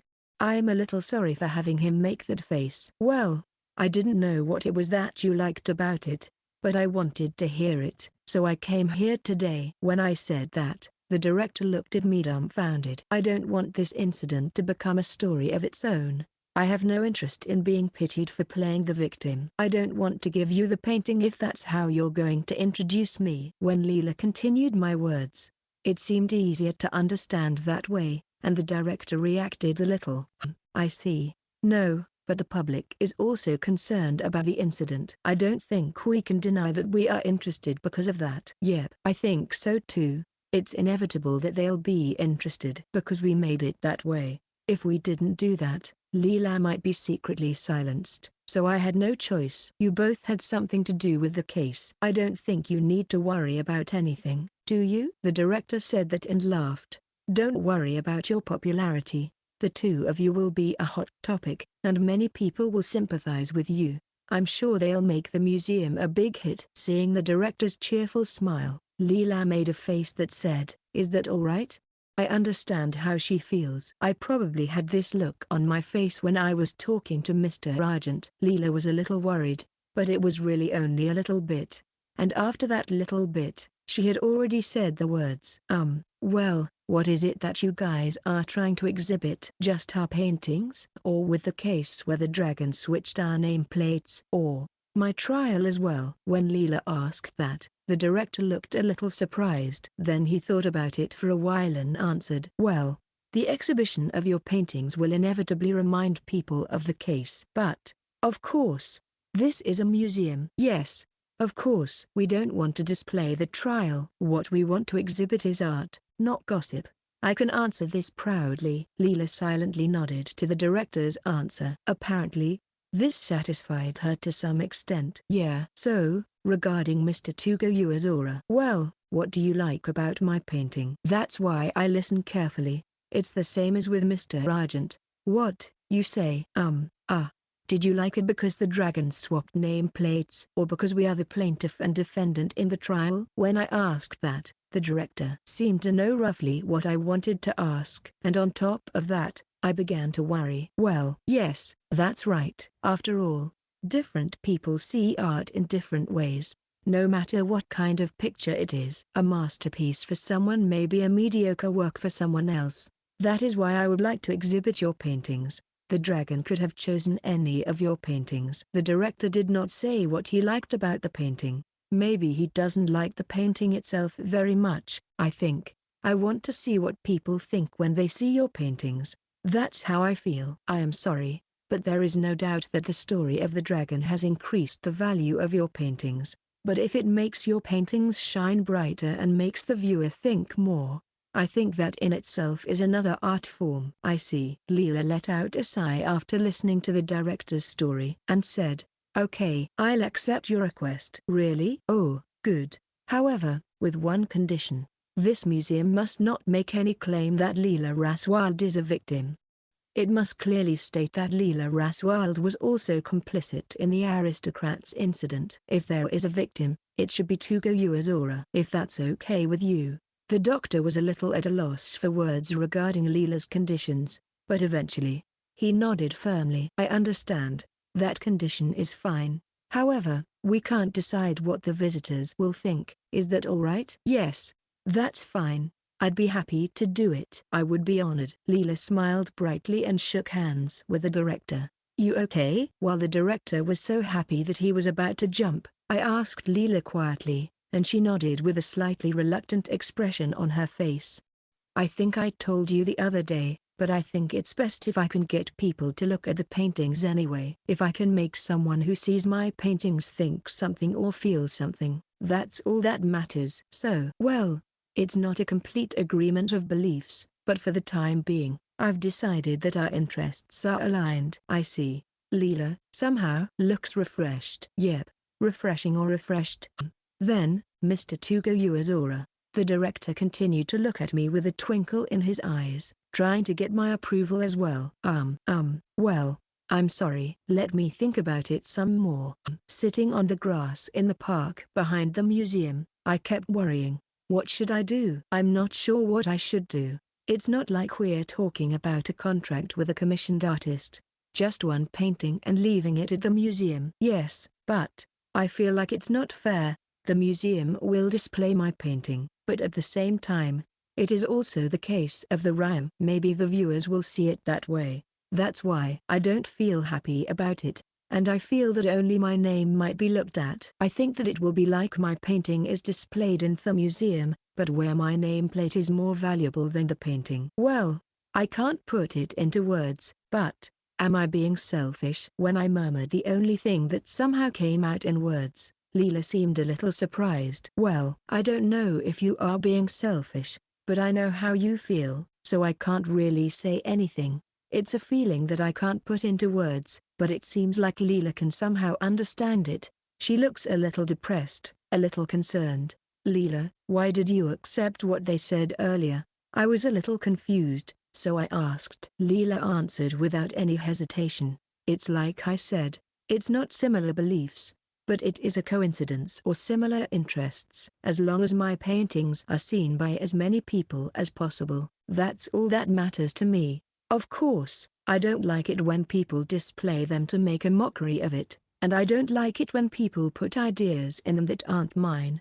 "I see. It feels refreshing after all. What should I do?" "First of all, I don't like the fact that the artist doesn't seem to like the picture itself. Secondly, the Ryu incident was added to the evaluation of the painting, and I think that was the main focus of the evaluation. I also wondered if the art I created in this way would have value, not just in my paintings, but in my name. I probably don't like that kind of thing. I guess it's better to treat it like Leela, but somehow I'm stuck." While thinking about this, I was sitting on the lawn, staring blankly at the sky as the wind blew by. "Excuse me." I came back to myself when a voice called out to me. I was surprised to see a woman in a museum employee's uniform beside us. "You are Leela Raswald and Tugo Uazora, right?" "Oh, yes."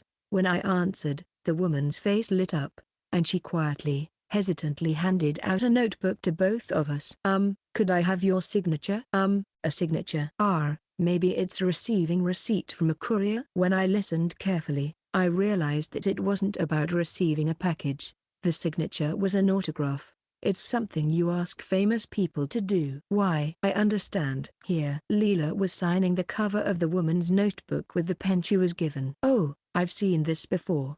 It's the signature Leela put on her own painting. In short, a signature that she had put in so that people would know it was a fake. The woman was very happy to see it. Her voice was subdued, but the expression on her face showed how happy she was. Yes, I understand. I can tell. If you look at her face, you can tell that she is really happy. Mr. Tugo Uzora, if you don't mind. I was at a loss when Leela silently handed me the notebook and pen. A signature, an autograph. I'm not that big of a person. However, the woman seems to be really looking forward to it, and Leela has a look on her face that says, go ahead and write. You.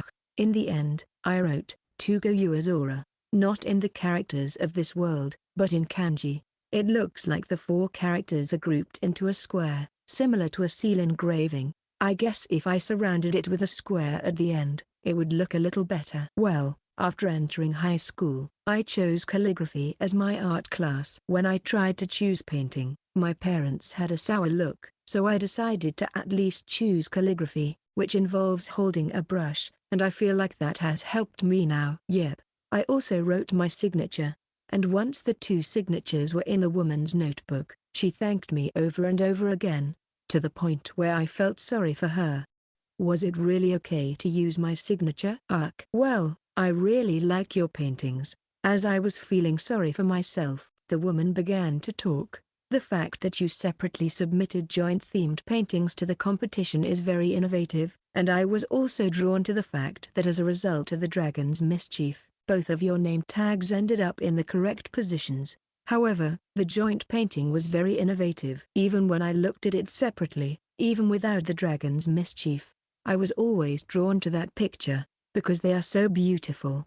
I listened to the words of the woman who speaks so enthusiastically, leaving a refreshing air. I wonder what it is. I wonder what this is. Leela Raswald's paintings look like they were cut out of a real storm. I feel like I'm there too. It's cold and lonely and scary. It's such an unsettling feeling, but it's refreshing. When I glanced at Leela, I saw that she looked a little bashful. Yeah, that's true. That's the kind of face she is having. Then, when I look at Tugo Uzora's painting, how do I say it? I feel saved. I think, yes, here I am. I wonder if it's the feeling of someone who knows me exists, or the feeling of being able to find someone in the middle of a storm. It's difficult, but I feel like I've been seen. I've been saved. It makes me feel like that. My heart is pounding. It's not the same as being nervous, but it's a feeling like your feet are unsteady. I'm not afraid, but I'm happy. The reason I feel like I'm unsteady on my feet is probably because I feel like I am floating. Ms. Leela, your painting was beautifully composed. The power of the tree looking up from below and the way the rain is falling in scattered patches are so beautiful. Mr. Tugo's picture is a nice contrast to Ms. Leela's in its composition, but most of all, the clear colors make me feel inspired. I thought to myself, oh, this person has eyes that can look at a stormy forest and be moved by it. I feel as if I, too, have such eyes. When I see the painting, am I allowed to be this happy? This woman is so happy to talk to me. But is it okay? Is this really, really okay? The first day I saw your paintings, I went out to this park in the evening and looked up at the trees. It had been a long time since I had done that. The setting sun leaking through the leaves of the trees was so sparklingly beautiful, and I realized that, oh, there were so many beautiful things around me. After I saw that painting, I began to see the world a little more beautifully. I especially like rainy days. I really love them. Thank you.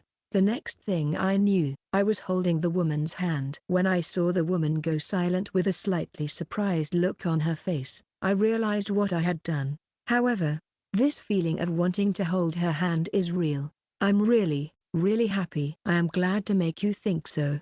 I'm sorry that I speak rather stuttered, but I can't help it. I'm not good at putting my thoughts into words, and I'm even worse at saying them. But when the woman heard what I said, she was a little surprised, smiled, and squeezed my hand back. I'm glad.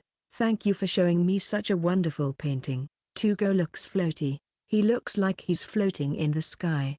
Tugo float to the sky. Locals. So, you can also joke like that? Everyone is saying something, but I just can't get it out of my head.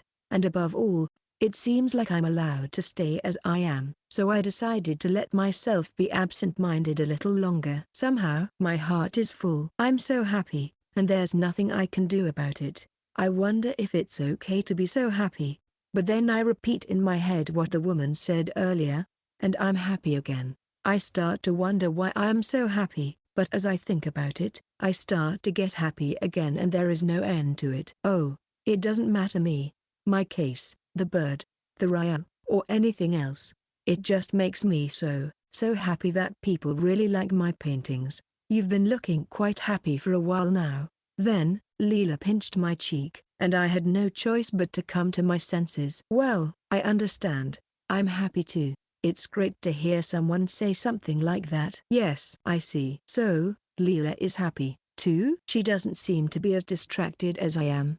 But maybe that's just a matter of getting used to it. Then, I thought to myself, well, I want more people to see my paintings. The person you just met is an employee of the museum, isn't she? So, in a sense, she is the same as the director of the museum, right? They saw our paintings in the competition and was made to thought something. Leela said and poked me a little. There are people who think like that. The director of the museum and the person who just saw the painting felt differently. Some people think something about the painting, while others think something about the incident behind it or something else, even though the conditions are the same. There are all kinds of people in the world. I think that's how it is. Yep. There are all kinds of people. There are people like my parents, there are people like teacher, there are people like me, and there are people like Mr. Regent, the king, and people like that. On the other hand, there are people like Faye, Lockles, Miss Croix, Leanne, Angel and Leela who are friendly with people like me. So, I want a lot of people to see my paintings. Not all of them don't see my paintings. There are people who look at my paintings, not at my name. So I want my paintings to be displayed and seen by many people. If many people see my paintings, I think there will be people who will like my paintings like the person who just met us. After Leela said all that in one breath, she suddenly looked a little sullen and embarrassed, and looked at me with a slightly teary look on her face. Just like you found Orin Hulk. Somehow, I understood the reason why Leela wants to display her painting in the museum. I know that many people see my paintings, and sometimes they think things that I don't want them to think. Sometimes they are used in a way that is far from what I wished for. But more than that, I know that I want my paintings to be seen and liked by people who plainly see them and like them. But more than that, there are people who look at my pictures and think why they like them. 1 person out of 10, or even 1 person out of 100 or 1,000, even if it is only 1 person among them, there is someone who finds my painting. That's why it would be great if as many people as possible could see it. Even if there is only 1 person out of 1,000.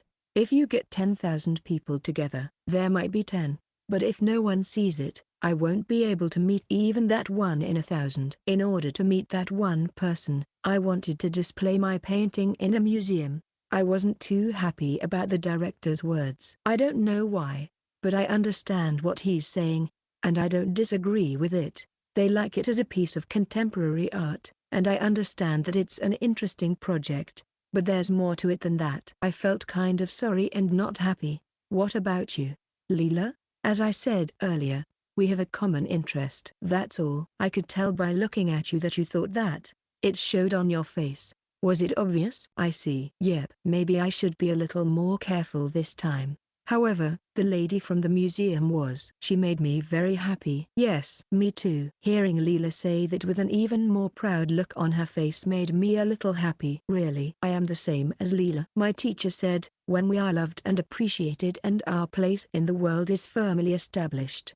And if we are going to be appreciated anyway, we would want to have a place in people's hearts. When I told her what teacher had taught me, Leela looked impressed. If someone appreciates your name alone, you won't have a place in their heart. But if someone sees my painting and appreciates it, if they like it, if my painting finds a place in their heart, I'll be very happy. I want that kind of recognition. That seems true. Me too, maybe. Leela smiles, a smile more confident than mine, and it's almost dazzling. After all, I'm happy when people like what I like. I'm not really happy when people like what I don't like. That's why my name is a trial to overcome. I'm not happy or anything if people like my drawings, but if people like my drawings, that makes me really happy. Yep, that's true. Truly, I'm happy. It makes me so happy to have a place in someone's heart, and I want that kind of evaluation. Even if 999 out of 1,000 people only see my name, my incident, and my trial, that's enough. If one person out of 1,000 liked my paintings, that alone would make me happy. I don't care if I have to face 999 disappointments in order to get one evaluation. Even if I do that, I want that kind of recognition. I want it. It seems that I've become greedy before I knew it. Then it's decided. Your painting will also be part of the museum's collection. Why yes. I flinched a little when I saw Leela stand up. Wait. What? You're happy, aren't you? You're happy to see it on display, right? Yep. I am happy. Extremely happy to hear about the lady at the museum earlier and thinking that someone like that might find my painting. It makes me very happy to hang it in a museum. But, is it okay to be this happy? Of course. It's okay. I was quite worried about it, but Leela gave me the answer in an instant. Leela is really so easygoing, brand new, and refreshing. Still, what's wrong with it? You mean, wanting to be evaluated? I'm not sure what I'm doing, and I'm starting to lose confidence in myself. But I'm sure there's a voice in my head, and I keep hearing it reprimanding me, saying, "How shallow, you should live more modestly. What's the use of being appreciated for that?" Leela looked intently into my eyes with her indigo eyes. My face is reflected in her Leela eyes. Who is it that won't allow you to be appreciated? Who? Someone who is no one, the world, etc. Also, myself, I guess. And then there's the sense of justice, a sense of guilt, and then, well, I get it. I do understand, but it's hard to explain. It's a little difficult to explain. My chest hurts. My head is blank. But I'm a painter, and I'm in the patronage of the Red Guard family, and yet, the words on the paper I'm facing, pencil in hand, certainly aren't, and it's raining, and I've been thrown away. They got angry and disappointed. At that moment, my breath hitched. I choked. I couldn't see what was in front of me, and I thought, I was no good. To go. Lockless suddenly appeared from my side. Then, in that fearless face that looked like a plaster statue, he looked at me with a serious gaze. "There's no one here who won't allow you to paint. You don't need to write law degree." I was kind of taken aback, and then, with a snap, a lot of things blew out of my head. I remembered. I was so surprised that the words came out before I could think about what had been blown out of my head. Because that's what teacher said. Lockles said that a little awkwardly and let out a deep sigh. It must have been something you admired. Becoming an artist was something you had always dreamed of. When I was told that, I remembered it. Well, that's fine. To hang your paintings in a museum is to have many people recognize that you are a painter. It reminds me of many things. I have come a long way. When I decided to become the Red Guard family's painter, I felt like I had come to a completely new place, but I have come even further than that. It feels like that. I see. I am a painter, so maybe it's okay to hang my paintings in a museum. I have to become able to think that it is okay to hang my paintings in an art museum. I am this kind of creature. I'm a creature like this, but I easily get scared. I don't understand anything easily, and I'm constantly contradicting myself. Even if I fail, even if it's not what I want, I'm the one who decided to choose this path. That's why my parents don't matter anymore.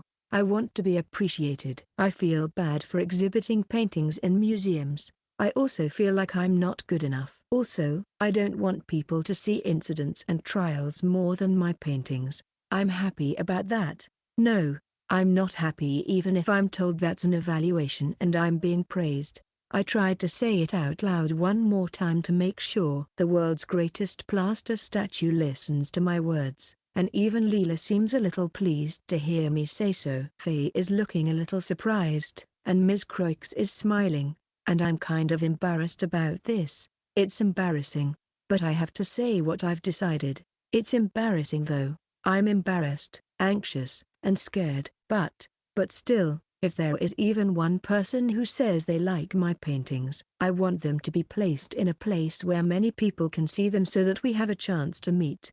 I'm going to have my painting placed in the museum.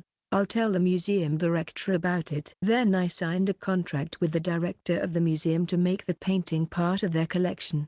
I was a little embarrassed, because I had been worried about it until a while ago. I'm not sure if it's a good idea, but the director was happy, and I've been feeling a strong desire to my painting scene, so I think it's okay. It's a strange feeling, but I don't feel bad.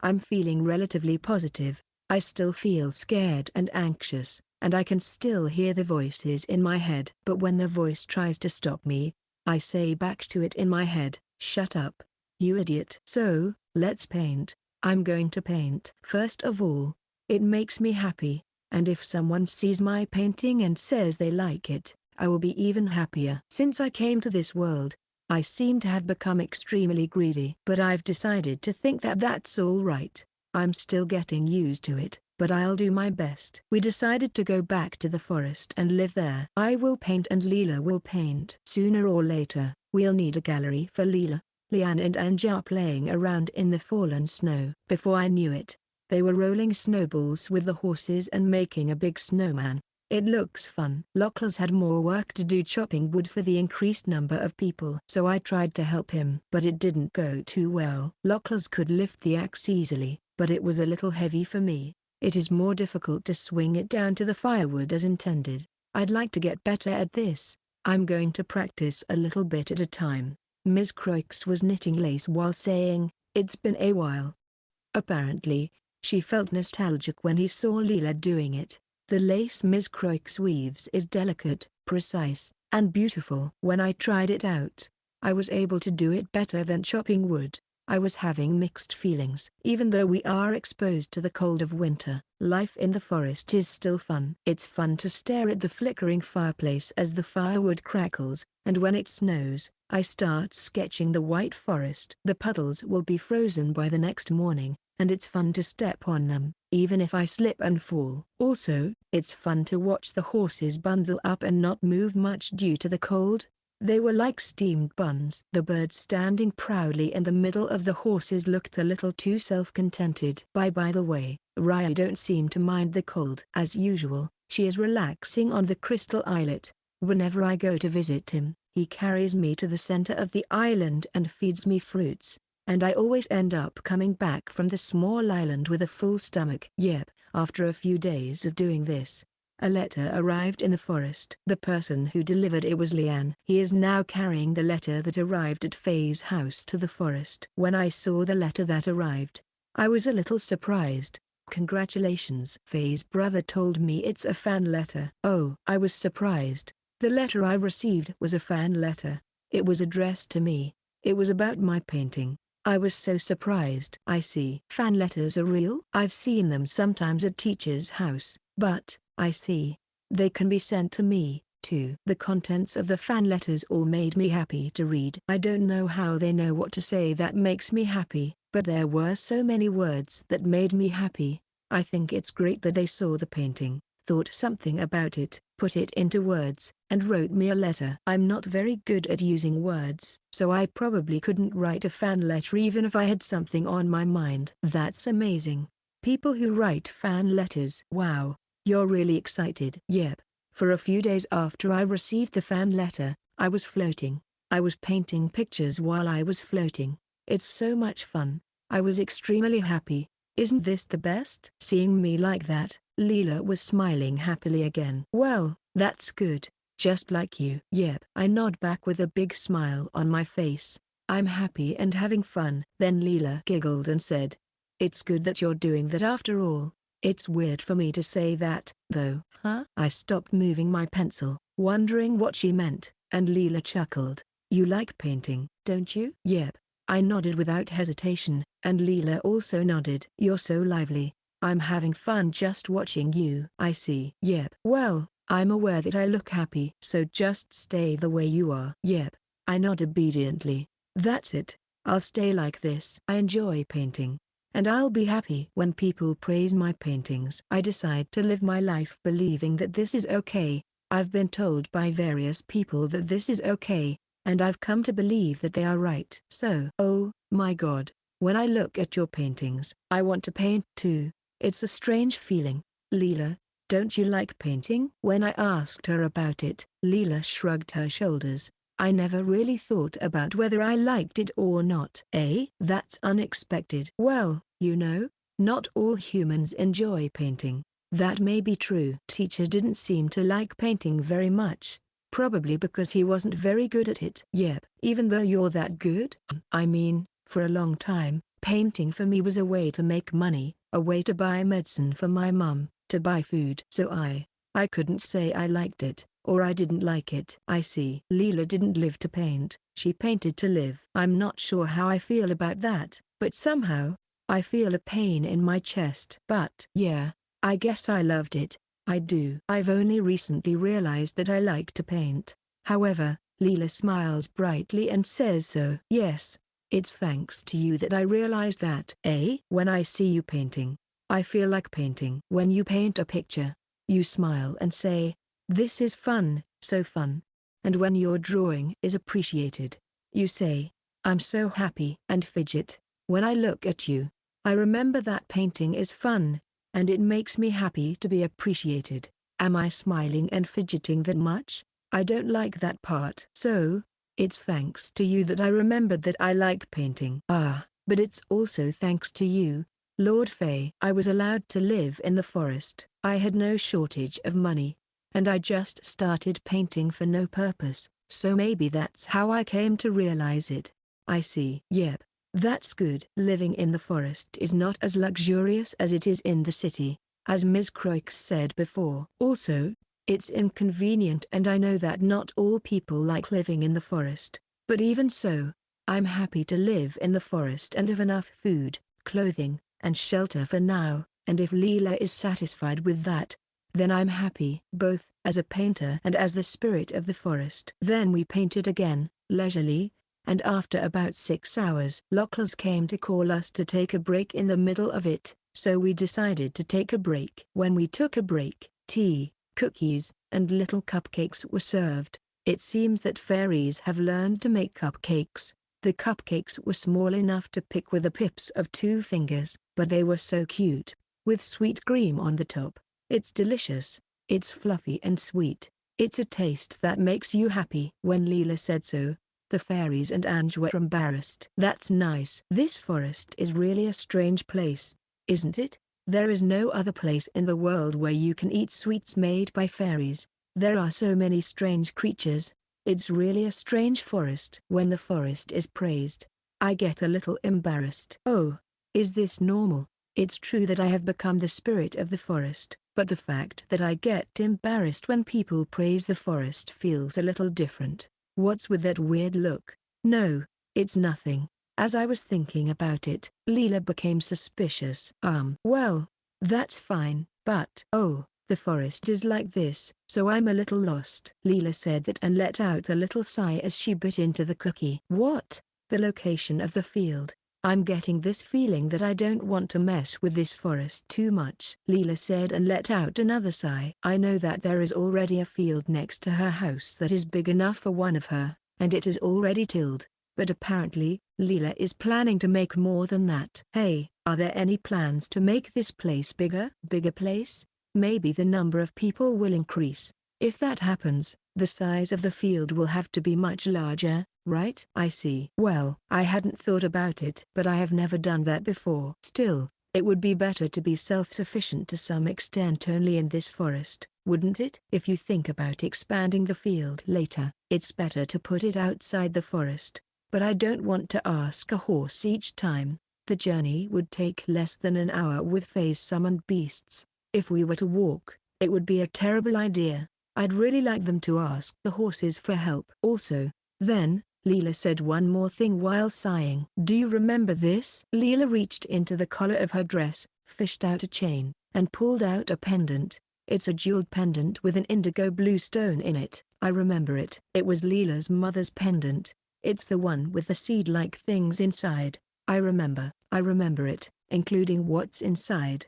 I also remember that Leela was unsure about what to do with the contents. When I answered, Leela asked again with a slightly confused look on her face. Hey, if it were you, would you plant this? To sow or not to sow the seeds? I think it is a very difficult question. The seeds are like a memento of Leela's mother, so to speak, and I understand her desire to cherish it, but at the same time, I think it is right to raise it into a plant because the seeds sprout when they are sown. But I also know that a sown seed does not always sprout. If nothing sprouts from the seeds we sow and it just goes back to the soil, that would be sad. I think that Leela's feelings are also wavering in that way. She is much more composed than I am, so she must be much more anxious than I am. Of course, these seeds belong to her, and they belong to her mother. Well, it's fine. I'll think about it some more. If I'm going to sow it anyway, it'll probably be a little later. Leela looked out the window with a sigh. It was snowing outside the window. It is true that it may be a little early in the season to sow seeds. I'm not sure if it's a good time to sow seeds, but there are certain seasons that are better than others. Or maybe it's better to sow them in spring. I'm not sure. I wonder if it can be done somehow. It was about that. That's why I came to ask for advice. To Ryan the bird. The Ryo still had a deep growl in his throat and offered me fruits. And the bird was sitting on the crystal islet, looking like it belonged to them. The Ryo was looking at me like, what the heck? At first, but the bird was there so naturally that he seemed to give up. I'm a forest spirit, right? If so, would I be able to make seeds sprout or something like that, right? I'm asking about the seeds that Leela has. You see, Ryas can even be seen as fertility gods, so they might know something about it. And the bird, in case you're wondering, is my senior spirit. I just thought this would be a good place to ask if I need help. I'm just not sure how the two would react. The Ryo just pokes me with his beard and watches me drink the contents of the fruits, and the bird is acting like a bird and just grooms their feathers. I'm not sure if they are listening to me or not. I think it's irresponsible to ask people to sow something they don't know will sprout, and I wish there was something I could do to help. However, when I said that, the bird turned towards me for a moment, then moved closer and snuggled closer to me. It's fluffy. After snuggling together for a while, the bird moved away again. Ah, they've started preening their feathers again. You know, I was in trouble. And now the Ryo began to do the same. The Ryo wrapped itself around me and squeezed me very lightly, and when I was enveloped in just the right amount of pressure, the Ryo eventually unraveled and moved away.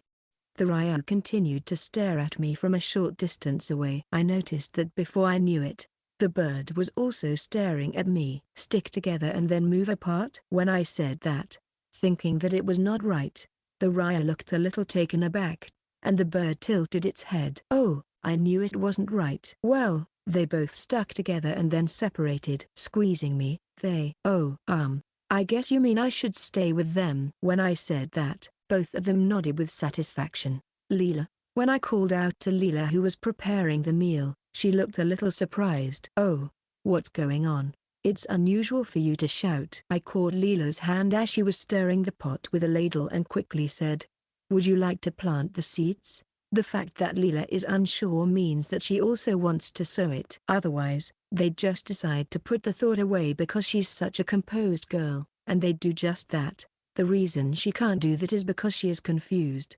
Leela, too, is lost. She's torn between the thought that the seeds she planted might not sprout and the desire to let them sprout and grow rather than leave it as it is. I can't do anything about that, but I thought about drawing seeds to increase the number of plants, but I think that it would probably be too cunning. So, there is only a little I can do. If we sow it and it fails, I'll mourn it along with you. The only thing I can do for people who don't know whether they will succeed or fail is to be with them. But that made me happy. That's not necessarily the case with Leela either, but that's why she didn't make an offer, because she felt it was somehow different. I see. Leela's eyes blinked and then she bursts into laughter. Then, I guess, please take care of me. Yeah, I see. Maybe I wanted someone who could mourn it with me when I failed. Leela said that while grinning a little, and then, she grabbed my hand and said, thank you. I look forward to depending on you. Yes, there's not much I can do, but I already know what it's like to have someone who can cry and laugh with you when you fail. So, I want to be able to give it back this time. The winter in the forest continued after that. In addition to just painting, I also worked as the forest spirit. I checked the barrier properly. And to keep the forest creatures from getting too cold, I dug a hole to use as a burrow, and prepared a fluffy bed made of plant fibers there. It would have been quite difficult to do that for all the creatures in the forest, but I think it made the forest a lot more enjoyable and helped them survive the winter. The creatures spent a relaxing time in their burrows, huddled together on their fluffy beds, keeping each other warm, and we spent a relaxing time doing what we could inside our houses. Oh, yes, I can chop wood now. Of course, I'm not as good as locals, and it takes time, but once I learn the tricks of the trade, I've managed to get the job done. Sometimes I even chop wood for locals. I'm just hoping that if I chop wood like this, I'll gain some muscle and become less short. No, I think of it as a bonus. But I'm getting better at chopping wood, which is good because it's getting to be my job. And I'm getting better at lace knitting. I've already been able to make things that are as good as Ms. Croix's and Leela's. I still have mixed feelings about it. If we spend our time enjoying winter like that, spring will eventually come.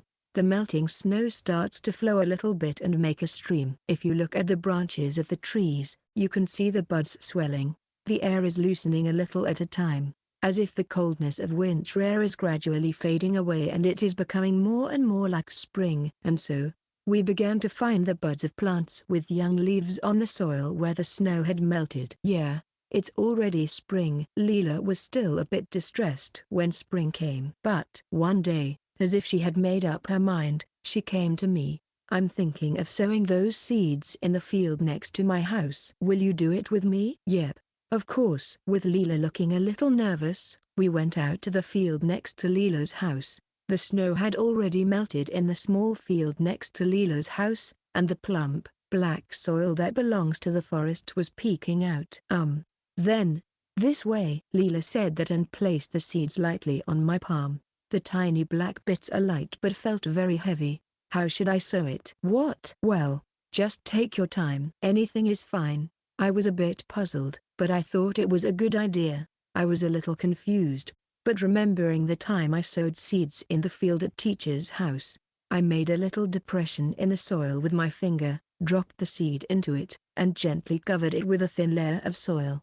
No, I don't know if this is the right way to sow the seeds, but I don't want to just sow them randomly and be done with it. That's how I sow the seeds, as carefully and as gently as possible. When I suddenly saw Leela's expression, she looked very serious, and seemed a little worried. I hope it grows safely, I said to her. Then I saw her face. She looked a little surprised, but then she smiled and said, yes, me too. If it doesn't work out, we can mourn it together. Yep, of course. That's how we sowed the seeds. I strongly wished that it will sprout. I went every day to check on the seeds we had planted. I knew that it was not good to water them too much, and it was Leela's job to water them, so all I really did was watch them. I was watching the field next to Leela every day, and eventually Leanne and Dange started coming to watch, and the fairies, horses, Miss Croix and Locklers started to pay attention, and soon everyone was peeking at the field in turn.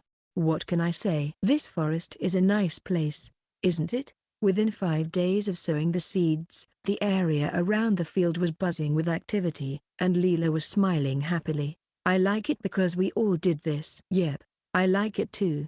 I feel very blessed. This forest is full of good people, good creatures, and good things. Recently, I've been wondering if the buds will sprout soon. I'm not wondering if they'll actually sprout. Leela said that and looked out at the field. I feel like the buds are coming out because they are being watched over carefully. After about 10 days of peeking into the fields together, when I went to see it in the morning, Leela was standing in front of the field. What happened? When I quietly approached Leela, she gently pointed to the soil in the field without saying a word. On top of the black soil, a green sprout was peeking out, just a little bit. The shell of the seeds we had sown was covering the tip of the sprout. It's coming out. They're out. Leela and I didn't even look at each other, just staring at the sprouts that were peeking out of the soil. Before long, the horses came over as if to say, "What's going on?" And just like us, They ended up staring at the buds that had sprouted. Lian, Ange, and the fairies who came to see it also started jumping around the field, overjoyed by the buds in the field. When Ms. Croix and Lockles saw this, they came to see the field as well, and their gazes dropped. Then it started raining quickly over there, and suddenly a rainbow began to appear. Could it be that the Ryo is celebrating with us? I think to myself as I watch the giant robin crossing majestically in front of the rainbow. This is why this forest is such a nice place. Section. It is now spring. The mornings and evenings are chilly, but during the day, it is much warmer where there is sunlight. It is especially nice and warm near a window where the sun shines in. I usually take my naps in such places. Yeah, a nap. I started taking naps before. I didn't even take a nap and even sleep at night to paint. But lately, because I don't have the energy, I end up taking naps. I started helping out with the field work. In the end, we decided to build a field outside the forest. I guess it's because Leela wanted to keep the environment inside the forest as it is. And more importantly, it's hard to cultivate in the forest because there are a lot of trees. That's why I create a field on flat land about a minute's walk from the edge of the forest, and grow crops there, from the middle of the forest. It takes about 40 minutes by horseback. It takes quite a bit of time, but it can't be helped. If you think of it as a kind of commute to school, it's all right. Wait a minute, don't push yourself too hard. All right, I won't. It was too much for Leela to cultivate the field by herself, so I decided to help as well. Lockles will take care of the things that require strength, and me, Leela, and Lian will take care of the rest. Ms. Croix and Ange are waiting for us and making lunch. We will eat lunch after returning from the fields and spend the afternoon at our own leisure. Leela and I are painting.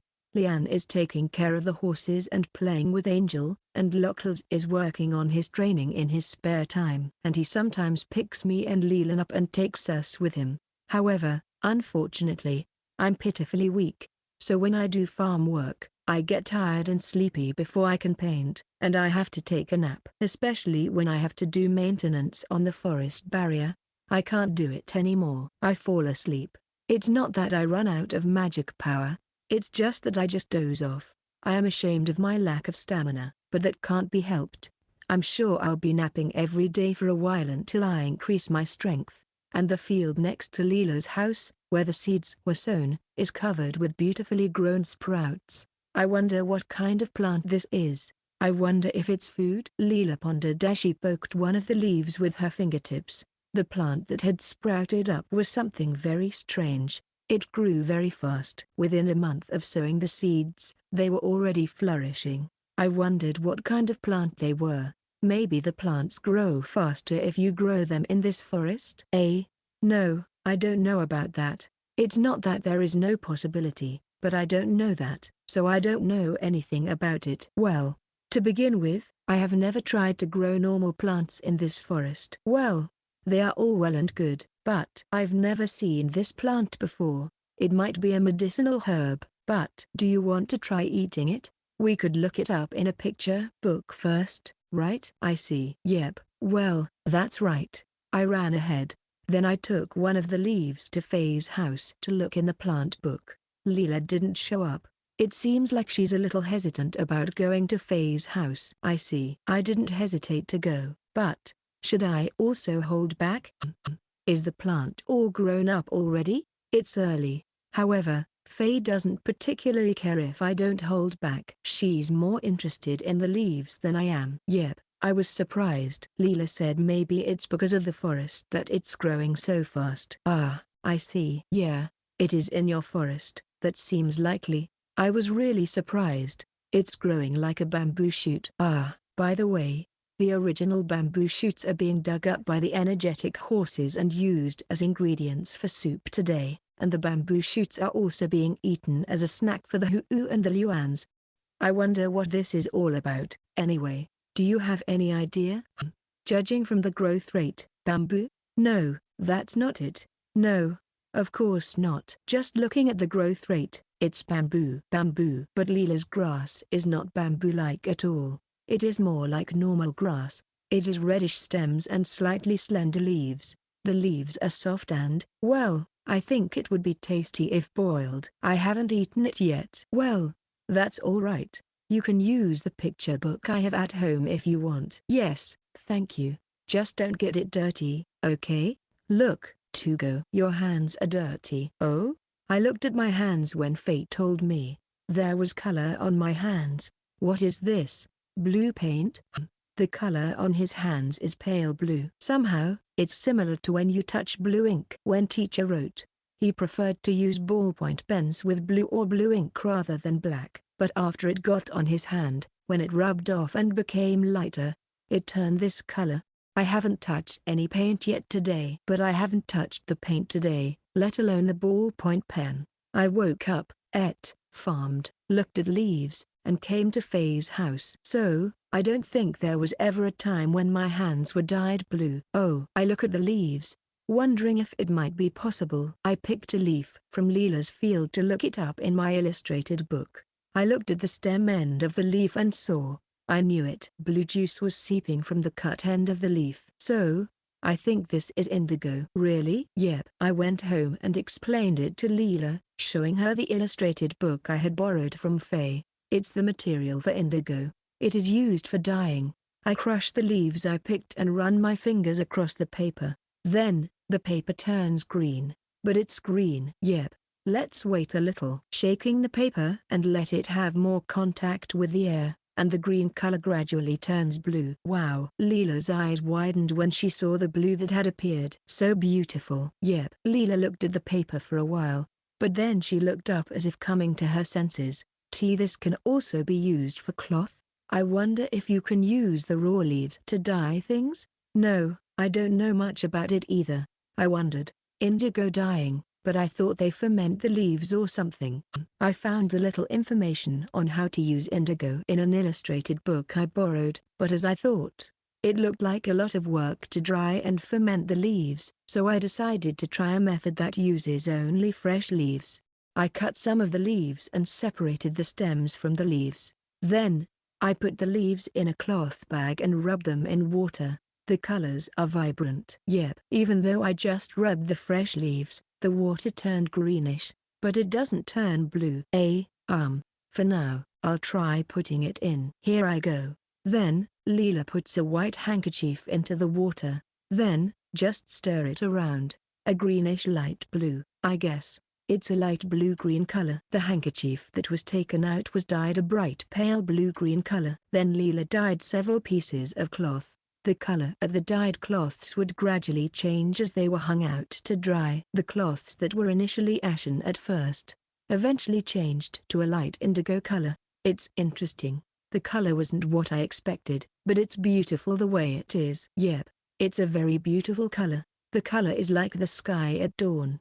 It's a light blue. A little cool. It made me a little happy to see it.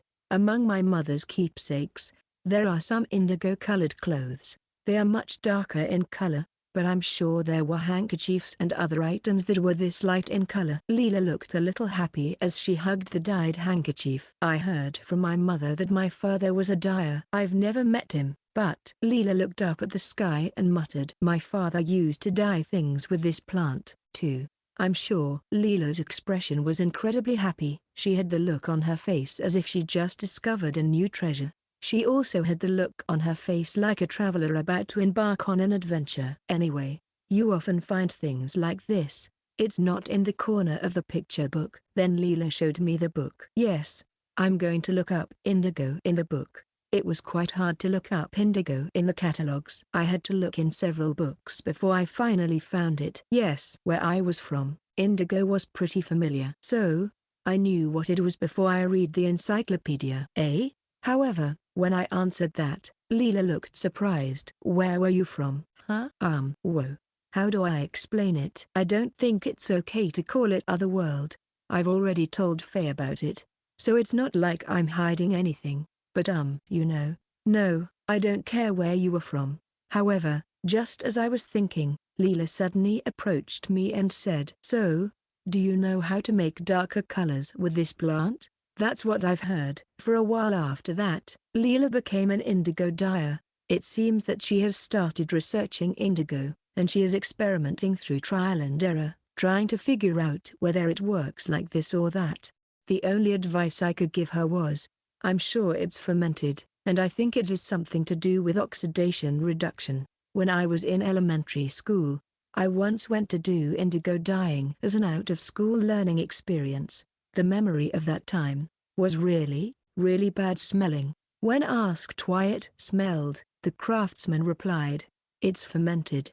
I feel like he told me that, well, the indigo leaves themselves have a rather strange smell. Also, I guess when I dyed it with fresh leaves, the color changed if I left it for some time. I think that's probably due to oxidation. So, I think that the pigment of indigo probably has to be oxidized to get that color. But I don't think I could get a good dye if I used the solution of fresh leaves that have been left for some time.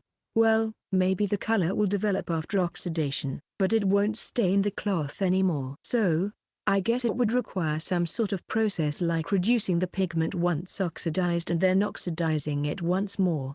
Fermentation would probably oxidize it, so I think it would be a good to add some ash or something that could be a reducing agent, but I'm not sure. I've only taken chemistry up to beginner. My grades weren't as good as language and stuff. However, it seems that there isn't much chemistry in this world, so when I told Leela about this, she looked dumbfounded. In the end, she said to me, "You seem to have something knowledgeable to say all the time."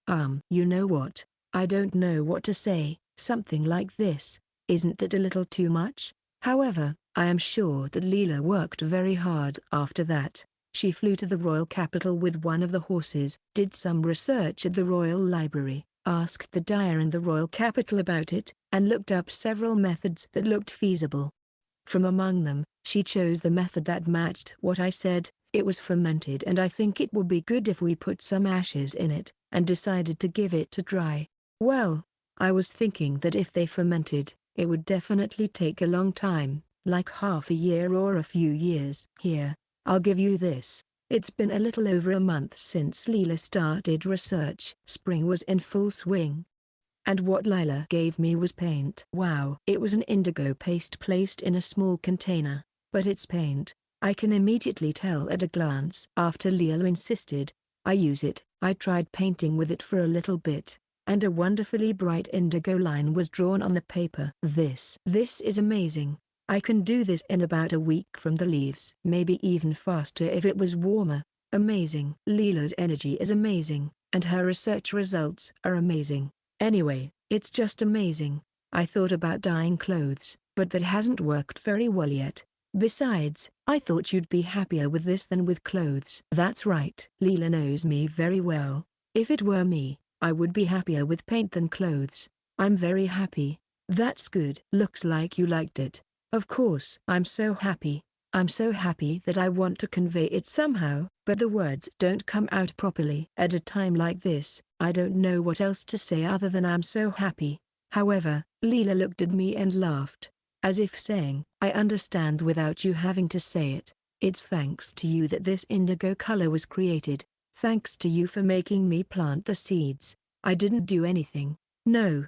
It's all thanks to you. You may not think it's a big deal, but it was a really big deal to me, Leela said happily. Then she went through her pockets and pulled out a small jar of paint. It was the same one she had given me. Inside, of course, was indigo paint. So, why don't you try your hand at painting? Leela said this with indigo paint in her hand, smiling widely. I want to paint. Seeing this, I wanted to paint with this paint right away. And so, I painted a picture of indigo. The sky is indigo.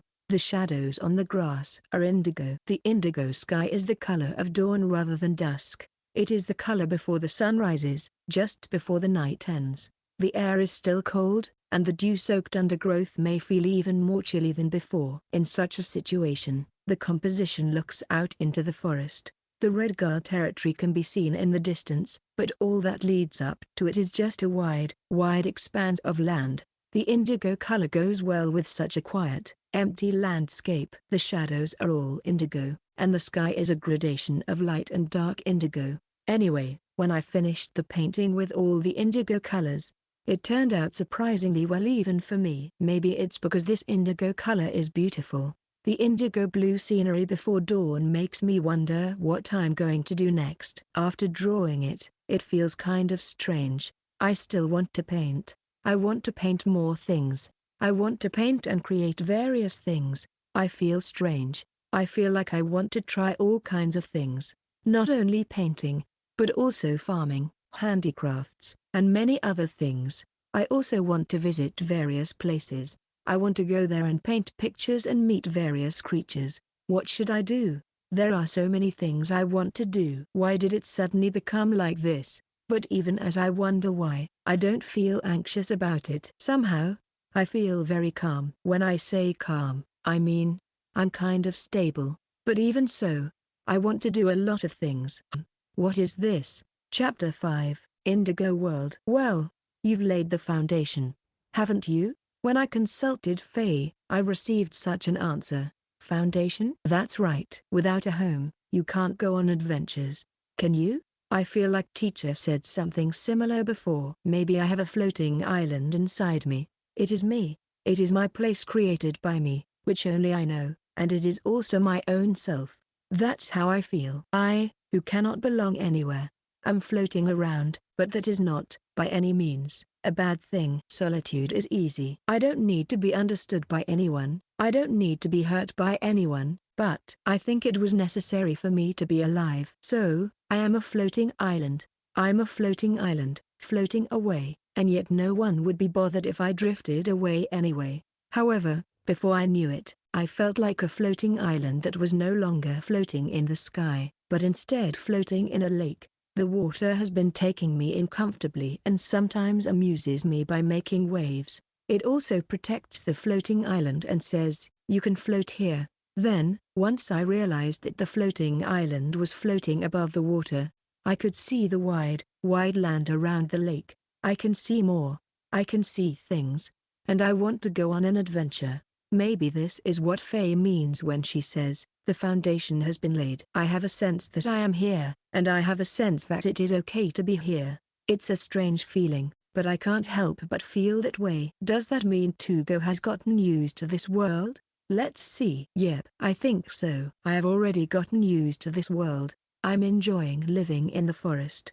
And I'm familiar with the fact that the mochi I draw become rice cakes. Also, I've gotten used to people being strangely kind to me. Faye is cheerful and refreshing and takes care of strange people like me, and Locals is calm and quickly guides me when I'm in trouble. Ms. Croix has a lot of things that I don't know, and she teaches me a lot. I wonder what Leon and Danja are like. Still, I'm glad that they genuinely seem to like me. I am happy when I see them working and enjoying it even while they are small. And Leela is someone who sees the same things as me, but from a different perspective than me. That's why she can teach me so many things. Everyone is kind. Not only are the people kind, but the burdened horses are also kind, and even the pipe fox, and Ryo are really kind. Getting used to that. It's a little scary. I know that when you go from a warm place to a cold place, you feel even colder. I already know that it's very painful to lose something you once loved. I wonder what will happen to me if the water in the lake where the floating island is floating disappears completely. Will I go back to being a floating island floating in the air again? Or will I spend the rest of my life lying at the bottom of the lake? No, let's not think about it. I don't want to think about losing something important anymore. Let's just think about the fact that I am supported right here, right now. Let's think about what might happen someday, and then, I just have to do my best to prevent whatever may come my way. Hide them or protect them. I mean, you've changed quite a bit, haven't you? Eh? I was a little surprised when Faye suddenly said that to me. What? Your face? My face? Huh. Has my face changed? I haven't had any plastic surgery or anything, you know? You're happy, aren't you? You're smiling more than when we first met. When I first saw you, you looked sullen. I can't see my own face, so I don't really know. Huh? That's right. Well, you were doing it. How should I describe it? You were fluffy. I mean, it's like when you are painting. You smile a lot and sparkle. Faye says, reminiscing. Come to think of it, it's been almost a year since I met him. Time moved fast, didn't it? I may have certainly changed a lot since I first met Faye. When I first came to this world, I painted pictures thinking that as long as I painted alone, I wouldn't bother anyone. But now, I am allowed to paint, and if anything, asked to do so. It's a tremendous change. I'm sure to be smiling and sparkling. I noticed that Tugo smiles when he touches something he likes, like a picture or a piece of bread with ham and cheese. Now, you're smiling even when you're not drawing or eating bread, even when you're with me, Locals, Miss Croix, Leanne, and Ange, Leela or, well, the horses and bird and others, you know? I wonder if I am really doing that. Am I smiling that much? I thought I was rather expressionless, but I see. Have I changed that much? I'm happy about that. I'm happy that you like me, and I'm also happy that you started to smile about other things. Thank you. Somehow, I have mixed feelings about it being said to me personally. I feel like it's a little embarrassing. Maybe I should be a little more relaxed. The point is, we in this forest to become your home, right? So, you can go on adventures in peace, right? Isn't that a good thing? However, when Faye says that to me, I can't help but nod, even though I feel extremely embarrassed. That's it. I am now able to go on an adventure. I want to try different things and go to different places. That's because I have a proper home. Instead of being a floating island drifting in the air, I became massive and supported by gentle water, and the surrounding land became visible. If it's true, maybe this is a good thing. I guess I am at Maslow's third level. Huh? What's that? As I was thinking about it, the words suddenly came out and Faye responded, so I briefly explained the theory of Maslow's 5 hierarchy of needs. And once again, I ponder about it myself. The third level of Maslow's 5 hierarchy of needs theory. When the level of love and belonging is satisfied, it changes to the level of satisfying self-esteem, and when it is recognized, it becomes a desire for self-actualization. I now belong to this world, and then, love and belonging, I received it. I'm very grateful, sorry, and a little embarrassed. Maybe that's why. So, I wanted recognition, and I wanted to put my paintings in a museum for someone who would look at them and like them. And now that I'm a little satisfied with that, I feel like I want to do a lot of different things. Oh well. So that's what that was about. I'm satisfied with my state of being, and I'm starting to enjoy living even more. I see. If it takes evaluation and, love, to become like this, then sure, I guess it does. I'm in a great place right now. I never imagined that it would be like this to belong to someone, be loved, and even be appreciated. It tickles, it's warm, it makes me feel amazing. So much so, I feel more energetic than ever before. Yep. Yes, I am. I'm very energetic. I want to go on adventures. I want to try all kinds of things. Not just painting, but all kinds of things. I have never been so happy to see such a wide world. This is because the foundation has been created. Levels 1 to 4 were completed. Because I have a home to go to, Faye. What is it? When I looked up at Faye's face, he was smiling at me. It feels a little embarrassing seeing that face, but I think it's important to say it.